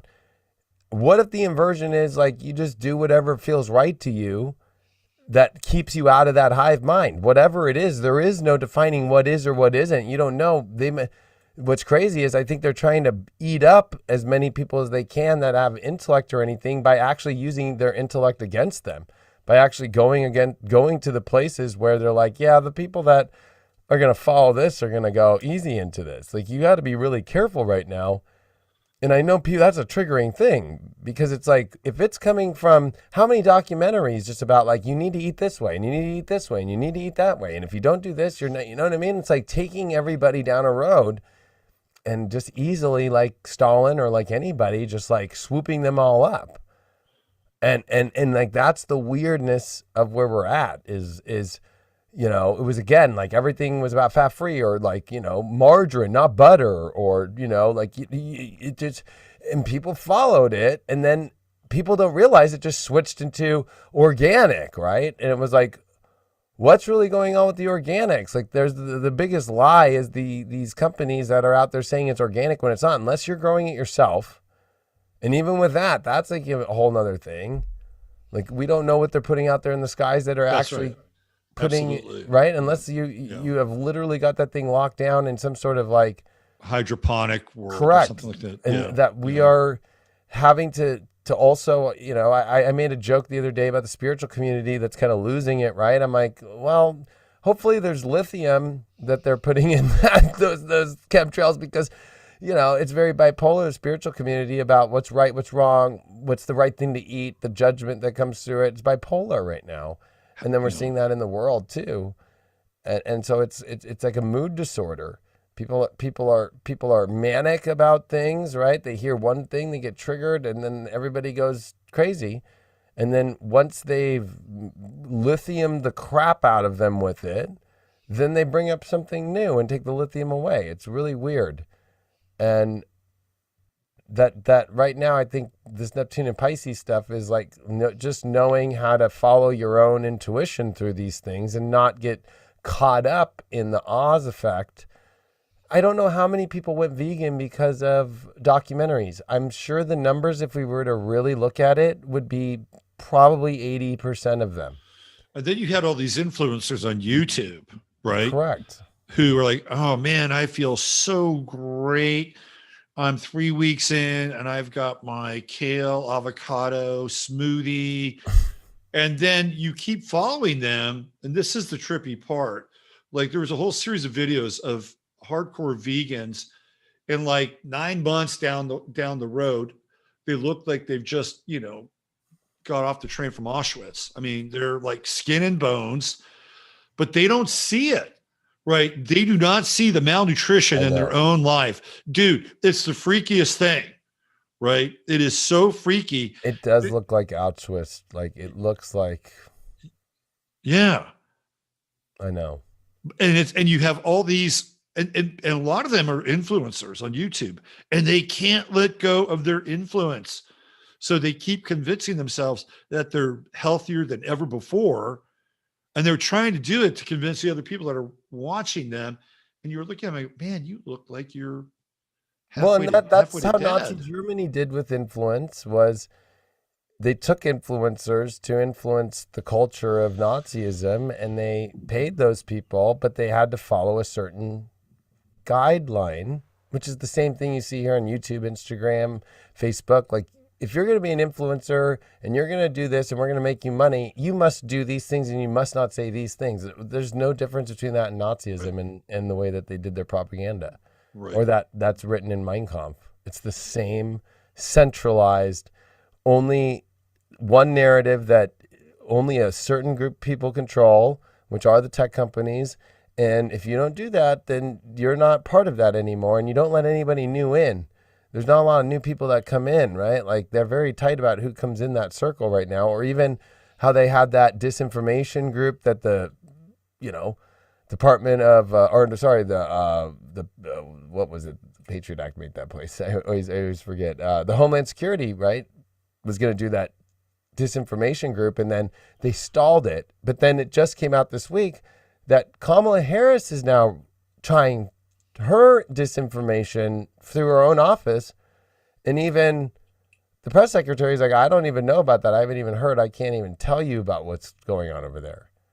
So they're doing that in a weird way. You've got the Obamas who've been on the board of Netflix. You've got the influence that's happening extremely in our media, which actually the Jupiter-Neptune stuff is the peak of this, people either buying this or not. The Ukraine situation, it was finally the Washington Post 3 weeks ago that put out videos of Ukrainian soldiers that have been in bunkers for 2 months saying they won't get out because they don't have weapons.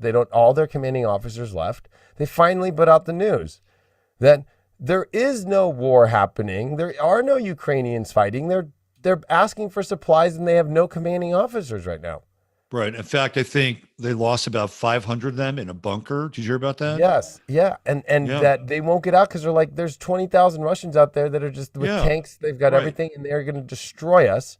Right. We are not going to walk out. And it's crazy that only the Washington Post finally put it up, took the videos because it's happening. And they're all saying, we stand for Ukraine, but we don't stand for our battalion. We will not go out there till we have the supplies that we need. And we've sent how much money there? And we've sent how many weapons? And hundreds of billions now. Where is it at? There's no the fact that we're even putting stuff out without actually having like, okay, we need to actually make sure that this is verified, and we need to make sure that there's accountability for these things. There's zero accountability. Just send the money there and they're the ones accountable for it. Zelensky who's doing live streams on cocaine and drunk at night. Right. Yeah. And again, I think who probably isn't even in Ukraine, by the way. He's not even in Ukraine. And I guarantee you 100% he's Putin's install. It's 100% a Putin install. Because that's how it works. The KGB is very smart. That's how they work. They got the West to fall for it and to give just like Stalin did, give all of this away for the good cause and and make Putin look sick and Putin ain't sick. Well, we could have a deeper discussion if Putin is even really Putin at this point. I know, but that's the scary part, is that every part of that we've been seeing is the buildup to the last 2 years has been the most transits any human being's ever gone through at once while we're shifting ages, like at the same time, right? So right, yeah. The idea for people to think that any of that's crazy to think, or that the mainstream's normal and all that, like you have to see that this is a moment where it's all a show, and it's all literally like people, the collective isn't creating the story because they're afraid to create it. And that's what I think that the positive of Pluto Aquarius is can the collective come together? And it's not a fight or a pushback in a way that we think. It's a pushback on creating the narrative of what the collective is, that it is not Bill Gates and buying farms and all these cows dying in Kansas out of nowhere from heat when it wasn't even that hot. Yeah, I talked about that at the beginning of the show. Yeah. It's like it's like they're scaring people through the media narrative story, creating these stories and making people more scared to actually create their beautiful life story, and us to come together and create it together and not even listen to it. Right. We don't have to listen to it. So here's my thought on this idea of the collective and the narrative. So on the one side, you have, I'm just going to call it Borg world, like Borg world. And Borg world has their own narrative that they cannot stray from, right? They can't stray from it. If they stray from it, they're ostracized, they're outed, they lose their identity, right? Then on the other side, you have this other potential for narrative, which is not Borg world, but a lot of different individual voices saying similar things from different places and maybe in somewhat different ways, right? So for instance, you have a guy like Matt Walsh who does What is a Woman, right? That's one particular voice and one particular narrative. Then you have somebody else who's saying, like, I don't know, Jason Whitlock is saying something similar but different. You have another person saying something similar and different. Maybe you have Jordan Peterson, who's back on Twitter now, saying something similar but different, right? So you have all these other voices that comprise a collective narrative, but it's not coming out of this gestalt and this critical theory and these talking points, right? So to me, that's more Aquarian, because those voices are not always really connected because they're individual, Fragmented, but they are connected, Mm-hmm. right? And I think that that's interesting. So they may not comprise the dominant narrative, but they do kind of create this tapestry of something that is emerging, right? Like there's a voice that's emerging that may not have this, these talking points from the central committee. You know what I mean? Yeah, they're on the fringe, but they're really not the fringe. They're kind of the last of the common sense wave that are holding the line, which I think is an important thing to support people like that, because common sense was, of course, this transit at the end of Pluto and Capricorn coming into Aquarius. That was the #1 book sold by Thomas Paine in 1776, which created the Declaration of Independence. The idea of the fabric, and he even wrote in Common Sense in his other books, was the understanding of how to build the republic was in there. That the common sense was to be a republic. That's actually the real deep part of Thomas Paine's work, which was we started in January of 2022, the exact position of Pluto there, and then here we are. Ironically, of course, it's not going to be exactly July 4th, 1776 to July 4th, 2022, but we are in this next week and a half with Pluto retrograde, 27 and I don't know, I think it's like 30 minutes, something close, right? Is exactly the Declaration of Independence. It was a Pluto retrograde, and if you follow the astrology, it was exactly this moment. And we can feel it, and that means there's something weird coming here to America. Like Biden falling off his bike is something to pay attention to as a message. Biden falling off the stairs, watching at the same time this whole January 6th commission, which is people don't understand their government. The fact that it's on the mainstream media, the fact that Liz Cheney is on there, that the minority didn't get any vote. It was supposed to be Jim Jordan up there, not her. Like the minority did not get to pick who is on the committee. It's a sham committee. It's not a real committee. It's a show trial. I mean, this is what they call them in, the Soviet Union, former Soviet Union. They were show trials. Yeah. That's all they were. Yeah. And then when they take polls and say 6 out of 10 Americans want to charge Trump with a crime for it, again, what's that? It's off 1,000 person, and we don't even know the polls also said Trump was going to lose the election in 2016. So, it's one of those things where, I mean, look at the midterms that we've just had over the last 4 weeks. I mean, a Republican in Texas took over a seat was it Myra Flores, or is that her name? Yeah, Yeah. Or if you just look at what happened with Youngkin at the beginning of the year in Virginia, or you look at even California getting rid of the crazy DA in San Francisco, and that's a big moment. But he was forced out by the wealthy in San Francisco, right? And that's where you can see that the good news, I think, with where this Pluto crisis is maybe it's not all as crazy, or humanity's not as crazy as maybe we're seeming to believe. And I think at the same time, looking at LA, the mayor race there was a billionaire Republican who switched to Democrat because that's the only way to win. And he's edging out the progressive in the midterm. And it looks like LA is going to have a Republican mayor. So that's the inversion, right? Like, I was going to say, that goes right back to inversion. California is always blue. Well, that's not true. Lately, it's been supermajority for, ever after Arnold Schwarzenegger, who was Republican, right? Or Ronald Reagan, who was Republican, or you go down the list, and California's been a red state. California was also in the Civil War on the Republican side, right? It was part of Abraham Lincoln's war. Right. So, the inversion might be the scary part of Pluto Aquarius is seeing a blue Florida, seeing a blue Texas, seeing a red California, seeing a red New York. That's what's going to blow people's minds. that's why I've been kind of warning people, like, you don't know yet where it's all going. Right. That's a really great point. Like part of this inversion thing is where you think it won't, it will maybe change, and where you think like, no, I'm good. What? Right.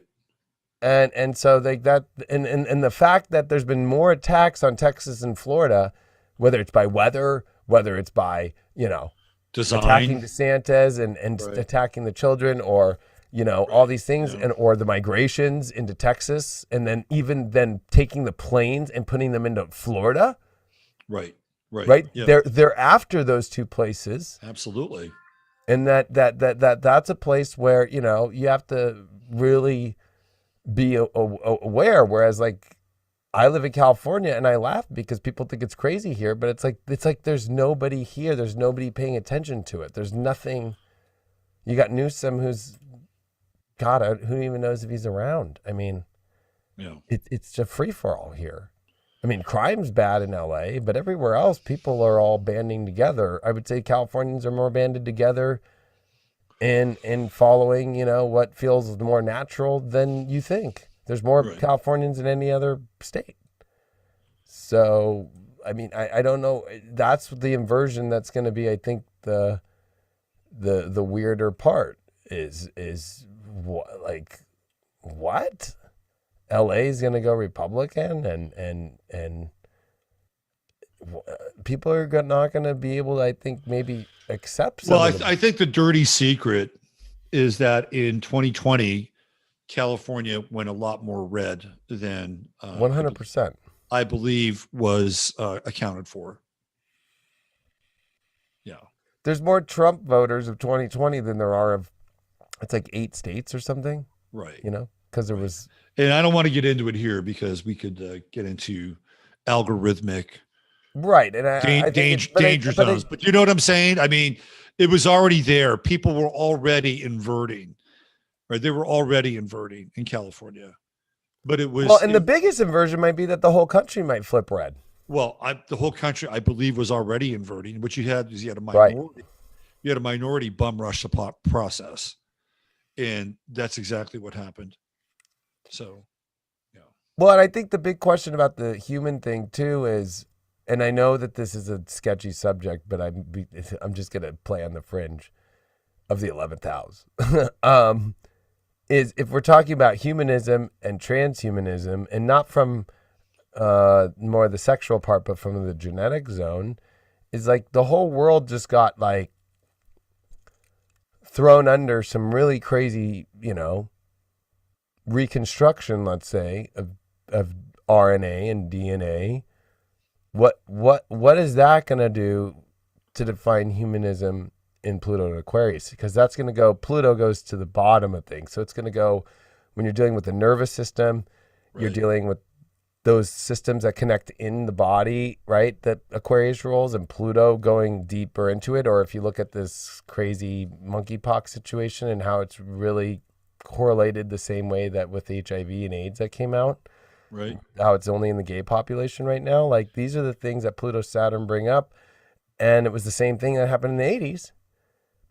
And this is really weird that that's what's all coming out again. And what's going to be human and what's going to be, there's, I don't know if it's true or not, but there's been Supreme Court 2013 that said people whose, DNA is altered are not considered natural humans, but transhumans, and that they won't have the same rights. That's a big question. People don't want to keep looking at. It's like, everything's fine. We're moving on, and we'll deal with money, and we'll deal with economy now. We're going to deal with recession. We're going to have to deal with like shortages. But like, what about the shortage of your human rights? Because, what about the people that are emanating Bluetooth signals? Correct. Which is not bullshit. Right. Yeah. Right. Exactly.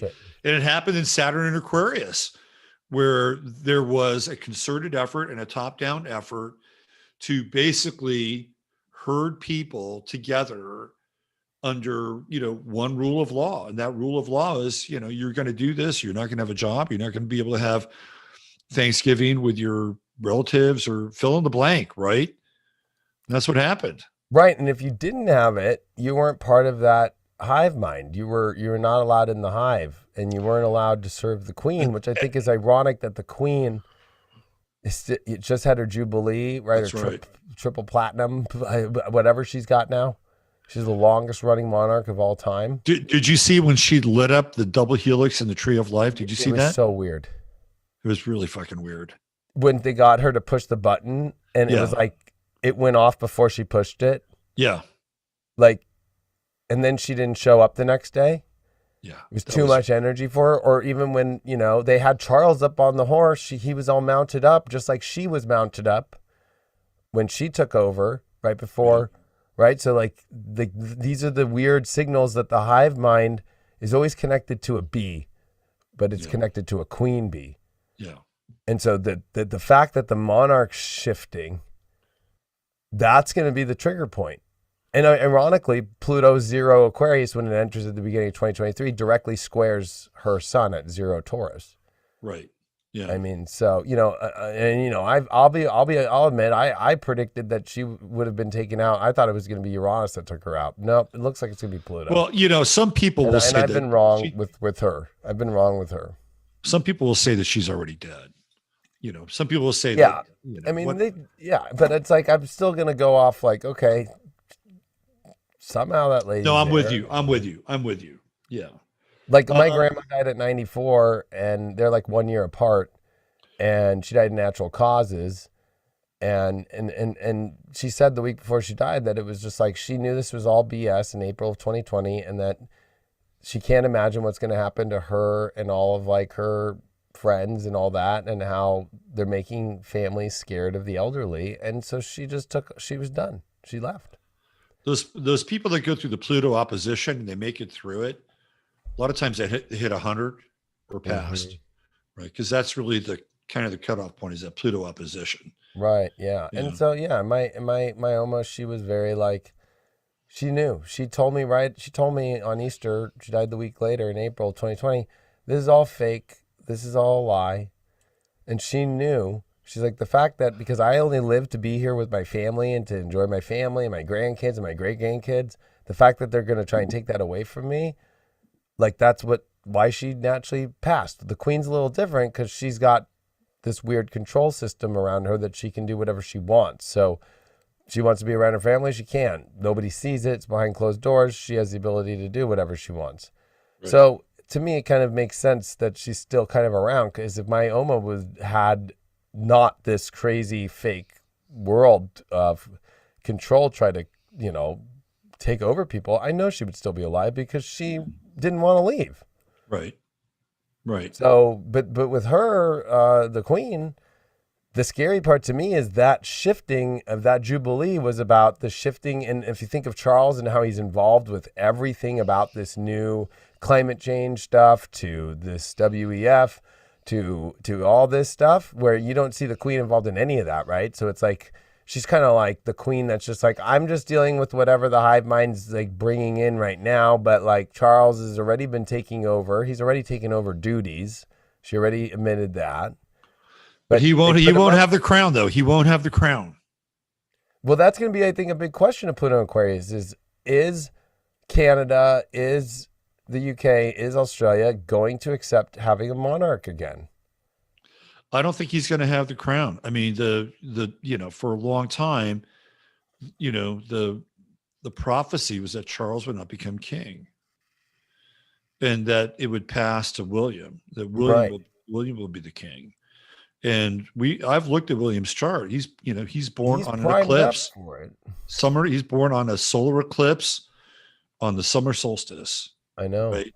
That is about as destined as it gets, more so than Charles. Right, but I'm like, I kind of relate with Charles with his moon in Taurus and his Leo rising, and I'm like, oh yeah, he'll take the crown even if it's for a day. Right.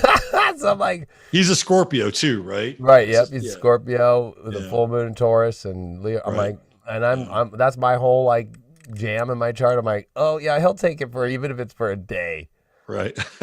I'm like, so it's like maybe they do a transition where he takes it for a minute, but then he tries to do some woke crazy hive mind thing of like, as king, I'm doing that, and I'm passing it to my son. But he does something that triggers. Because, like, if you look at monarch changes, especially with Elizabeth I, it went from her dad, Henry VIII, then to Lady Jane Seymour for 8 days, right? They tried because Henry was afraid of losing the Church of England, right? So they throw in another monarch who's not direct line, and then that creates them all going. And my uncle, my 14th great grandfather was part of that and got killed at the Tower of the whatever it's called, the Tower of London, and was killed there, and his head chopped off because of that. He was part of Lady Jane Seymour bringing her to the monarch. And, Wow. And then Elizabeth I, 8 days later, that was the 8-day queen, or the 7-day queen, or whatever it is. Right. That we could see that. So you think Charles could do that for like a day or two, and maybe just a week, pass it right? on? Yeah, a week. Yeah. Like that's what happened with Saturn, Pluto, and Capricorn. Was Henry left the Catholic Church, right, and created what is the Church of England, right? And so the fear was Elizabeth going to Catholicism again, right? And so that he had set up with his advisors to make, and also he wanted a male, and so Charles was going to be the one that took over. And so it was Charles when Charles the First died, because he was young. He died young. Then Lady Jane Seymour took over. Then Elizabeth I. So what degree is Charles's sun sign? What is it? Oh, I forgot. I don't know. Him and Biden are seeming like they're on the same wavelength, though. So shouldn't the South Node be creeping up on Charles here soon? That's yeah. I'm looking at my phone right now. He's a weird one because of everything with Princess Diana, with the way that people feel about him, the repression of the globe's feelings about him are going to come out when he is out. Right? Like everything about Princess Diana is going to come right back up. Like she's not going away, if that makes sense. Like her energy's not going away. Right. It'll be transferred to Meghan Markle, who become president of the United States. Oh, God. You've heard that, right? I don't know. I mean, at that point, look at the Spotify deal with her and Harry, and like there is some weird things going on of like, is the monarch installing the monarch in America, right? Right.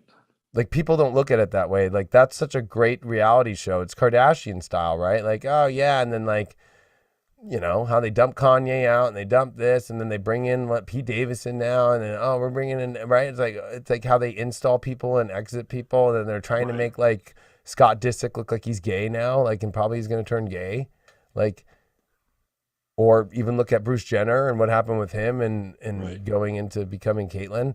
There's a lot of the same way that the monarch does things, like, oh yeah, like somebody said something about the color of the baby of Meghan Markle inside, like, and then have them be expats and come to America and be multimillionaires through Spotify now. And is it really to get the monarch really installed more in America and start having, her play in politics and bring him? I mean, that's crazy, but it's possible. It's very possible because it's being talked about, right? It's part of the scripting of so-called reality. Yes, and that's what's very hard. And with Neptune, it's all about speaking it into existence, right? That's what it's been a big phrase during Neptune and Pisces. He's November 14th, so he is Leo rising. Should be right about there. Should be right about there, South Node. Yeah, he's technically a 22-degree sun. It's been on him this whole 2 months. Interesting. And his moon is 0 Taurus, right on the Queen's sun. Right. I remember that. Right? Yeah. And so, and his Jupiter is 29 Sag. That's interesting because of where Neptune's coming, and Jupiter's going to be squaring his Jupiter in retrograde at the last degree. And even actually over this solstice that we're about to have in the next couple of days, the sun tomorrow comes to 29 with this moon coming into 29 Pisces. Right. And that's I think, going to freak a lot of people out in the world with the financial industry, with the collapse we're seeing right now. Yep. That I wouldn't be surprised if we see all the markers that they try to save the economy with. It's not a free market we live in anymore. The fact that Wall Street will shut down for an hour on a 20% drop and then try to have people cool off. And then if it goes any more than that, then they shut the whole day down. I wouldn't be surprised if we saw those again. And that's interesting because we have this crisis with Solana, right? Yep. SOL. Do you know about that? Where, Yep. Yeah. So we have the big Solana crisis, 29 degrees Gemini, the sun squaring that Pisces moon at 29. I know, and it's the second 3/4 square. We entered in with a Sun, Mercury, Cazimi retrograde with the moon in Pisces. Yeah, yeah. So this whole month is a weird clown town show that's about out of nowhere. I think people are just having this weekend, they're doing whatever, and they're coming to Monday and be like, what the heck? Yeah, yeah. So the interesting thing with Solana is that they can theoretically seize possession of a whale's wallet. Right. Well, that means that everybody else who's watching that are going to say, I got to get the hell out of here. Right. I mean, it's a no-win situation for them because now you're going to have a liquidity crisis with everybody but the whale who theoretically you're holding on to. But if you're really into this idea of decentralization, well, you wouldn't be into Solana. But if you are and you're playing in this world, now they got to risk all these other people trying to liquefy their assets because they see what Solana's doing, but they'll hold their whale hostage. Like they're in a no-win situation, and it's not good because I dumped all my Bitcoin. Yeah, I kept just my XRP in my cold storage, but I was like Capricorn, Pluto, brought in Bitcoin. Right. There's something about where I've now, after it took me a long time, but the pump and dump we just saw, because now the stock market's at where it was where Trump was. This is now the real market, but we're also seeing the real Biden economy that's all been propped up, right? So all the prop up and the fake shit, and that includes Bitcoin, that includes crypto, was all based off Fed injection, based off injection into the markets of a bunch of money, just like what happened in Germany in the 20s. Right. And so, you know, the scary part about Bitcoin, and I believe in it, but at the same time, I'm like, who is the one that created it? We could always say it's a Japanese man, if it really is or not. It was governments planning to, because penny stocks and the SEC got real tight after 2008, right? There was no more pump and dumps allowed. Yep. So they make crypto, right? It comes out, Pluto, Capricorn, crypto. What happens? Pump and dump, pump and dump, pump and dump. And all these coins people bought, it's pump and dumps. It's penny stock pump and dump. And the Fed is just, you know, is letting it happen. Well, but they're also like, you know, creating all these dollars, right? And all these dollars are going out to banks, you know, because they want to keep the interest rate. No physical coins being made or money, cash being made. So and where are those dollars going? Where are those banks moving those dollars to? And what are people doing with those dollars? Well, they're recirculating them back into the crypto market. And then they go into the pump and dumps, right? They go into the pump and dumps. Yeah. And that's why I was smart. I knew that going in, and I took all my profits and then put it back because I said till the very last minute, you want to jump ship at the last minute. That's what happened. And if you were back in Pluto at 29 Capricorn, coming into 0 Aquarius back in the day, you were using British pounds. And then the American Revolution happened, and then it was like, here's some continental money that was worth nothing. Right. And so you had to know how to like balance and jump ships and move around. The idea of people like, I'm just going to hold and then lose is just ridiculous. It's ridiculous and feel like you need a tobacco. Right. And then that goes with what's happening with China and Taiwan, or what's happening with Ukraine and Russia.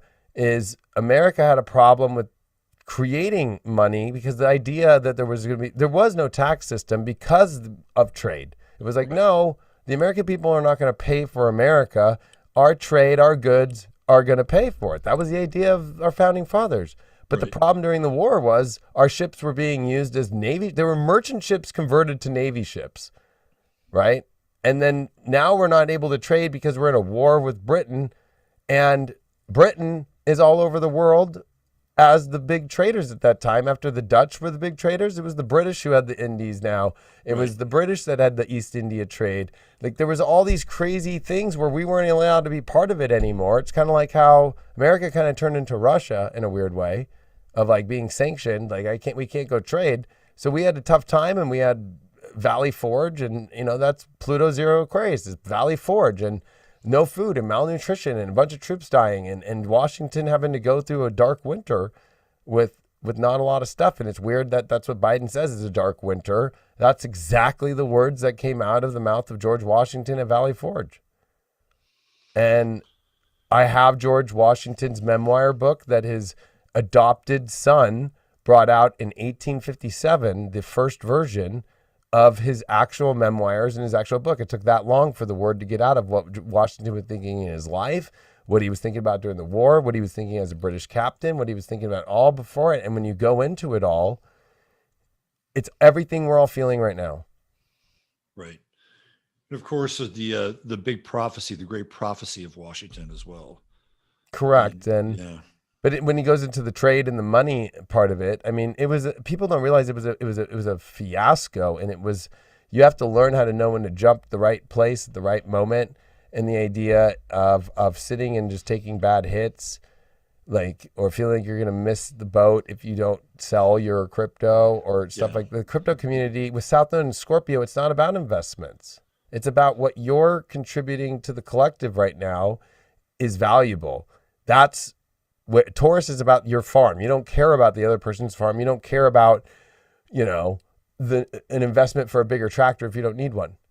Like, you're just focused on, how to make your crop really great. You know how your skills, your talents. And so people are afraid in this money world right now, if you're looking for quick, fast money through investments, you're going to get wasted right now. Yeah. South Node Scorpio. I agree. So the whole thing with the crypto world is also connected to Aquarius, because there's a group consciousness, like people are going to hodl, right? They're going to hodl. And if they hodl together, that means they'll be able to withhold or withstand the storm and then get to the other side. And then they're going to have a moonshot, right? I mean, there's this whole idea that it's not really quite a hive mind, but it's pretty close.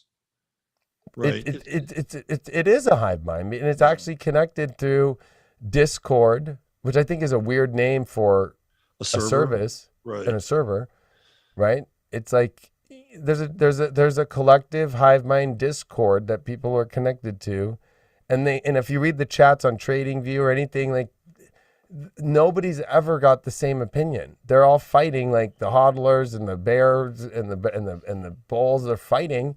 And I'm just sitting there laughing, because it's like, if you come in at a position and it starts going down, you either take profits or you don't. And if you're going to sit and watch your profit be lost, you're an idiot. You're just an idiot. Right.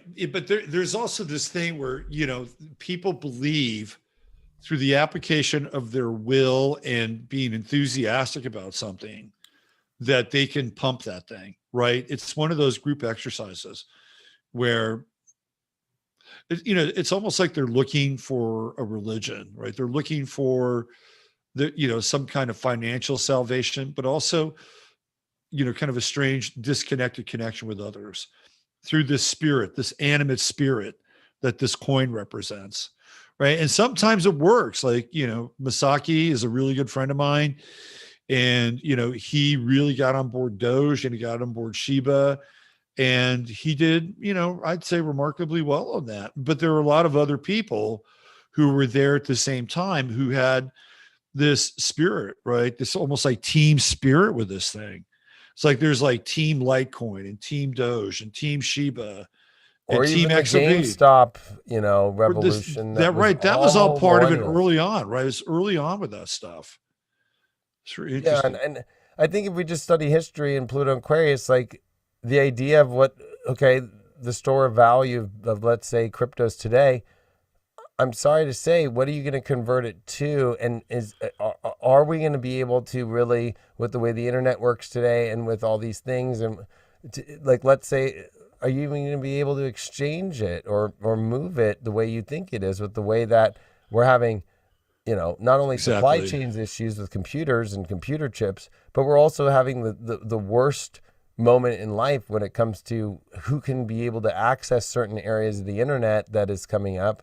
And at the same time, which I looked at, the craziest part of the history was counterfeit was the number one thing that happens with Pluto and Aquarius. Things become, and that's what we feel like. It feels like a counterfeit administration, or it feels like a counterfeit money, or it feels like a counterfeit. Counterfeiting was the number one thing of Pluto and Aquarius. That was what the British did to try to end the war in America and the independence, was counterfeit the American continental money. So the idea that, Bitcoin's perfect and the blockchain's perfect, I don't believe that, because if they say it, it's not true. They can go in there and there's always hackers, right? I mean, Hillary Clinton asked hackers to go hack Russia, right? Yeah. People have no idea that and people have no real clue as to whether or not that the original blockchain for, say, Bitcoin is intact. They don't know. Nobody knows. Nobody knows. I mean, they could be adding blocks. We don't know. That's what's crazy about it, is that the counterfeiting is about to get real. And the one thing that reminds me of the Uranus Taurus last time is Schindler's List, and Schindler realizing, if I'm going to survive and make money during this time, what is needed? Pots, pans for the military, but also I want to, he didn't really know, but subconsciously, that whole movie is him subconsciously knowing, I'm going to help these Jewish people that are in these camps be with their families. And he kind of struggles at it with that first, but you see his moral compass through the whole movie where, okay, let me take her in, let me take him in, let me take these people in, while still making the money. And then he uses all the money to save them all at the end of the day. That's two Spielberg movies in one show for me, and that's probably too many. One too many.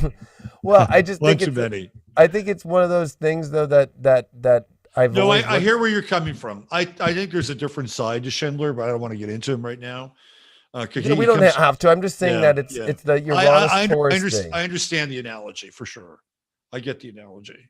Yeah, that I feel that you have to kind of figure things out, and not kind of follow what everybody else is doing, I guess, is the best way. Well, I think that is, yes, 100%. I love your analogy about having a tractor that works and not, worrying about whether or not it's the coolest tractor or whether you need another tractor.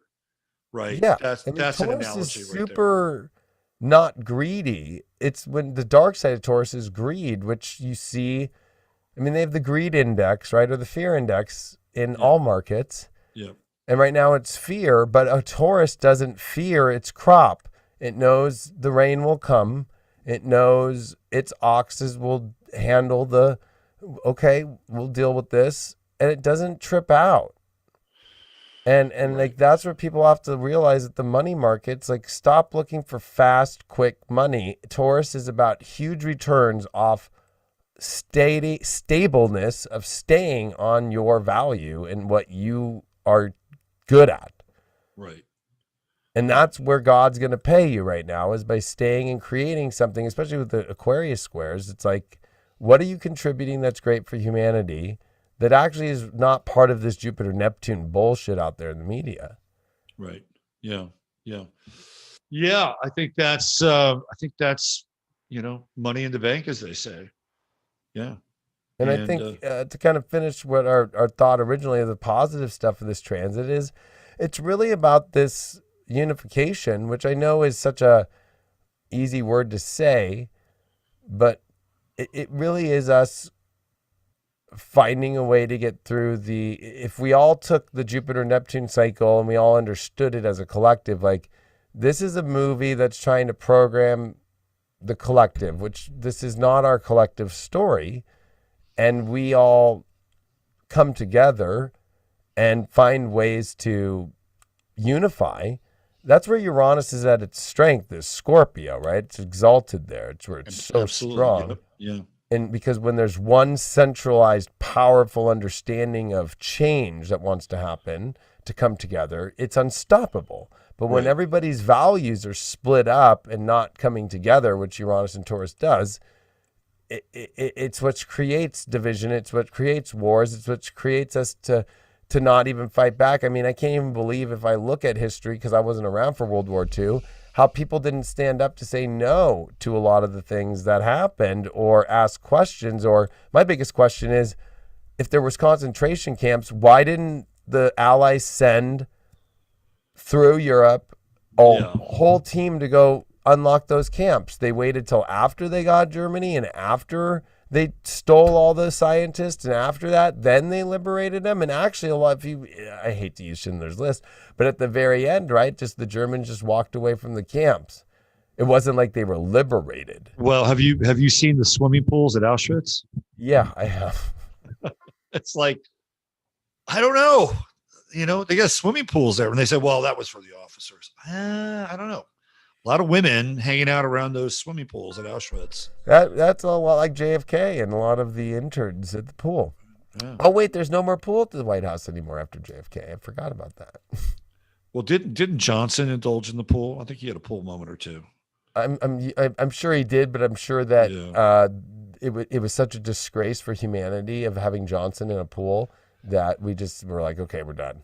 Yeah, right. Well, Johnson was an apt name for him because he was more than willing to display it in front of heads of state in the pool. You know that story, right? Yeah, I know. Yeah. But it was weird though, because it was JFK who was the one who told Jackie to go leave, and him and his brother had all the young interns hanging out at the pool and on lunch. Right. And they would literally I mean, that's how you get into Marilyn Monroe and you get into all that stuff. It's weird to me too with this Jupiter Saturn, you know, the Tippecanoe curse with the president, and how Joe Biden's name, it's weird. He takes the oath as Joseph R. Biden Jr., right? But then he goes by Joe Biden. And so, like, even if you were to, like, say, who's the president of the United States, it'll say Joe Biden, but it won't say Joseph R. Biden. Right. There's like a weird avatar thing going on with him. Absolutely. And then there's the weird thing about the names of the shooters that happened with Abraham Lincoln and, of course, with JFK. And like there's something up with this whole thing that's different, though, than those cycles that we're about to unveil. And it's coming faster than I think we realize. I mean, this cycle to me seems more artificial, more augmented. That was the term that I was using. Not that this is a completely simulated reality, but this is an augmented reality. That's the best way to put it. And it's weird, like that Pokemon game was the first augmented reality. That's right. When they brought that out, it worked. Everybody jumped on it, or at least tried it. I tried it, and I was like, what the hell is this thing? Yeah. But augmented reality is happening in real time now in our faces. And it's very weird to see how people can't catch that. Because to me, even like the whole Biden falling off the bike thing this weekend, I mean, this is the same time when in the 1930s, where Uranus is when Albert Hoffman created LSD and went on his bike ride. I knew you were going to say that. Yeah, he did, huh? I did. So it's like, okay, we are way in a different realm of an inversion. Instead of a bike ride that changes humanity's consciousness, we're in a bike ride that literally makes human consciousness look like it's falling apart, you know? Right. Yeah. And then they play it again and again and again. Cycle, and now there's recycle. Don't make fun of old people that's coming out. I already saw that. It's all over the place. Right? Right. Like to protect him. But when Trump goes down a ramp and uses, he doesn't fall, right? Trump just looked a little like, oh, it was a ramp. It was a gnarly ramp, and they didn't have a handrail. Right. And so he holds on to the general for a second, like, whoa, look at this. I mean, it's kind of crazy, though, that was get the president out, but a president falling off a bicycle, and then they had him running the day before. Like they made a big deal out of that. It's like, here we go. I'm going to run to that helicopter. It's the fact that they even have to do that is a movie. It's a setup. And then they had all the Secret Service, like they just bought those bikes at Walmart. Did you see that? Like it was just like go get a bunch of bikes at Walmart, and it's American money too. Just like go, yeah, just so Biden can have them. And then Right. Well, then you have this whole thing that went down in Idaho for like the parade thing, and then the what was it, the Patriot Front, and all those guys look like they just got shipped right out of the FBI's academy, and they're all wearing the same thing. They're wearing khakis. I mean, talk about augmented reality. You know, I mean, it's just bizarre now how these events are set up, and they're like, okay, let's find some people that look like they may be, you know, go to Walmart and national get, patriots. 80 pairs of Dickies, and right, and Walmart's part of that augmented reality, right, and let's get them all in the same. Let's get them all in the same hats, right? Like fucking patriots would really dress like that. No, exactly. No patriots do, and they wear color. They wear color. Yeah. They're not, like you're going to show an American flag somewhere. Or as a spiritual person, right? I'm going to show some cool fucking t-shirt with something. Right. You know exactly. What I mean? Yeah. Hey, so I wanted to ask you, how was your Father's Day? I know you spent it with your stepfather, and this is the first Father's Day without your father, right? I mean, this is. Yeah. I mean, I'm doing all right. Like last night, I got home and I have stuff of my dad's that's in my altar and stuff. And I just went, like, I appreciate him so much, but I'm so lucky I have my stepfather in my life. As I talked to my stepfather and told him how much I'm so grateful for him in my life and all the beautiful things he's been in my life for over 15 years. And, I'm somebody who has been lucky to have multiple fathers in my life simultaneously. So, for me, it's been also the change of, the line, right? Like for me, I'm the eldest. So I've taken on my name and the line of it and the history of it. And it made me more look at myself as like, am I ready to be a father? Right? Like it's inverting it to go where my dad's like, are you ready to be a dad? So that's where it was for me is, to be honest, I've not been emotional about it at all. The Father's Day was something that my dad, my brother, and I really, we just had fun and would play darts, and we have an old game called 13. It's a Chinese game actually that we learned as kids, and we play cards and we play darts and we listen to music and barbecue, and then just like give each other high fives and a hug and be like, all right, I'll see you in a week, or keep talking. Like we didn't. My family wasn't the whole like, I don't know. It was a lot more cool in California. Right. So, good. I'm I good. mean, it sounds like you navigated it and you had a successful day. That's right. That's all that counts. Yeah. And I think that the weird part was bringing up like, wow, I'm not a father myself. My brother is.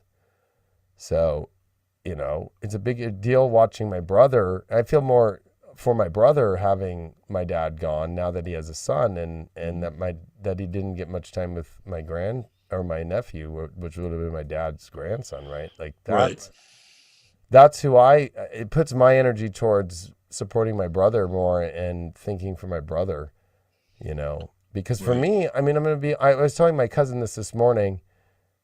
I'm the black sheep of the family. I'm the celebrity crazy guy who's been on tour, who's speaking, DJing at festivals, going to Vegas, go to strip clubs. Like that's an astrologer. Like I'm not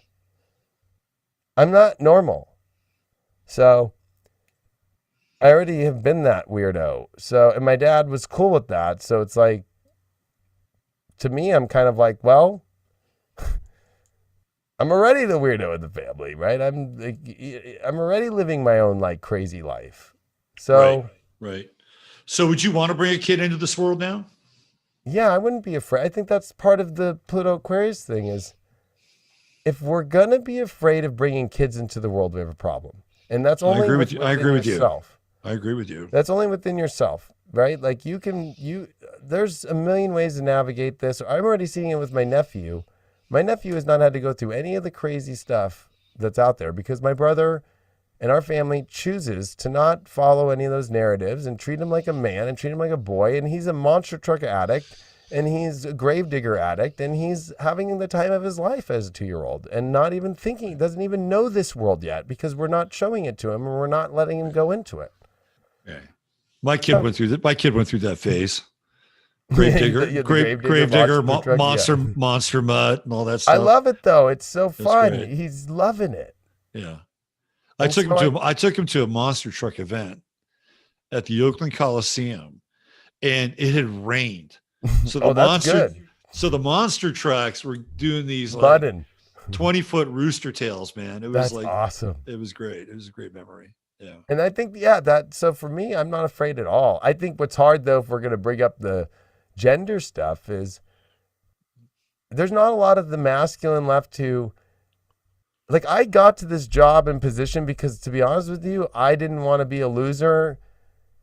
And a lot of it is a masculine thing of like, I want to be able to find a woman that I could take care of and have kids with and do that. And like that story now is like so hard to own, because now you have on the other side of women, like, as if that's an idea of repressing or something, right? Like, it's like, I want to, my ex-wife, I do what you want, be the biggest star that you can be. And she is that. So it's like, I'm not trying to ever repress anybody, right. But I'm also here with all the tools and all the things. And women today kind of want to prove themselves in their own career, or prove there's a women's like proving thing going on right now, right? Like, I got to prove that I can make it in my life, or that I can have the job, so I don't have to rely on anybody. It's like, if you really go into that, like, that's the Pluto Capricorn thing. That's programming though. I mean, that's programming. Right. So that it's a little difficult to that started with Chiron and Aries back in the 1960s. Correct. Chiron, that's when the programming really started, kicked in, and it's been amplified more and more and more. And you see the social conditioning, girl power, women are great, right? Women can do anything. Meanwhile, on the other side, it's like, yeah, you're a little toxic brat, right? I mean, this is what's happened. And so women have been enculturated to do the exact same thing you're talking about, right? And then for a lot of women, they get there and they're like, what was this all about? What was this all about? I got to the top of the Capricornian mountain, and I'm sitting down here with a bottle of wine and some Haagen-Dazs, and I'm watching Netflix. Michael Luton puts it best at a piece of art that he made about Pluto Capricorn, is a man sitting at the top of a high rise, or it could be a woman because it's just 2 feet, looking down at like 100 stories, holding an Oscar by itself. Right. Yeah. Like, I'm all the way up here by myself with nobody around me, and all it is a piece of a trophy that doesn't mean shit. Right. And I think and I think your version is the current motion of, I'm sitting at home, I've got a nice place, I've got my Haagen-Dazs, I'm watching some mindless television show, and I'm not out there doing anything. Where, it's like, for me, I don't know, it's a weird place to be right now, because it's hard, because it reminds me of, I have a Shelby GT500 Mustang, but I know the roots of the 63.5 Mustang was for the office woman worker. Right. That's really weird that car has turned into, of course, people think of a Mustang as a sports car, or it's the number one rental car over years. It's been a car that was actually put out to the world as that was the car for women to go to work as being in the workforce, and that was like the classy car. And then, of course, Shelby came along and said, fuck that, we're making this a race car. Let's soup it up. Yeah. And that idea, though, is kind of an ironic one, of how I can see how some women think it's like a patriarchy when it really isn't. It's just like masculine want to protect, want to do things, and want to go far, and want to support. And that is really, I think, disheartening, because the reason why Don't Trip is the crew of Don't Trip, and all the male, we're all together as DJs. We love on each other. We give each other hugs.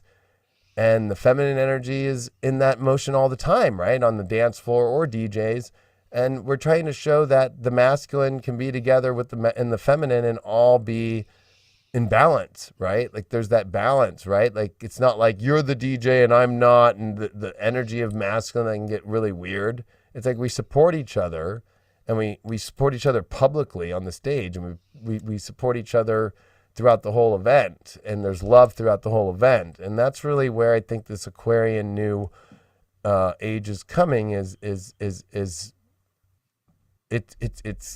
not looking at maybe genders so much, but understanding gender and understanding the uniqueness of it, but that they know how to band together. I've seen more men now in my race community come together than in the spiritual community, because we all like tools, we all like motors, we all like want to thrive in life, to find a wife, to have kids, to do things. And so we're all banded together. There's no problems. There's no issues. We got each other's backs.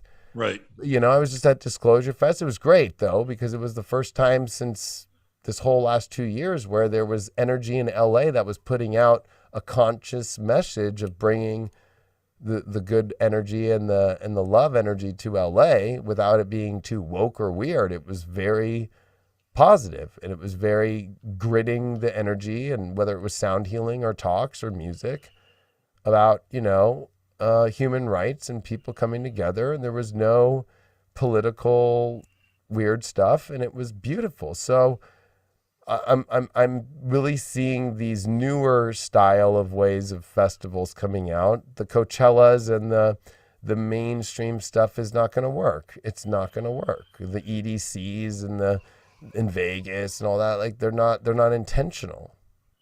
So I was at a rodeo last night, and PBR.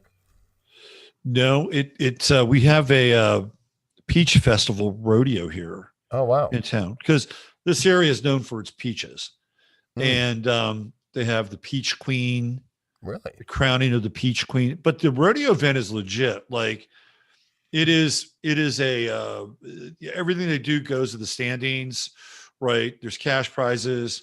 So this event is a stop on the rodeo tour. And then we went last year, and it was we're just coming out of COVID, and it was kind of weird. The riders were not really sharp or crisp, and the barrel racing, all these barrels are being hit. The team roping, that was not very successful. And this year, after years worth of like doing it, like they were back in their game again, right? It was so. But what was really interesting was afterwards they had a concert. And of course, it's a country band, and they were called Muscadine Bloodline. They're from Mobile, Alabama. And, you know, I'm like kind of like 50-50 on country music. It's okay. But live, they like crank up the volume, and they have extended solos. They like to rock when they do the live thing. I swear to God, David, if I didn't know any better, I could have been in 1990. Right? That's awesome. You had a bunch of people that were hanging out, cowboy hats, boys and girls. They were dancing. They were smoking. They were having beers. I'm talking like 17-year-olds, 18-year-olds, 19-year-olds. I mean, it was like if you didn't know what was going on in the world right now, you'd have thought you were, 30 years ago, easily. And I've been seeing that more just in since these eclipses. If you really think about it, the restoration of Taurus and Scorpio, or the re-gutting out of the old and the new of it and restoring it. I look at eclipses as restoring energy. That's what the meat and potatoes really are, Scorpio, Taurus. So it's like the meat and potatoes are coming back. And that's why I'm not so afraid of the future, because people are not wanting that gutted again. Well, a lot of these are Gen Z kids too. And there's something about these Gen Z kids where they don't give a shit, right? They march to the beat of their own drummer. And these are probably later Gen Z kids with Uranus and Pisces, Neptune and Aquarius. And there's something a little more throwback about them, but they're not entirely throwback either. Like they don't want to be put into boxes, and they don't want to be kind of, recycled, like a recycled version of the 1970s, although they're not afraid of it. Like they don't mind that.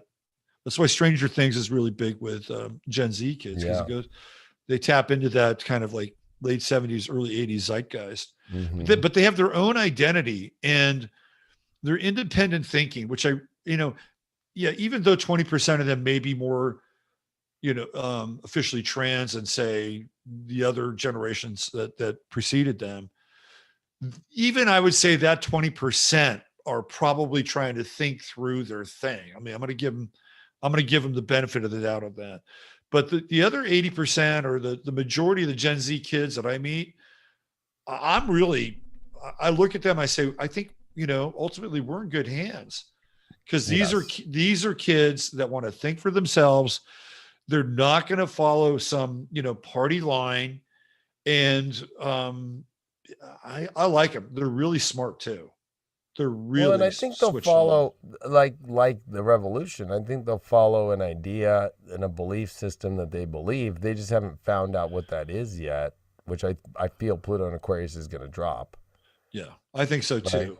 Yeah. Like, and even though, like there was a war, which I think that's what's weird with this Mars and Aries is there's all these back-channeled war things happening. And again, I don't think we should have fear of these things, but it's going to be weird stuff that brings the collective together in a shadow of things that people don't want, the collective doesn't want to see. So I think that's the whole weird thing about Scorpio South Node and Pluto entering into Aquarius will be, you can't be part of this collective right now and have a fear of like, well, I don't want to see that. We see that in our spiritual community a lot. Like, I don't want to see it. I don't want to hear it. I don't want to, like, it's like, no, you have to be willing to, if you're really aware and knowing how to make a difference in this world, be ready for the darkest of whatever to be shown to bring the light to it. Like, and you can't be afraid of whatever it might be that does bring us together, right? Because it was dark things like redcoats shooting people at Boston Massacre. It was, that caused the great, change in the course of freedom. And freedom is a big part of what Aquarius is in the positive, that no matter what it looks like from all these organizations, freedom will win always. And Jupiter and Saturn set us up for that for 20 years. Right. And Pluto's coming in to hammer that Jupiter-Saturn in at 0 degree the second it comes in. I mean, it's here to blast that off. So the idea that we are going to be living in a Charles, like kingdom, or if we're going to even, be living in like a weird WEF, kind of ironic, a couple Charles up in there. Right. I don't see it being able to happen because of where, the way I've been saying it is, they have all these plans in Capricorn that were laid down, and it's going to start to become an Aquarius where like, okay, well, side table that one because it's getting too crazy. Side table that one right now. We got to deal with this one. And they're going to get to a point where they're going to have to side table every single thing, and it's going to remind me of Cornwallis, just like surrendering and throwing the white flag up. Like, okay, we're surrounded. We got the French around us. We got this. We're being bombed, and we're just here. I've got no more supplies. Okay, white flag. Right. Like that's where we have to remember that's how it happened in history, right? The team that looked like it was going to win lost. Right. In Aquarius. Right.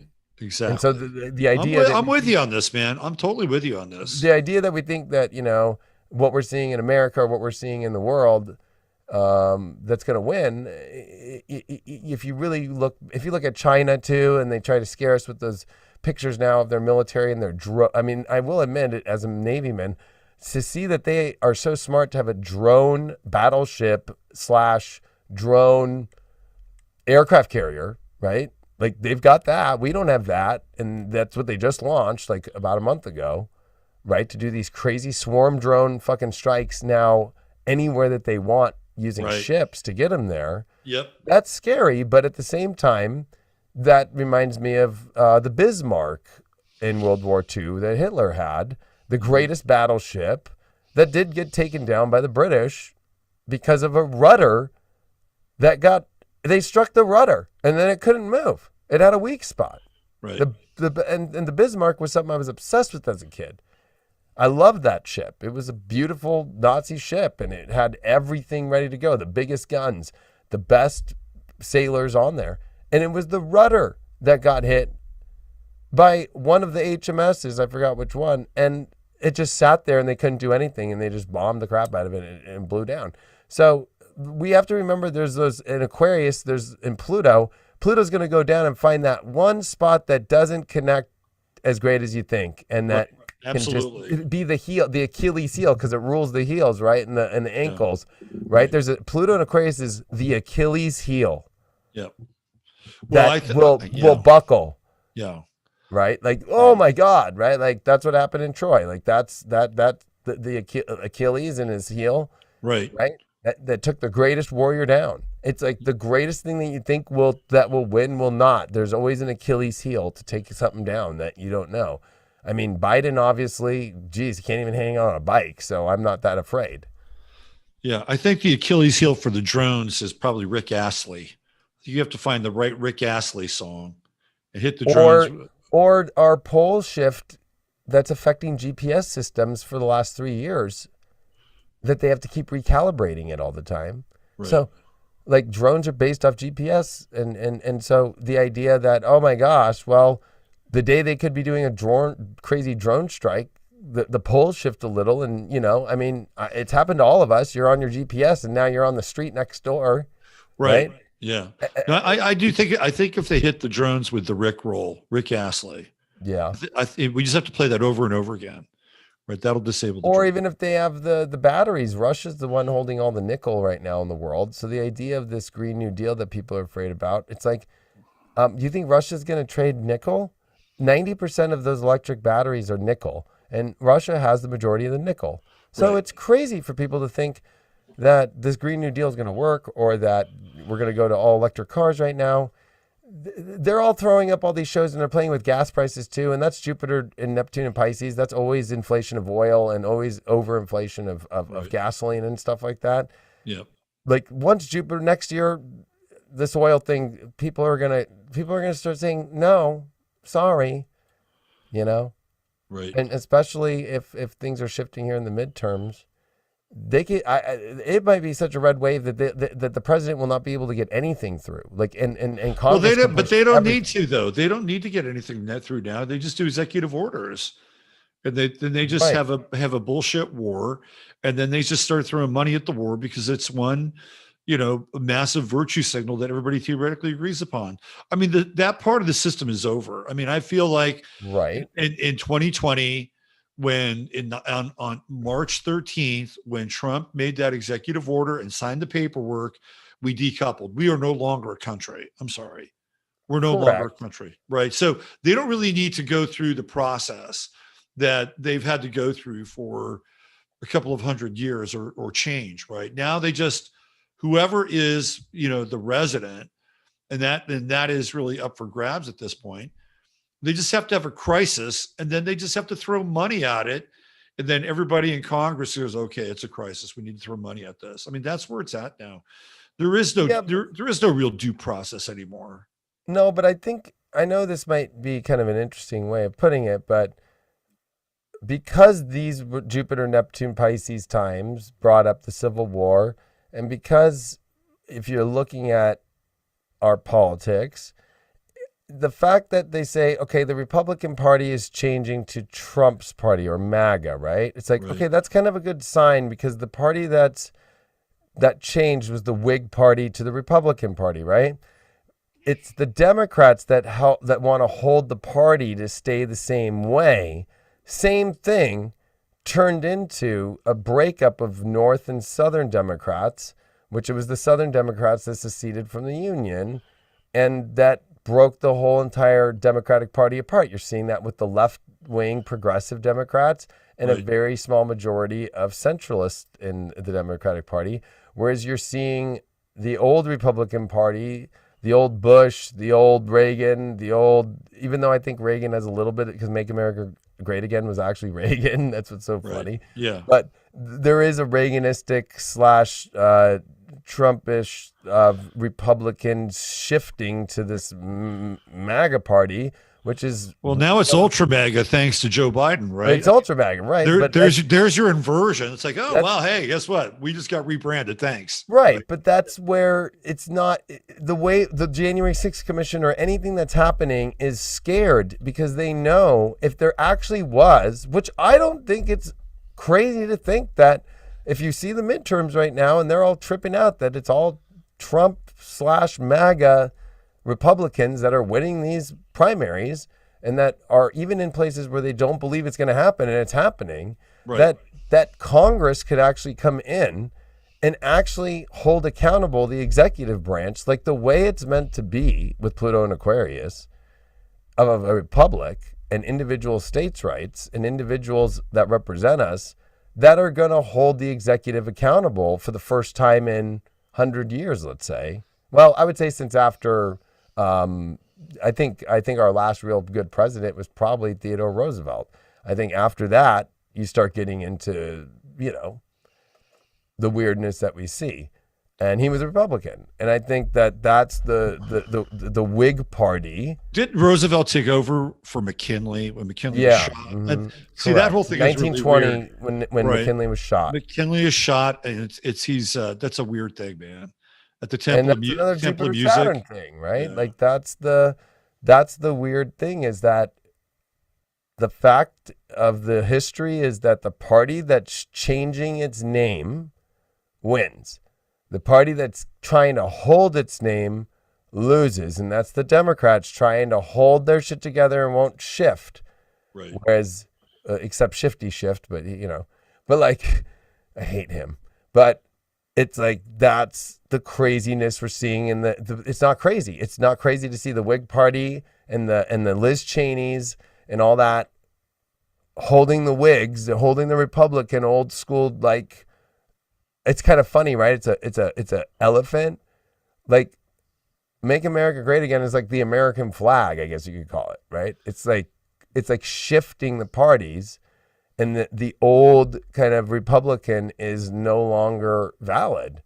And the Mitt Romneys or even Pence is saying that he's going to run for president. You really think people are going to vote for Pence? No. So like the fact of this Pluto and Aquarius is it could really be a monumental shift of the Congress actually creating and putting back the backstops that need to be in place in our republic. Right. And I think that there will be some changes in the Constitution and amendments made. You can't change the Bill of Rights, of course, but you can still amend things. And I think there'll be some amendments that are about adding more about freedom and human rights in Pluto and Aquarius and the positive. I think a lot of people are afraid of America falling. Yeah, the America that doesn't have enough rights falling, right? Like that's what's falling to create a new America that continues to keep the rights we've had, but extend those rights. And I think that's the test of any country on a Pluto return. And Pluto and Capricorn is probably the best place to have a return of holding the line, holding the values that are sacred to a destiny. And I think that we're more better off than we realize in what's coming, and to not be so afraid, and that our collective is a lot more unified in seeing the same way.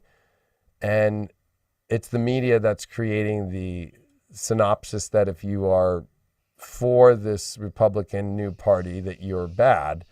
Again, that means it's good. Right. I agree with you. Well, David, this has been an epic marathon connection. Yeah, and I'm sorry that I was late. So no, that's okay. I got to talk about Paul McCartney and fake Paul and his death and a bunch of other stuff. And then I got to talk about the whole trans thing as the ritualization of youth that normally takes place in indigenous cultures. Or the Hitler Youth.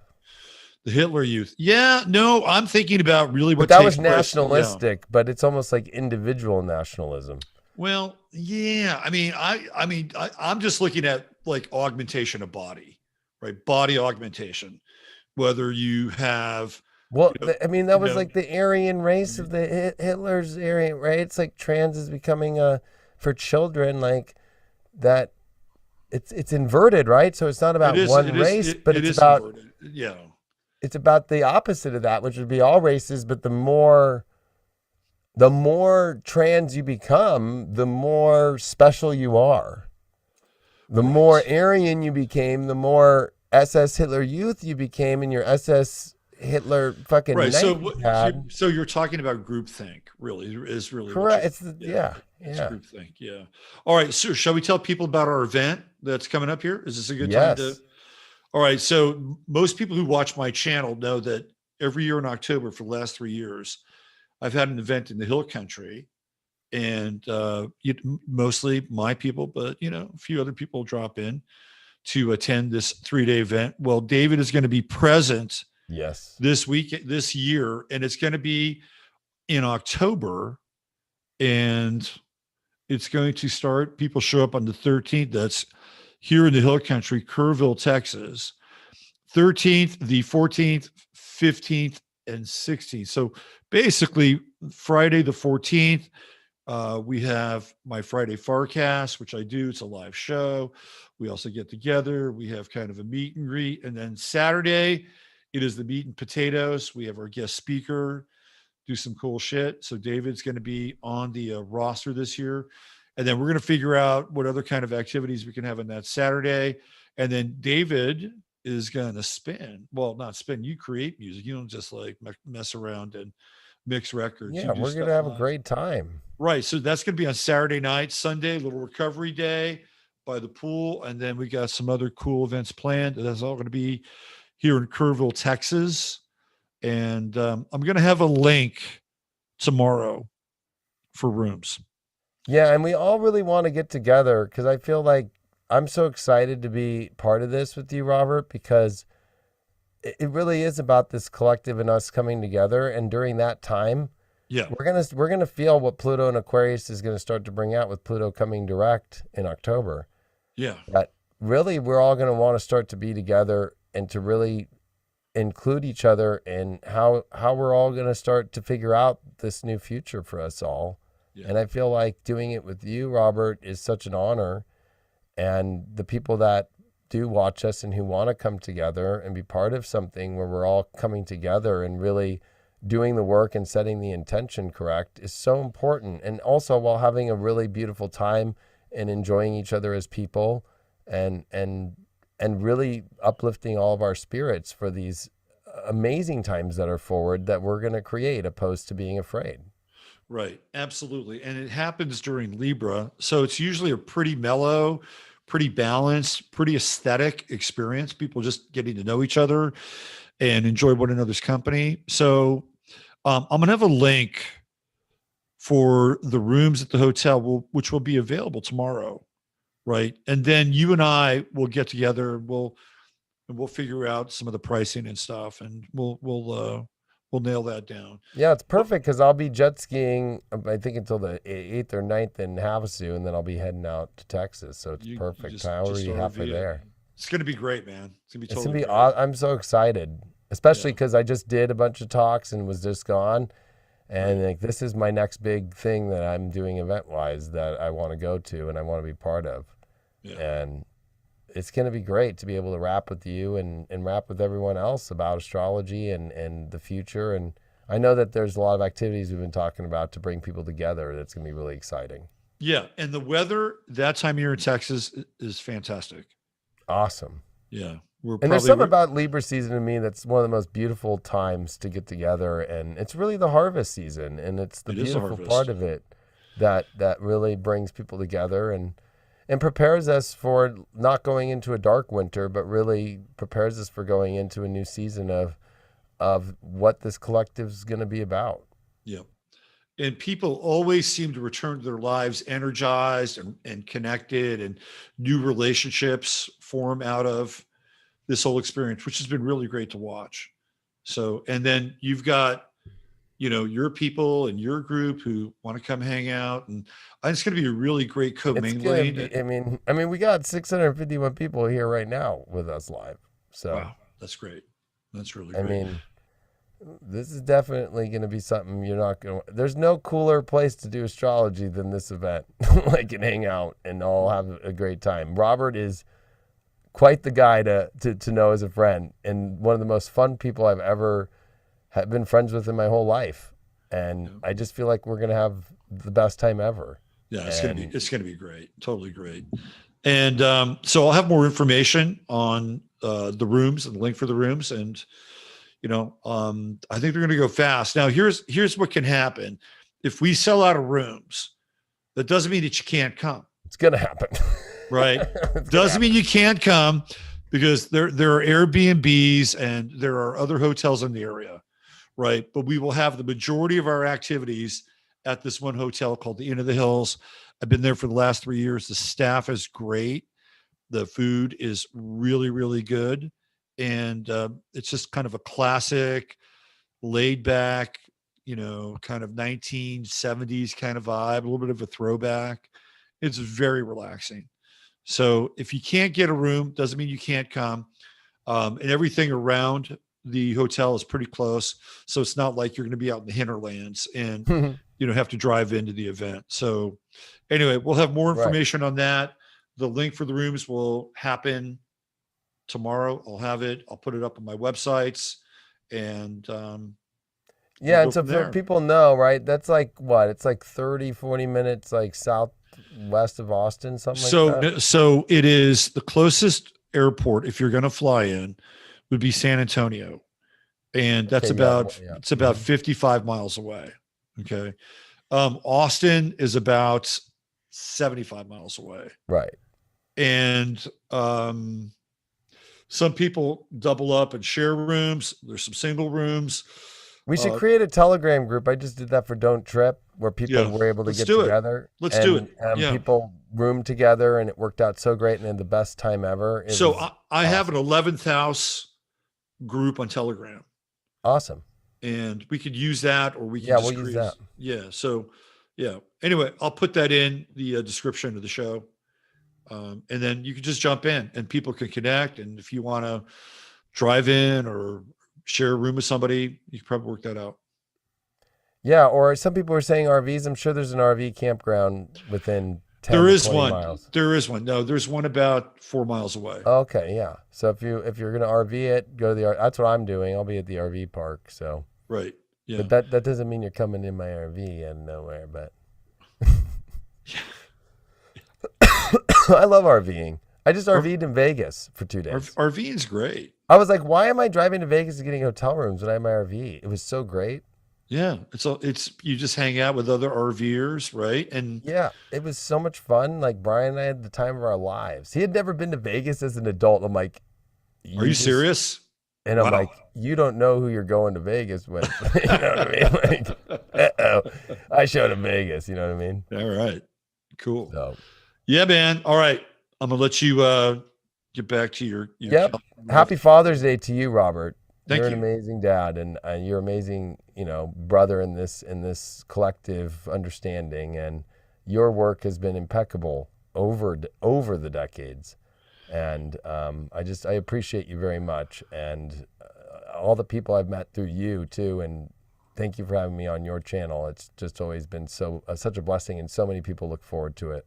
Yeah, man. So. Yeah, it's good. It's good. It's a great connection, and I'm glad you're in my life, and looking forward to hanging out with you in October. I can't wait, and I really can't wait for everybody to be together, because this feels like the event where we can all really come together and set the intention and do the work all together, and it's really exciting.